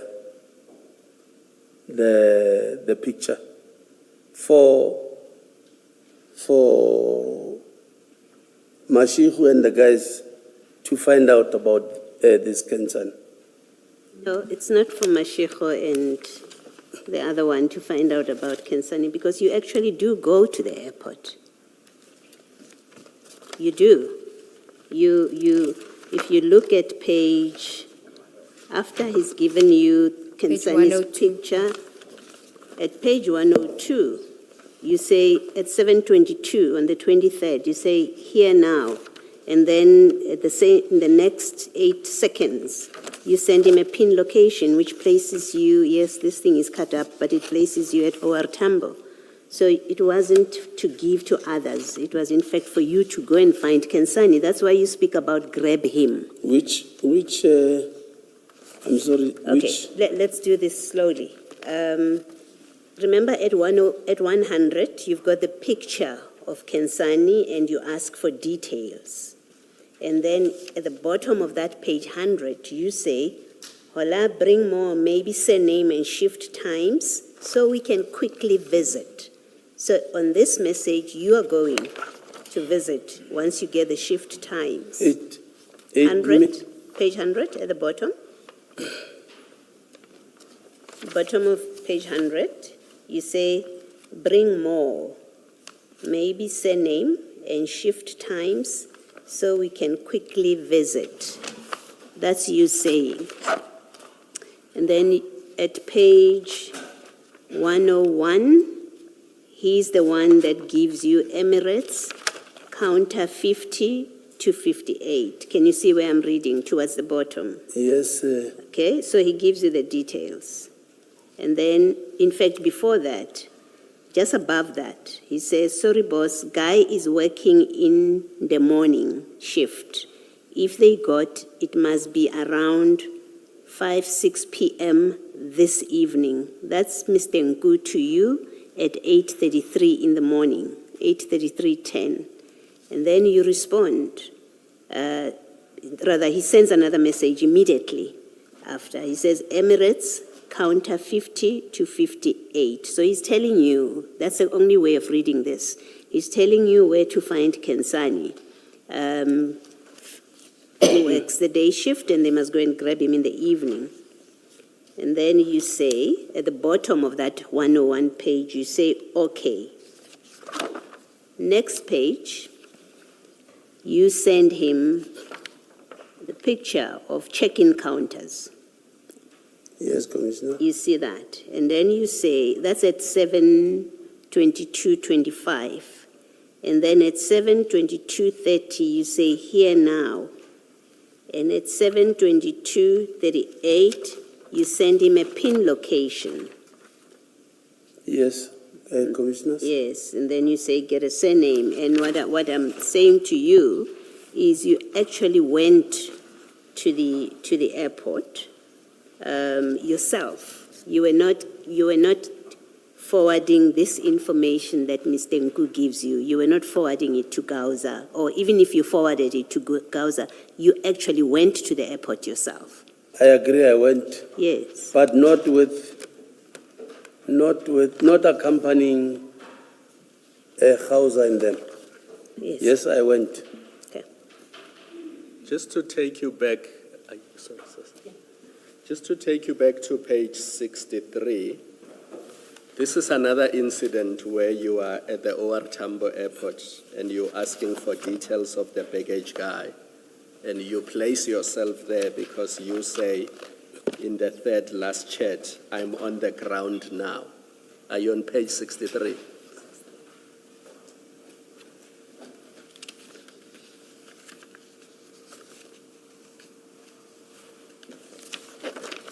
Yes, Commissioners. Do you see that? Which one exactly? The third last chat, so third from the bottom? We're on the ground now. Yes. Yes, Chair. So you are referring to yourself and Hausa and other people, because what then follows on page 64 is that you had a meeting with Hausa and them. So there must have been an incident in February of 2019 when you were at the OR Tambo International Airport and you asked for details of one of the baggage guys, and those details were provided to you by Mr. Nku. Yes, what's the question, What Commissioner? were you doing with Mr. Nku at OR Tambo International Airport that required that you get details of the baggage guys? I think I was maybe introducing him to House and them. For what purpose? For him, because he needed assistance, there's dollars that got stolen at the airport. No, but that's the May incident. This is a different incident in February. Do they get stolen twice? That is the only thing that I could remember when you mentioned Kensan. But for this one, I'll be lying. Does this not have to do with the stolen gold or platinum? Because if you read the earlier chats, this is the chat we went through earlier where you said you will bring back Nku's dignity to his bosses. Is that why you then involved these 4 people? Because you guys are trying to recover whatever that was stolen? I think so. Yes, Commissioner. And So you basically put up a team to go and recover stolen gold or stolen platinum on behalf of Nku's bosses? I don't put up a team. I ask if they can assist. Yes, it's the same thing. If you ask them to assist, it means you're putting a team together. And the idea was what? That you will go recover the stolen gold or stolen platinum on behalf of Nku's bosses. They will go because they work there. I don't work there, Commissioners. All right, thank you. but on page 64, the message there is, are you still on page 64? After you speak about the meeting that you had and meeting the guys for the inquiry, then there's the fourth message from you. And my team is now complaining a bit. Please top up if you can. I'm winning, trust me. You're winning the team's trust in this operation that he must top you up with money. My team is complaining. Yes. Not. I know that the top up will be, or would mean money. Yes. So your team was successful because there's going to be an inquiry lodged, and now you're saying, but they're complaining because either he's not paying you at all or he's not paying enough, and you're asking for a top up, and you say I'm winning their trust, so give something to maintain their trust. Because if you don't pay, then they're not going to trust me to deliver on these kind of jobs. It means I meant money here. Yes, you did. Yes. Yes, and your team. And your team. yes. And who was your team? Hausa and them. And sorry to interrupt, Advocate Ngube. I think earlier when we engaged you, we may have misinterpreted chat number 3, because when we first looked at it, we assumed that it meant one of the guys was missing. Do you see the chat that says, Exeti Rashot Amfetu, we must go to Guyana? Remember we talked about that chat earlier? Yes. Reading it again now, it looks like you were talking about money, and you needed money to be topped up because what was made available for the team was not sufficient. No, and I can tell you for sure that all this Now that I remember what you're talking about, when we're talking this, it never materialized. No, we're That is not why- there yet. We're not on whether you went to Guyana or not. We're still dealing with, there was a team that was put together, and you do say that my team, which means it's a team that you put together, is complaining a bit. Please top up. And I think you've admitted that topping up refers to money. Now I'm taking you to the chat before that. It says, Rashot Amfetu, meaning the money is not enough. So when you read them together, what they basically mean is the team is here, but the money that has been given is not enough, and Nku must top it up so that the team can proceed to do whatever work that they were supposed to do. No, I know for a fact, commissioners, nothing was given from Nku. The top-up would mean, or here means, Bashota. No, but Not- Rashota and Bashota are two different things. I'm Rashota not- means you are short of cash. It's not enough. I'm not excluding myself, because I can see here is Rashota. Rashota means I was there, but because it never materialized, that is why I could not remember exactly what was happening. Because it went nowhere, this thing.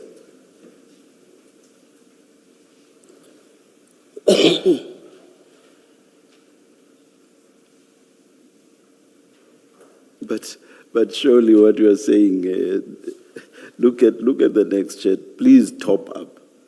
That must be about money. It just must be.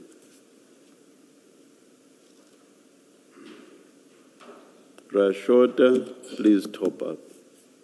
It's about money. Okay, I agree. Thank you. Commissioners. Thank you. But also, what team would you have been talking about? You're surely not speaking about your subordinates in the traffic department. What team were you speaking about? The very same ones on top.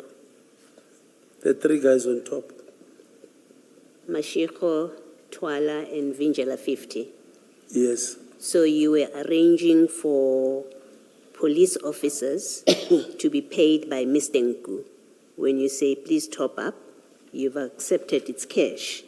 So you are asking Mr. Nku to, you've constituted a team of the three, and they're all police officers. You're arranging with Mr. Nku to pay them. Well, obviously, commissioners, if you are asking a favor from people, they would always tell you how they work, and they would maybe demand what they demand, and I will just relay that back to Nku because he needs help. So you have a team, you constitute, because you refer to them as my team, you constitute a team of police officers to do a favor for Mr. Nku, who will then pay them. It only makes sense if these police officers were not executing their duties, they were working outside of their duties for Mr. Nku, who pays them. It only makes sense if that was what was happening here. Is that what was happening? Yes, commissioners. Okay, so you organized SAPS members to provide services at a fee to a civilian outside of their duties. Thank you.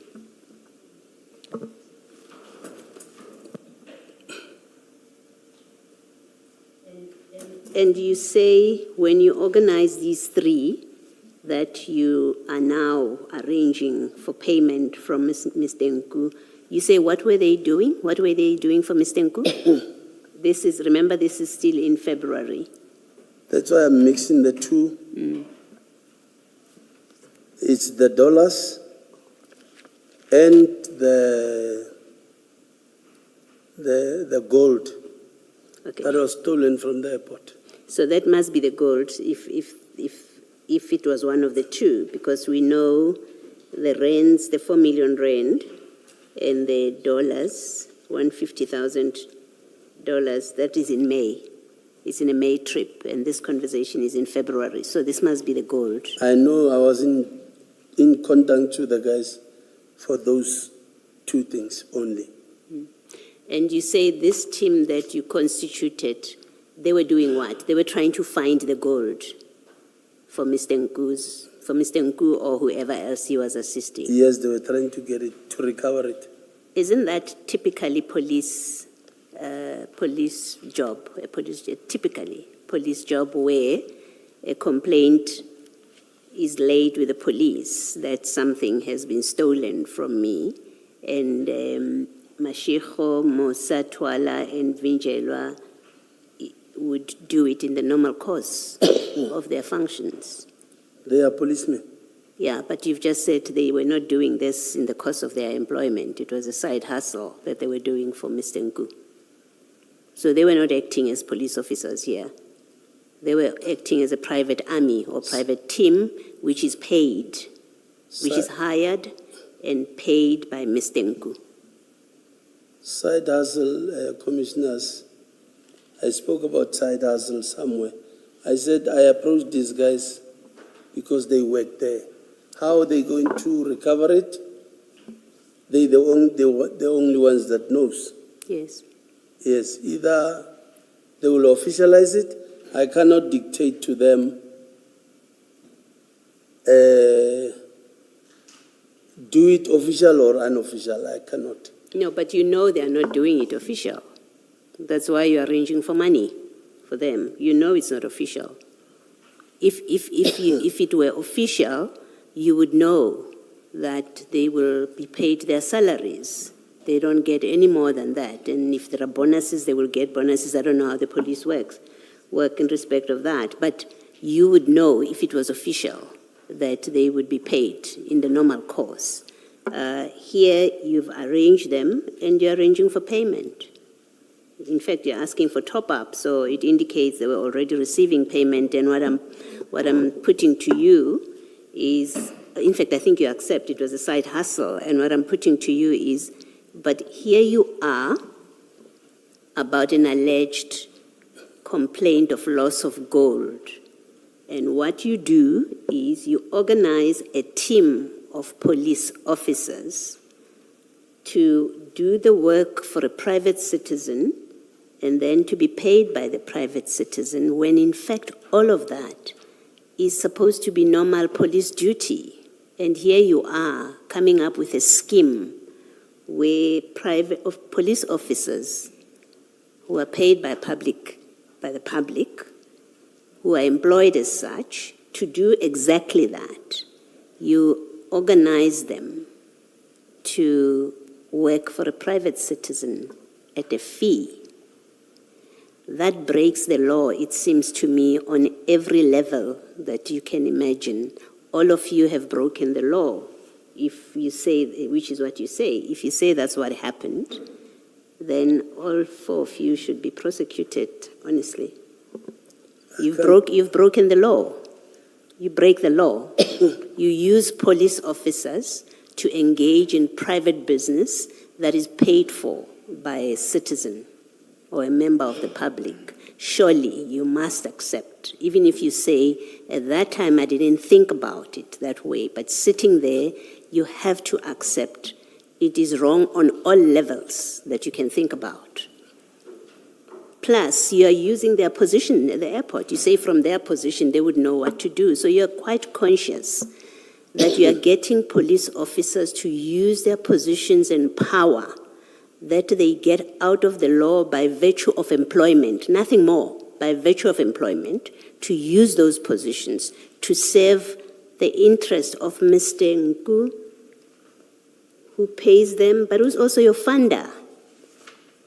It's just wrong in every way you look at it. And it's liable to criminal prosecution, I put to you. And comment, Chief, if you want to. I don't know what you would say, but I'm putting to you what this is. It's just plain criminal conduct. No comment, Commissioners. Thank you, Commissioner. Chief, can we then continue from page 104,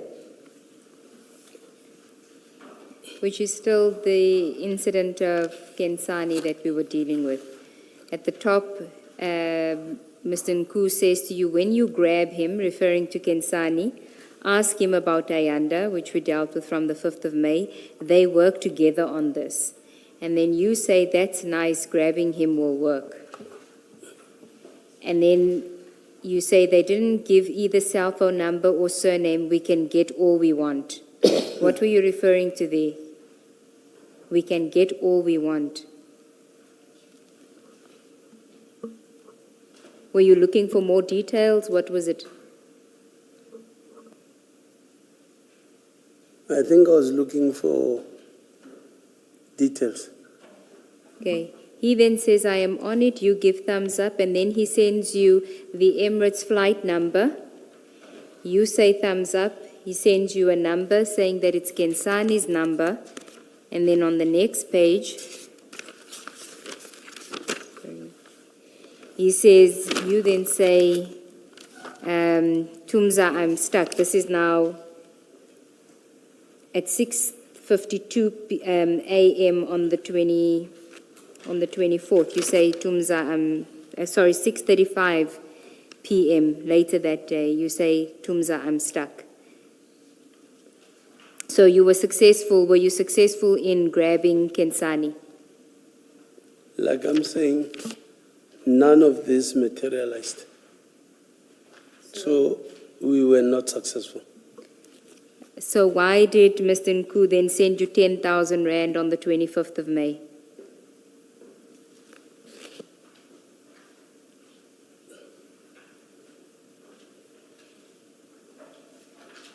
Clearly, it was not for this. It was for something else. Not for this, because this, I never entertain it anymore for what he was sending me. That for, I don't remember what was that for. But it's not like for something that I did for him. So it's coincidental that you go to the airport when he tells you to go and grab someone. We don't know if you were successful. You say you weren't successful, but you don't remember much of anything. So we're not sure if maybe your memory is correct that you weren't successful here. And then he pays you 10,000 Rand immediately thereafter. The next day, on the 25th of May, you receive 10,000 Rand from him. I would say because of our relationship, maybe for trying to assist him, that's what he did. Okay, go to page 107. Before you do that,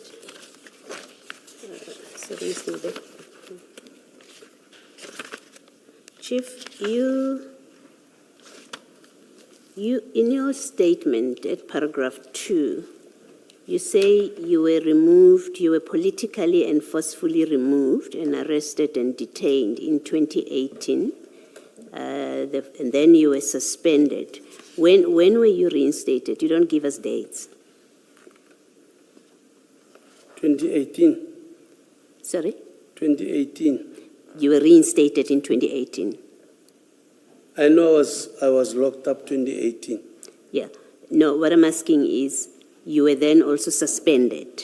You do say in your paragraph that you were arrested and then the matter was not placed on the roll. You say that. And you were then released the following day, the very next day. So I'm asking about the suspension. You say, I was then suspended. And then you say, upon my reinstatement, I was transferred to Vereeniging Regional Office as head of service and region. So my question is, the suspension, when was it lifted? I may have forgotten. You might have said it somewhere, but I may have forgotten. After your suspension in 2018, when is it uplifted that you return to work? It normally takes, I can't remember, is it 60 or 90 days? Oh, yes, you did say. You did say Yes. nothing came out of it. So the time lapsed and you went back to work. Yes, and within that period, you must be taken for a hearing. A DC. So Yes. that did not happen. Okay. That's how I was reinstated. Okay, and you went back to work. All Yes, right. Commissioners. Okay, let me ask my question anyway. So in 2019, you are the head of service point, head of service point in Vereeniging Regional Office. That's in 2018 when you go back to work after the lifting of your suspension. 2018, 2019, somewhere.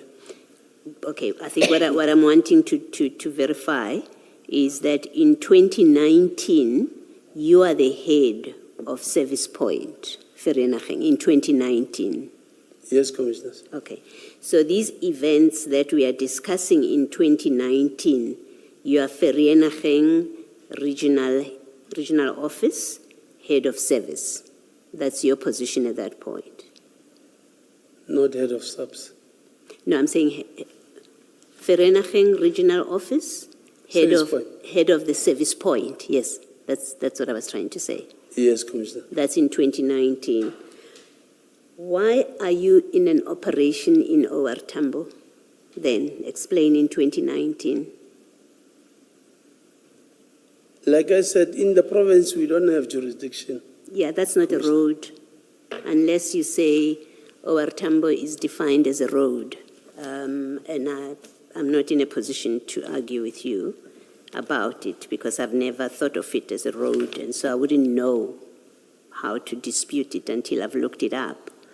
So my question comes from the assumption that OR Tambo is not one of the roads that you can do operations on.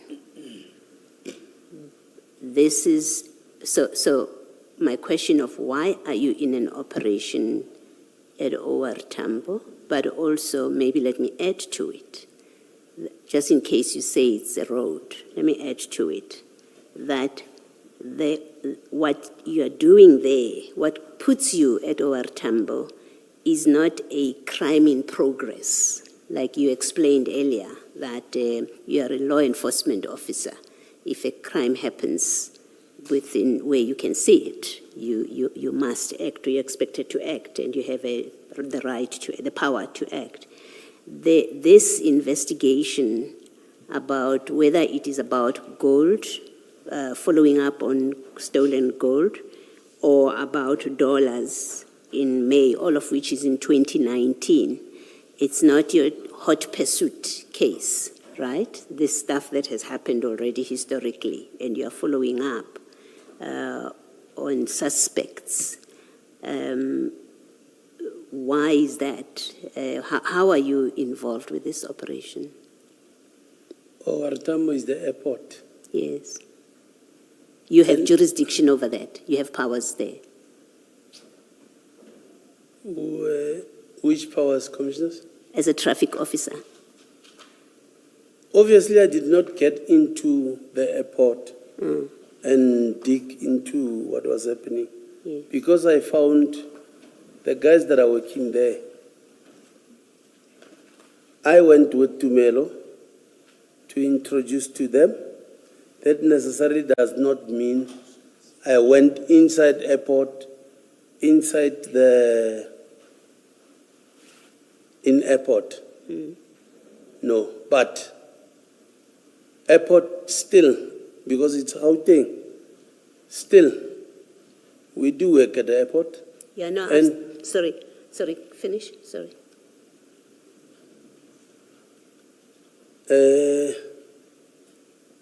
We do work at the airport, depending on what is the operation. Yes.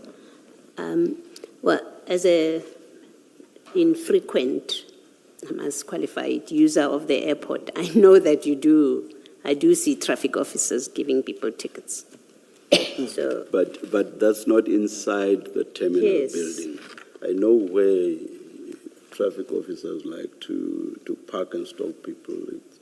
It's usually as you turn to go straight towards the terminal building. Traffic officers like to stop there. That's not inside the terminal building. Question is, you have an operation which we have established. It's not an official police operation because these three people who are your team that are paid by Nku, they are not in a police operation to follow up on this. You've accepted that.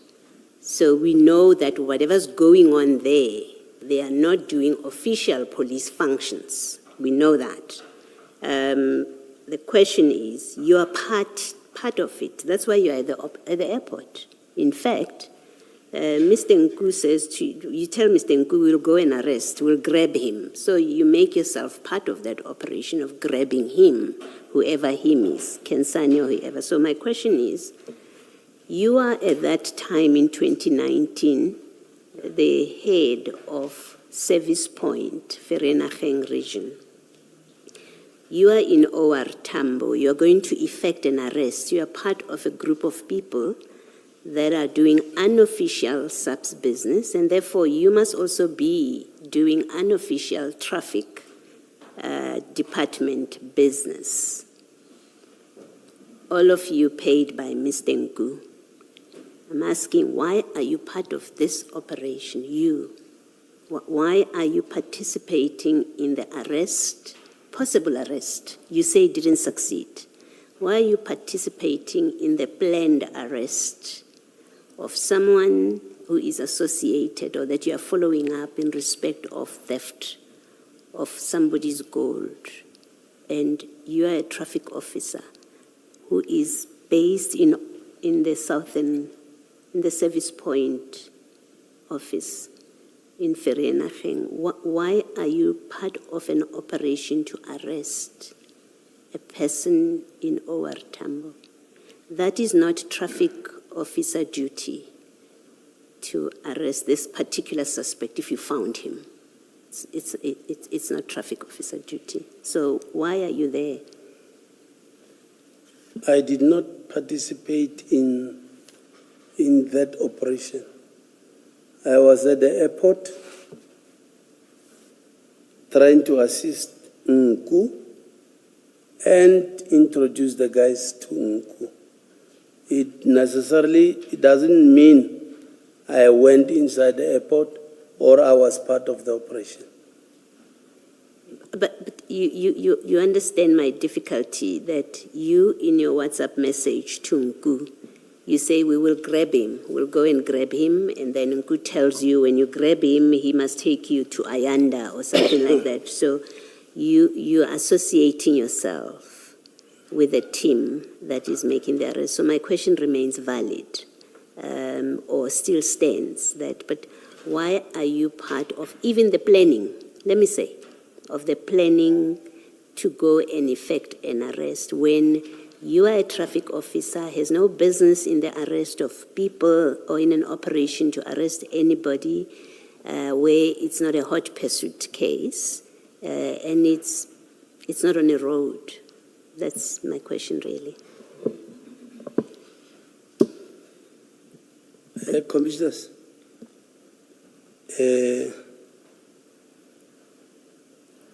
it doesn't mean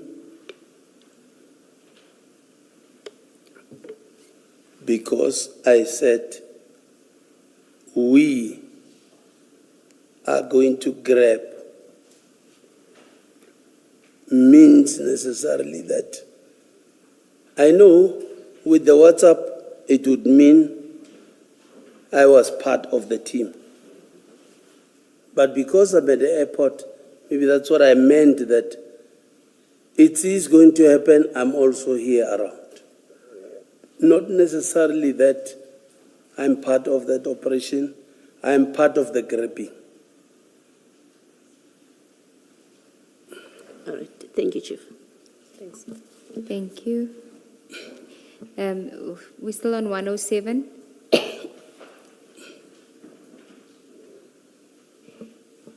As I indicated, you received payment on the 25th of May.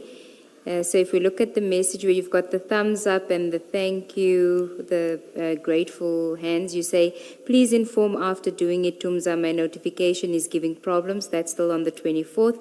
And then also still on the 24th, Nix Mfetu. On the 25th is when you receive payment. Then on the 29th of May, you say, Tumza, I see Didi is back. Let's move on our issues. Who's Didi?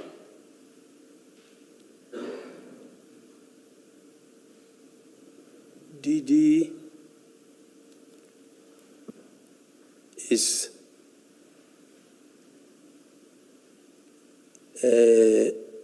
Tumsa's uncle. Whose uncle? Tumelo's uncle. And who is he? He passed away. Can you give me his name? Kebi Mapatu. Is that the name? Yes. And what were you meaning by he's back? Just before that, why do you call him DD? Isn't DD supposed to be initials of a person? Like I said, commissioners, when Mku calls me or calls somebody boss, I automatically call boss. As to who he means, I don't know. Is it? But this is you writing here. This is not Nku. Sorry, Advocate Nube. This is you saying, I see DD is back. Yes, commissioners. So what is the name of this person that you call DD, and why do you call them DD? He calls Kebi Mapatu DD. But why is that not KM? Why is it DD? That I'm not sure. And let me maybe not answer for Nku. No, but Maybe he knows. You saying Didi. So you know the person as Didi. Yes, Okay. because he calls him Didi. Okay. And this is in May 2019. Yes, commissioners. Is Didi not former Deputy President Didi Mabuza, who was reappointed in May 2019 as the Deputy President? Didi would mean... Sorry, can you please clarify the reappointment? Yes. When President Ramaphosa was appointed in his full appointment after the general elections in May 2019, he appointed Didi Mabuza as his Deputy President. Do you recall that? I recall that. Are you not referring to that Didi? No. Okay. I think in fairness to you, let's put this to you, that the person widely referred to as DD was the late Deputy President Mabuza. Your explanation your explanation why you say DD here was the uncle Kebi Mapatu is simply not, it doesn't add up, it's not satisfactory. And I want to suggest to you that you are not being honest in saying Didi is Kebi Mapatu. I want to suggest you're not being honest. In all your exchanges here, Mr. Nku does not make any reference whatsoever to an Uncle Didi. There is the coincidence that, as Ms. Sigal says to you, that in this period, Deputy President Mabuza had just been reappointed, if that is the correct word, reappointed or re-elected Deputy President. And you're saying this is a reference to Mr. Mapatu. It's improbable. I want to suggest to you. If it was Didi Mabuza, I was going to say, why do I have to lie if it's Didi Mabuza? Plus, he is normal. what will be my reason to say? Well, Mr. Mapatsu, as far as I remember, is also no more. But in that sense, I'll suggest to you why you would, the motive, or why you would not want to be honest about it, is because you would then have to account for what does moving on our issues have to do with DD, with Deputy President Mabuza. You would have to answer that question, and I suspect you find it more difficult to answer that than to say this was a reference to Mapatswe, to the late Mr. Mapatswe. Please comment. No comment. And what had Mr. Kirby Mapatswe returned to? What was? What had he returned to, Mr. Kirby Mapatswe? You see that I see Didi is back. What was he back to? What had he returned to? No, I think Kevin Mapatswe was out of the country. So I was saying to Mr. Nku, I see he is back. So let's move on our issues. As to what was the issues then, I don't remember. And where had you seen that? Where had you seen that he was back? It was quite easy to know that the late Deputy President was back to his position because that would have been public knowledge. So you would know that he was back. And how would you have known that Mr. Kirby Mapatswe is back? You say, I see. You are not saying Obviously, Mr. Nku has told you. Obviously, I would be seeing him on TV. He can be on TV even if he's abroad. He can be on TV even if he's abroad. No, I can't be saying he's back while I'm seeing him abroad on TV. He must have been landed in our country. No. You can see him on your TV screen even if he is abroad. That is what I mean. So it cannot be an answer that it was because you saw him on TV. That doesn't necessarily tell you that he's back. We see people who are in Russia, who are in Kenya, who are in Nigeria. We see them on TV screens. That doesn't necessarily mean that they are in South Africa. But I'd be saying he is back where? I'm saying he's back in the country. I should be the one putting questions to you. And I started this by saying to you that it makes more sense that perhaps it was a late Deputy President because you would have seen that he was back to his position as the Deputy President of the country, not of the party. You would have seen that because it would have been public knowledge. So it makes sense for you to say, I see that he is back. But with Mr. Kirby Mapatswe, it's not necessarily the same, and that is why I was asking, and how would you have known, or how would you have seen, because you say you've seen this for yourself, basically, and not necessarily that you heard from Mr. Nku. And all you are able to tell us is that it's because you saw him on TV, and I'm saying to you that's not an answer. So that takes me back to the point that it makes more sense that you were probably talking about the Deputy President of the country. Your comment? No comment. Can I pick it up from there? You see, Chief Mashaba, in the era of Google, you shouldn't be lying about facts that are publicly verifiable. And what you are doing now is you are lying to the Commission. And I don't often use that word, lying. I prefer somebody's untruthful. The elections in May 2019 were around the 8th. By the 13th, the results were known.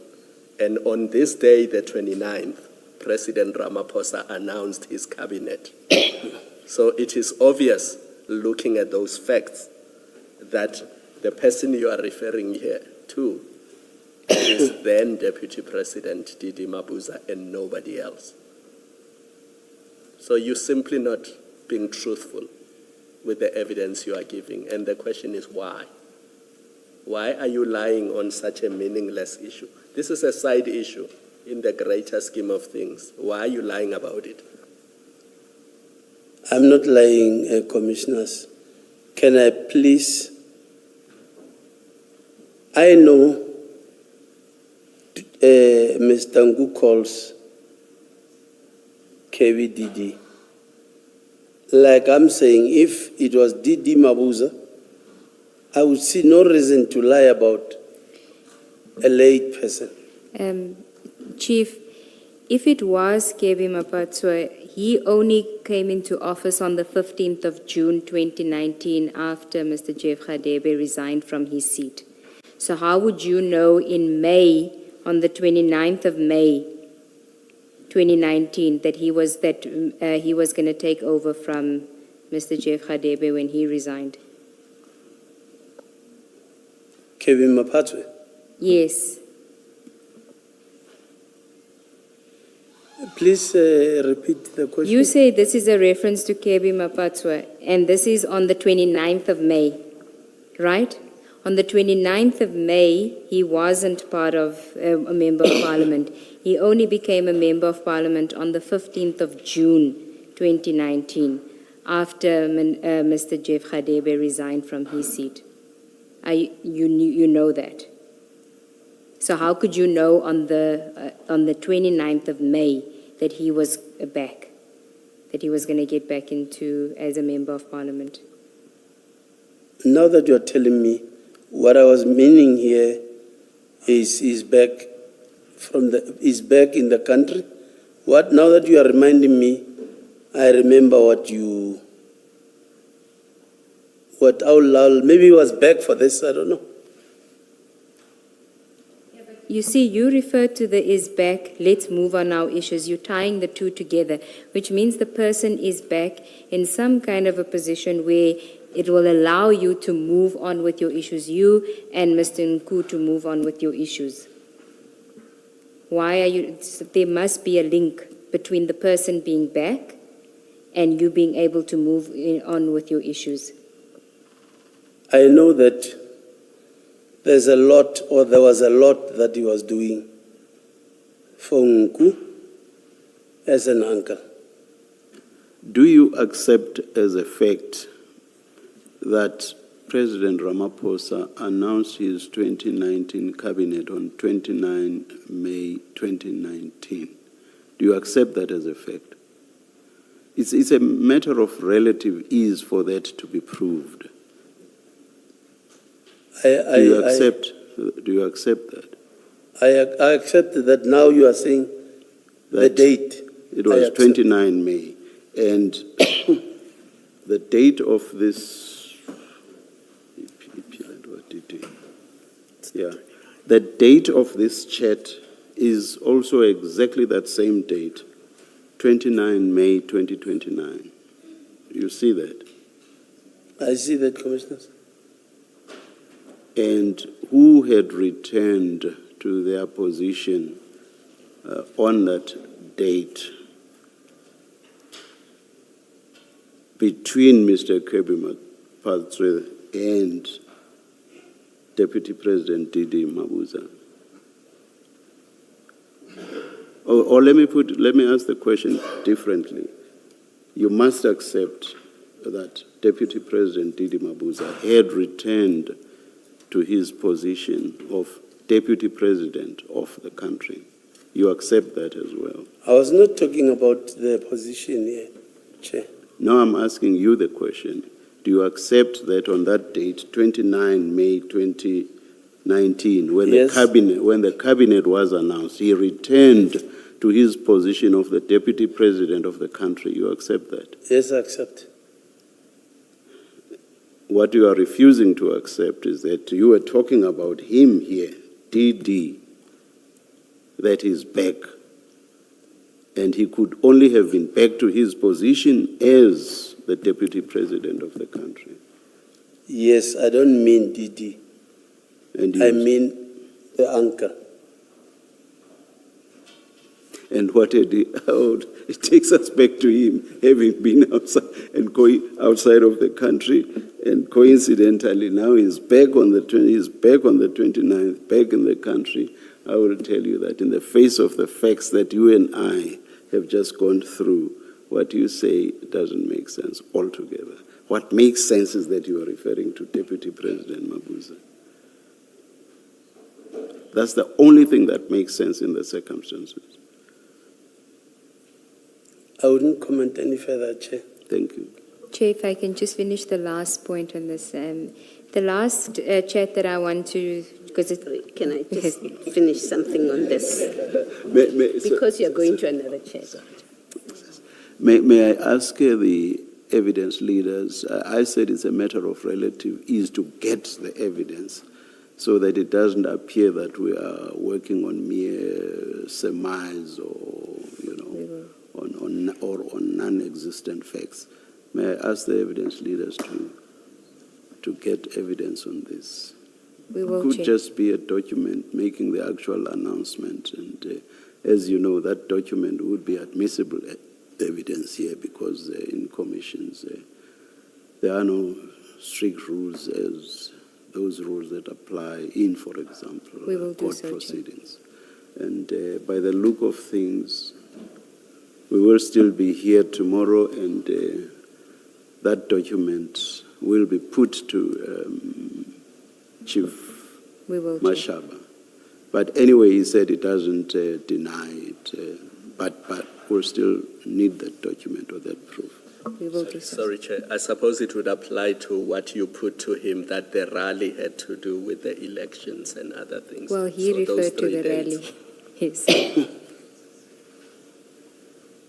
Chief, assuming, and I just want to explore this a bit, assuming or accepting that for purposes of this, that DD referred to there is the uncle, and in particular Mr. Kebi Mapatswe, we get to this WhatsApp on the 29th of May, having looked at the earlier WhatsApps about the search for the gold and the search for the dollars and the 4 million rand. So at least we've now, as at this point, identified specific projects that you were doing with Mr. Nku, at least those 2. Now my question is, if you are saying to him, because this is you speaking, you say, Didi, your uncle is back, let's move on our issues. What involvement did his uncle that you say here have, or what involvement did his uncle have in your issues with Mr. Nku? Because this must mean that there had been dealings that involved or touched upon his uncle. That is why you say your uncle is back, let's move on with our issues. Can you just explain the involvement of the uncle? Like I said, Commissioners, the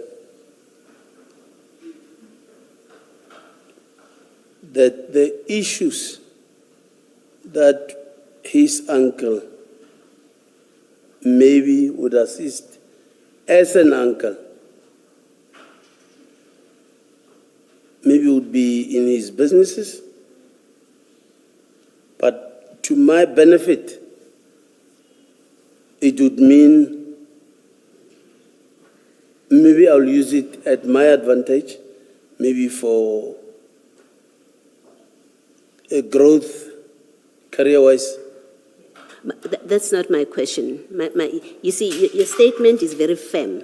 Now that your uncle is back, let's move on our issues. And I'm saying to you, the premise for this is his uncle was involved in something that you and Mr. Nku were dealing with, your issues. That's the only way this makes sense, because it seems to come out of nowhere. There's no discussion earlier on, there's no mention of him, the person that you say is the uncle. So it happens suddenly here in this WhatsApp where he gets mentioned. So I'm saying, well, there is you have a context to it of this uncle's involvement in your issues And I must say, the answer can be maybe. It has to be a firm answer. You can't say maybe it was about him in his businesses. He was involved in something that you and Mr. Nku were. And it's you talking, yes. It's you talking. So you Yes. must know what the uncle was involved with that concerned you and Mr. Nku. And I'm asking you, what was that? Assisting Nku in his businesses. All right. Thanks, No, Mr. no, no, Councillor. no. It's our issues. It's our issues. You cannot exclude yourself. No. Well, what benefits Nku will benefit me as a friend, or yes, I agreed already that And getting more monies like you got the 20,000, it benefits you in that sense? not monies, commissioners. Benefits you in It what benefits sense? me career-wise. How? Well, I wouldn't say how, but I'm asking you how. So you must please say how, because I'm asking you. when I say career-wise, obviously, I would mean growing at work. How Be so? it- How so? How does that come about? How do you grow as a result of Mr. Yes, coming back? Well, maybe here I would mean a position, maybe. So do you mean Mr. Mapatse would assist you progress professionally? Would that, yes, And would that be proper? it won't be proper, commissioners. Thank I you, think Chair. we must remind ourselves of the guarantee Mr. Nku made to you in February. He guaranteed you a formidable financial future. That's the guarantee he made to you on the 18th of February 2019. He said types of opportunities will be opened up. I can only guarantee a formidable financial future. Remember that. I remember that, Commissioner. So our businesses must be financially related benefit to you.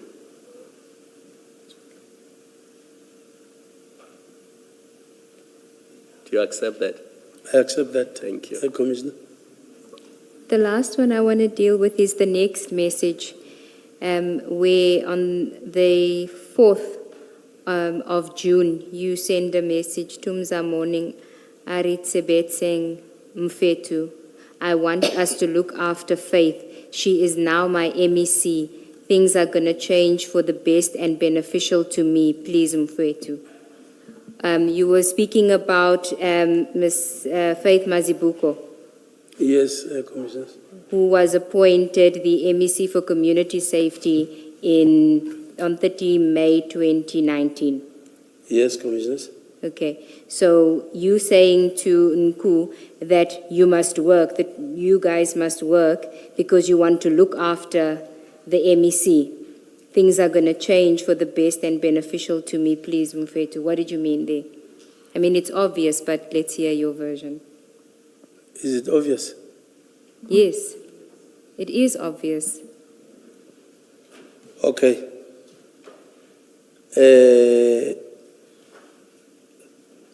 I am very close. I was very close that time to the MEC because I was ill-treated all the time. I knew when she's back, the treatment will be better. I knew for the fact. Okay, but what is the reference of let us work? I want us to look after Faith. The two of you must look after Faith by working. Working on what? Your side hustle. Yes. so that you can look after her by doing what for her?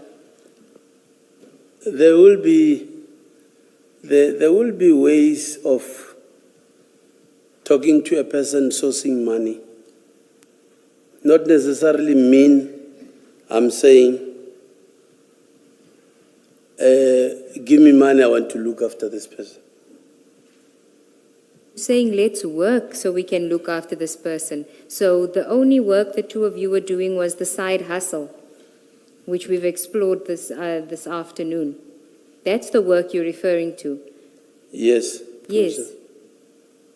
Why would you need to look after the MEC with Mr. Nku? Why would I want to look after the MEC? Yes. Let's work. I want us to look after Faith. She is now my MEC. Things are going to change for the best and beneficial to me. Please, Mfwetu.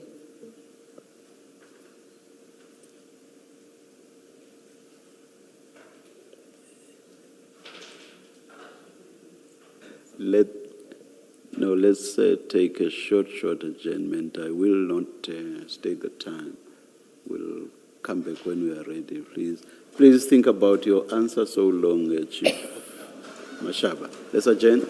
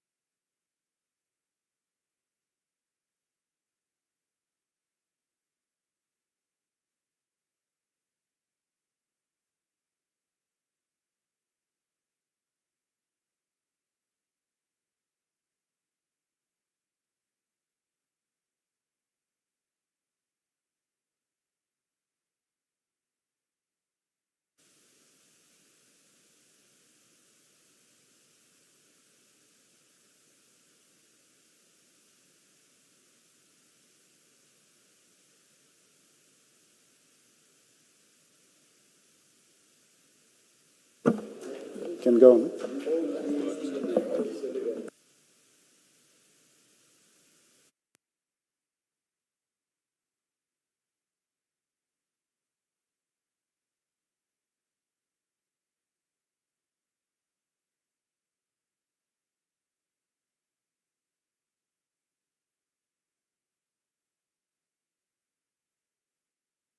Please make sure your devices are off, on silent. Thank you.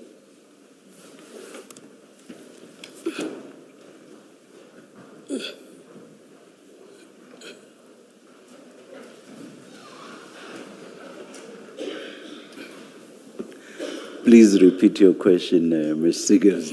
I hope you still remember it. I'm going to try, Chair. You asked the witness to remember his answer, not for me to remember the question. But it related to the WhatsApp regarding the MEC for community safety, Ms. Faith Mazibuko. And I was asking you, why would you need to work with Mr. Nku to look after the MEC?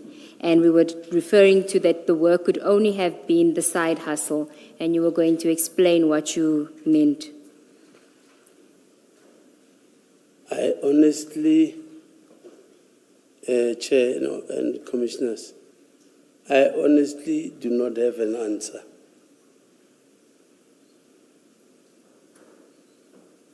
You don't have an answer. Earlier on, you said that you and the MEC were very close and you knew that you were going to have better working conditions with her there. I then said to you, no, that couldn't be what you were referring to. You must have been referring to the side hustle and that you were going to use whatever benefits come out of the side hustle to look after the MEC. So you can't say you honestly don't know. You must know what you were referring to, what the benefits, the best and beneficial for me, to me, that what you were referring to. Not that I don't want, honestly, I don't know what will be my fair answer to the Commission. Your fair answer, we want your honest answer. You do know. Because you had said to him, and this is somebody that's a close friend of yours. You are close to the MEC. So you must know what it is that you had in mind to look after her with Mr. Nku, whatever benefits were going to come from there. You must know. Because I spoke about the relationship, how close we are. Further than that, it was just a communication. Not that I really meant, let's do something, let's work. Hence I'm saying, on this one, honestly, I don't have an answer. Sorry. You say, Harisebiting, let's work. That's what you say, let's work. So you are referring to whatever it is that you had been working on with Mr. Nku. It has to be that you are referring to. Whatever you were doing with Mr. Nku, let's do that. Let's keep doing this so that I'm able to look after Ms. Mazibuko. That's what you're saying. Let's keep doing what we've been doing. It only makes sense. That's what you're saying here. What do you say to that? No comment, Commissioner. No, you have to have a comment. You choose the easy way to wind the clock down. When you say no comment, it's simply you're just winding down time. And maybe we should remind you that you do have an obligation to give satisfactory answers. And if you don't, it is a criminal offense. The Commission will lay a complaint with the police for you to be prosecuted. Having said that, I want to say to you, in this message you are saying to Mr. Nku, let's keep working, let's keep doing what we've been doing. And we know, as at June, this is in June, we know that you have off-the-books operations with him and your team that he is paying. We know at least 2 of them. We know that. So you are either referring to those same kind of operations or others that we still haven't come to, and we may never come to know. But we know you are doing operations, and in fact, operations that are not authorized by law. We know you're doing that. And when you say to him, let's keep working, you're referring to that. You're referring to the operations that you do with Mr. Nku, and it can only be so. Otherwise, this comes from nowhere, and you were just making up a WhatsApp, and I please, I don't want to tempt you to even say, yeah, I was just making it up, because sometimes when I write WhatsApp messages, I don't tell the truth. You are talking about whatever work you've been doing. So Ms. Seagulls is correct when she says your side hustle. That's what you must have been talking about. You're not talking about official duties, your official duties. You're talking about side hustle. And I actually think it's to be generous to you to call what you were doing with Mr. Nku a side hustle. It's simply unlawful conduct that the 2 of you are engaging in. You using your position and getting subs members to use their positions to do things that are not on the books, that are not authorized by their organization. That's what this is about. When you say Hari Sebetseng, you say let's keep on doing what we are doing, so that I'm able to look after Ms. Mazibuk. And I put it to you as a positive statement. You can comment or not comment if you want, but I put it to you that that's what this is about. It is whatever it is that you are doing with Mr. Nku, the operations you were conducting, the activities you were conducting with Mr. Nku, which are not on the books. This is what you were referring to when you said, let's keep working so that I can take care of Ms. Mazibuko. You can comment if you want to. I've got no comment, Commissioners. I note, sorry. And when you say that she is now my MEC, things are going to change for the best and beneficial to me, you're saying if Mr. Nku helps you to take care of her in this way, where you say Harisibitsing and I say it means let's carry on with what we've been doing and work harder, in fact. You're saying that will enable you to take, you say we. When I say you, I mean we in the plural, because that's the language you use, you and Mr. Nku, and you say it will help your situation. You're saying it will buy you favors with the MEC and she will act in your favor because you are taking care of her. And again, you can comment if you want, but that's what that means. That you're saying if I take care of her, she will do things for me. As an MEC, she'll help me out in the job. That's what you meant? Commissioner, if you can know how we are treated political, you would maybe understand what I mean. Hence I'm saying other SMSs would be make-up SMSs. But in this instance, I meant I've been badly treated. I know the treatment will be better. Not that I will be doing something because the treatment will be better, I need to pay back. I didn't mean that, and I don't mean that. That's why I'm saying, can I please not comment any further? Well, I'm quite happy to have the last word on this now that you say you don't want to comment any further.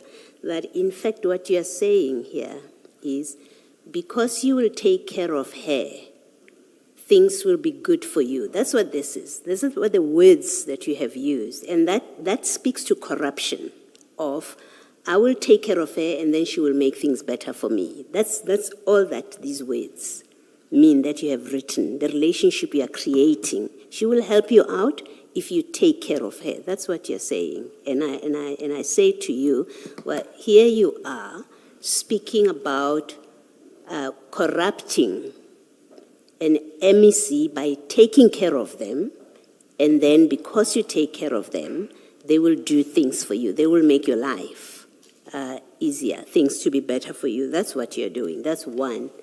Two, here you are again introducing, if they hadn't met before, if they had nothing to do with each other before, here you are bringing a politician, an MEC, into the realm of Mr. Nku, who we see from other evidence is quite problematic. He's involved in activities about drug trafficking. That's the evidence before this commission, and that will still play out. He's involved in that, and here you are, yet again, having introduced him to SAPS members, doing his bidding. You are doing his bidding. You go to operations, you give him people's numbers, you do all of those things. Here you are. If they had nothing to do with each other before this, here you are bringing an MEC improperly into a relationship with that problematic character. And you are as crude as to say that let's work so that I'm in a position to take care of her so that she can take care of me. You say that is corruption defined, what you are speaking about in this paragraph. And it is probably, I state the obvious, you are breaking the law and acting unlawfully, where you are organizing it with somebody who's a problematic personality. And I think you know Mr. Nku's business and what he's involved with. You know it.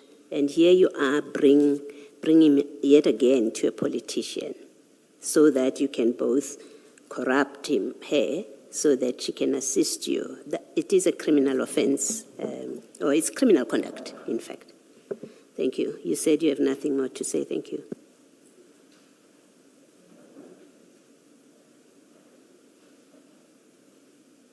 Girls, thank you.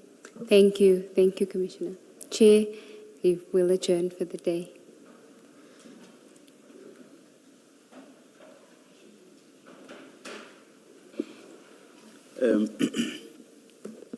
When I looked at my time earlier and I said you would be here, I think it was around 6 minutes past 4. Now we are done. What I suggest is that I've not discussed this with my co-commissioners. I'm praying that they will agree. What I suggest is that once you've laid your hands on the information we said you should find, that should be sent to Chief Mashaba. Chief Mashaba, if upon receipt of that information you want to comment on it, you are aware of the issues that we raised with you around that information. So if upon receipt of that information you want to respond, you may do so by means of an affidavit. Okay?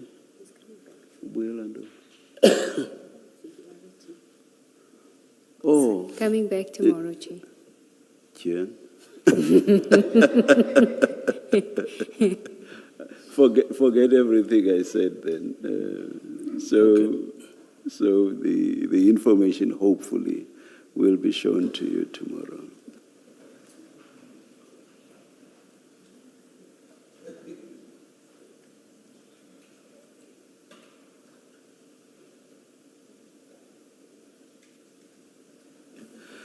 And from you, Chief Mashaba, remember what I engaged you on right at the beginning, which is around your conditions of employment and your functions, your powers. Please bring documentation on that aspect. We want to see in black and white what your powers, functions, etc. are. Please, please. Okay, Commissioner. It's okay. Thank you. I'm sorry for misleading you. I'm sure you were quite relieved when I said you were done. Sorry about that. It's fine, Commissioner. Let's adjourn until 9:30 tomorrow.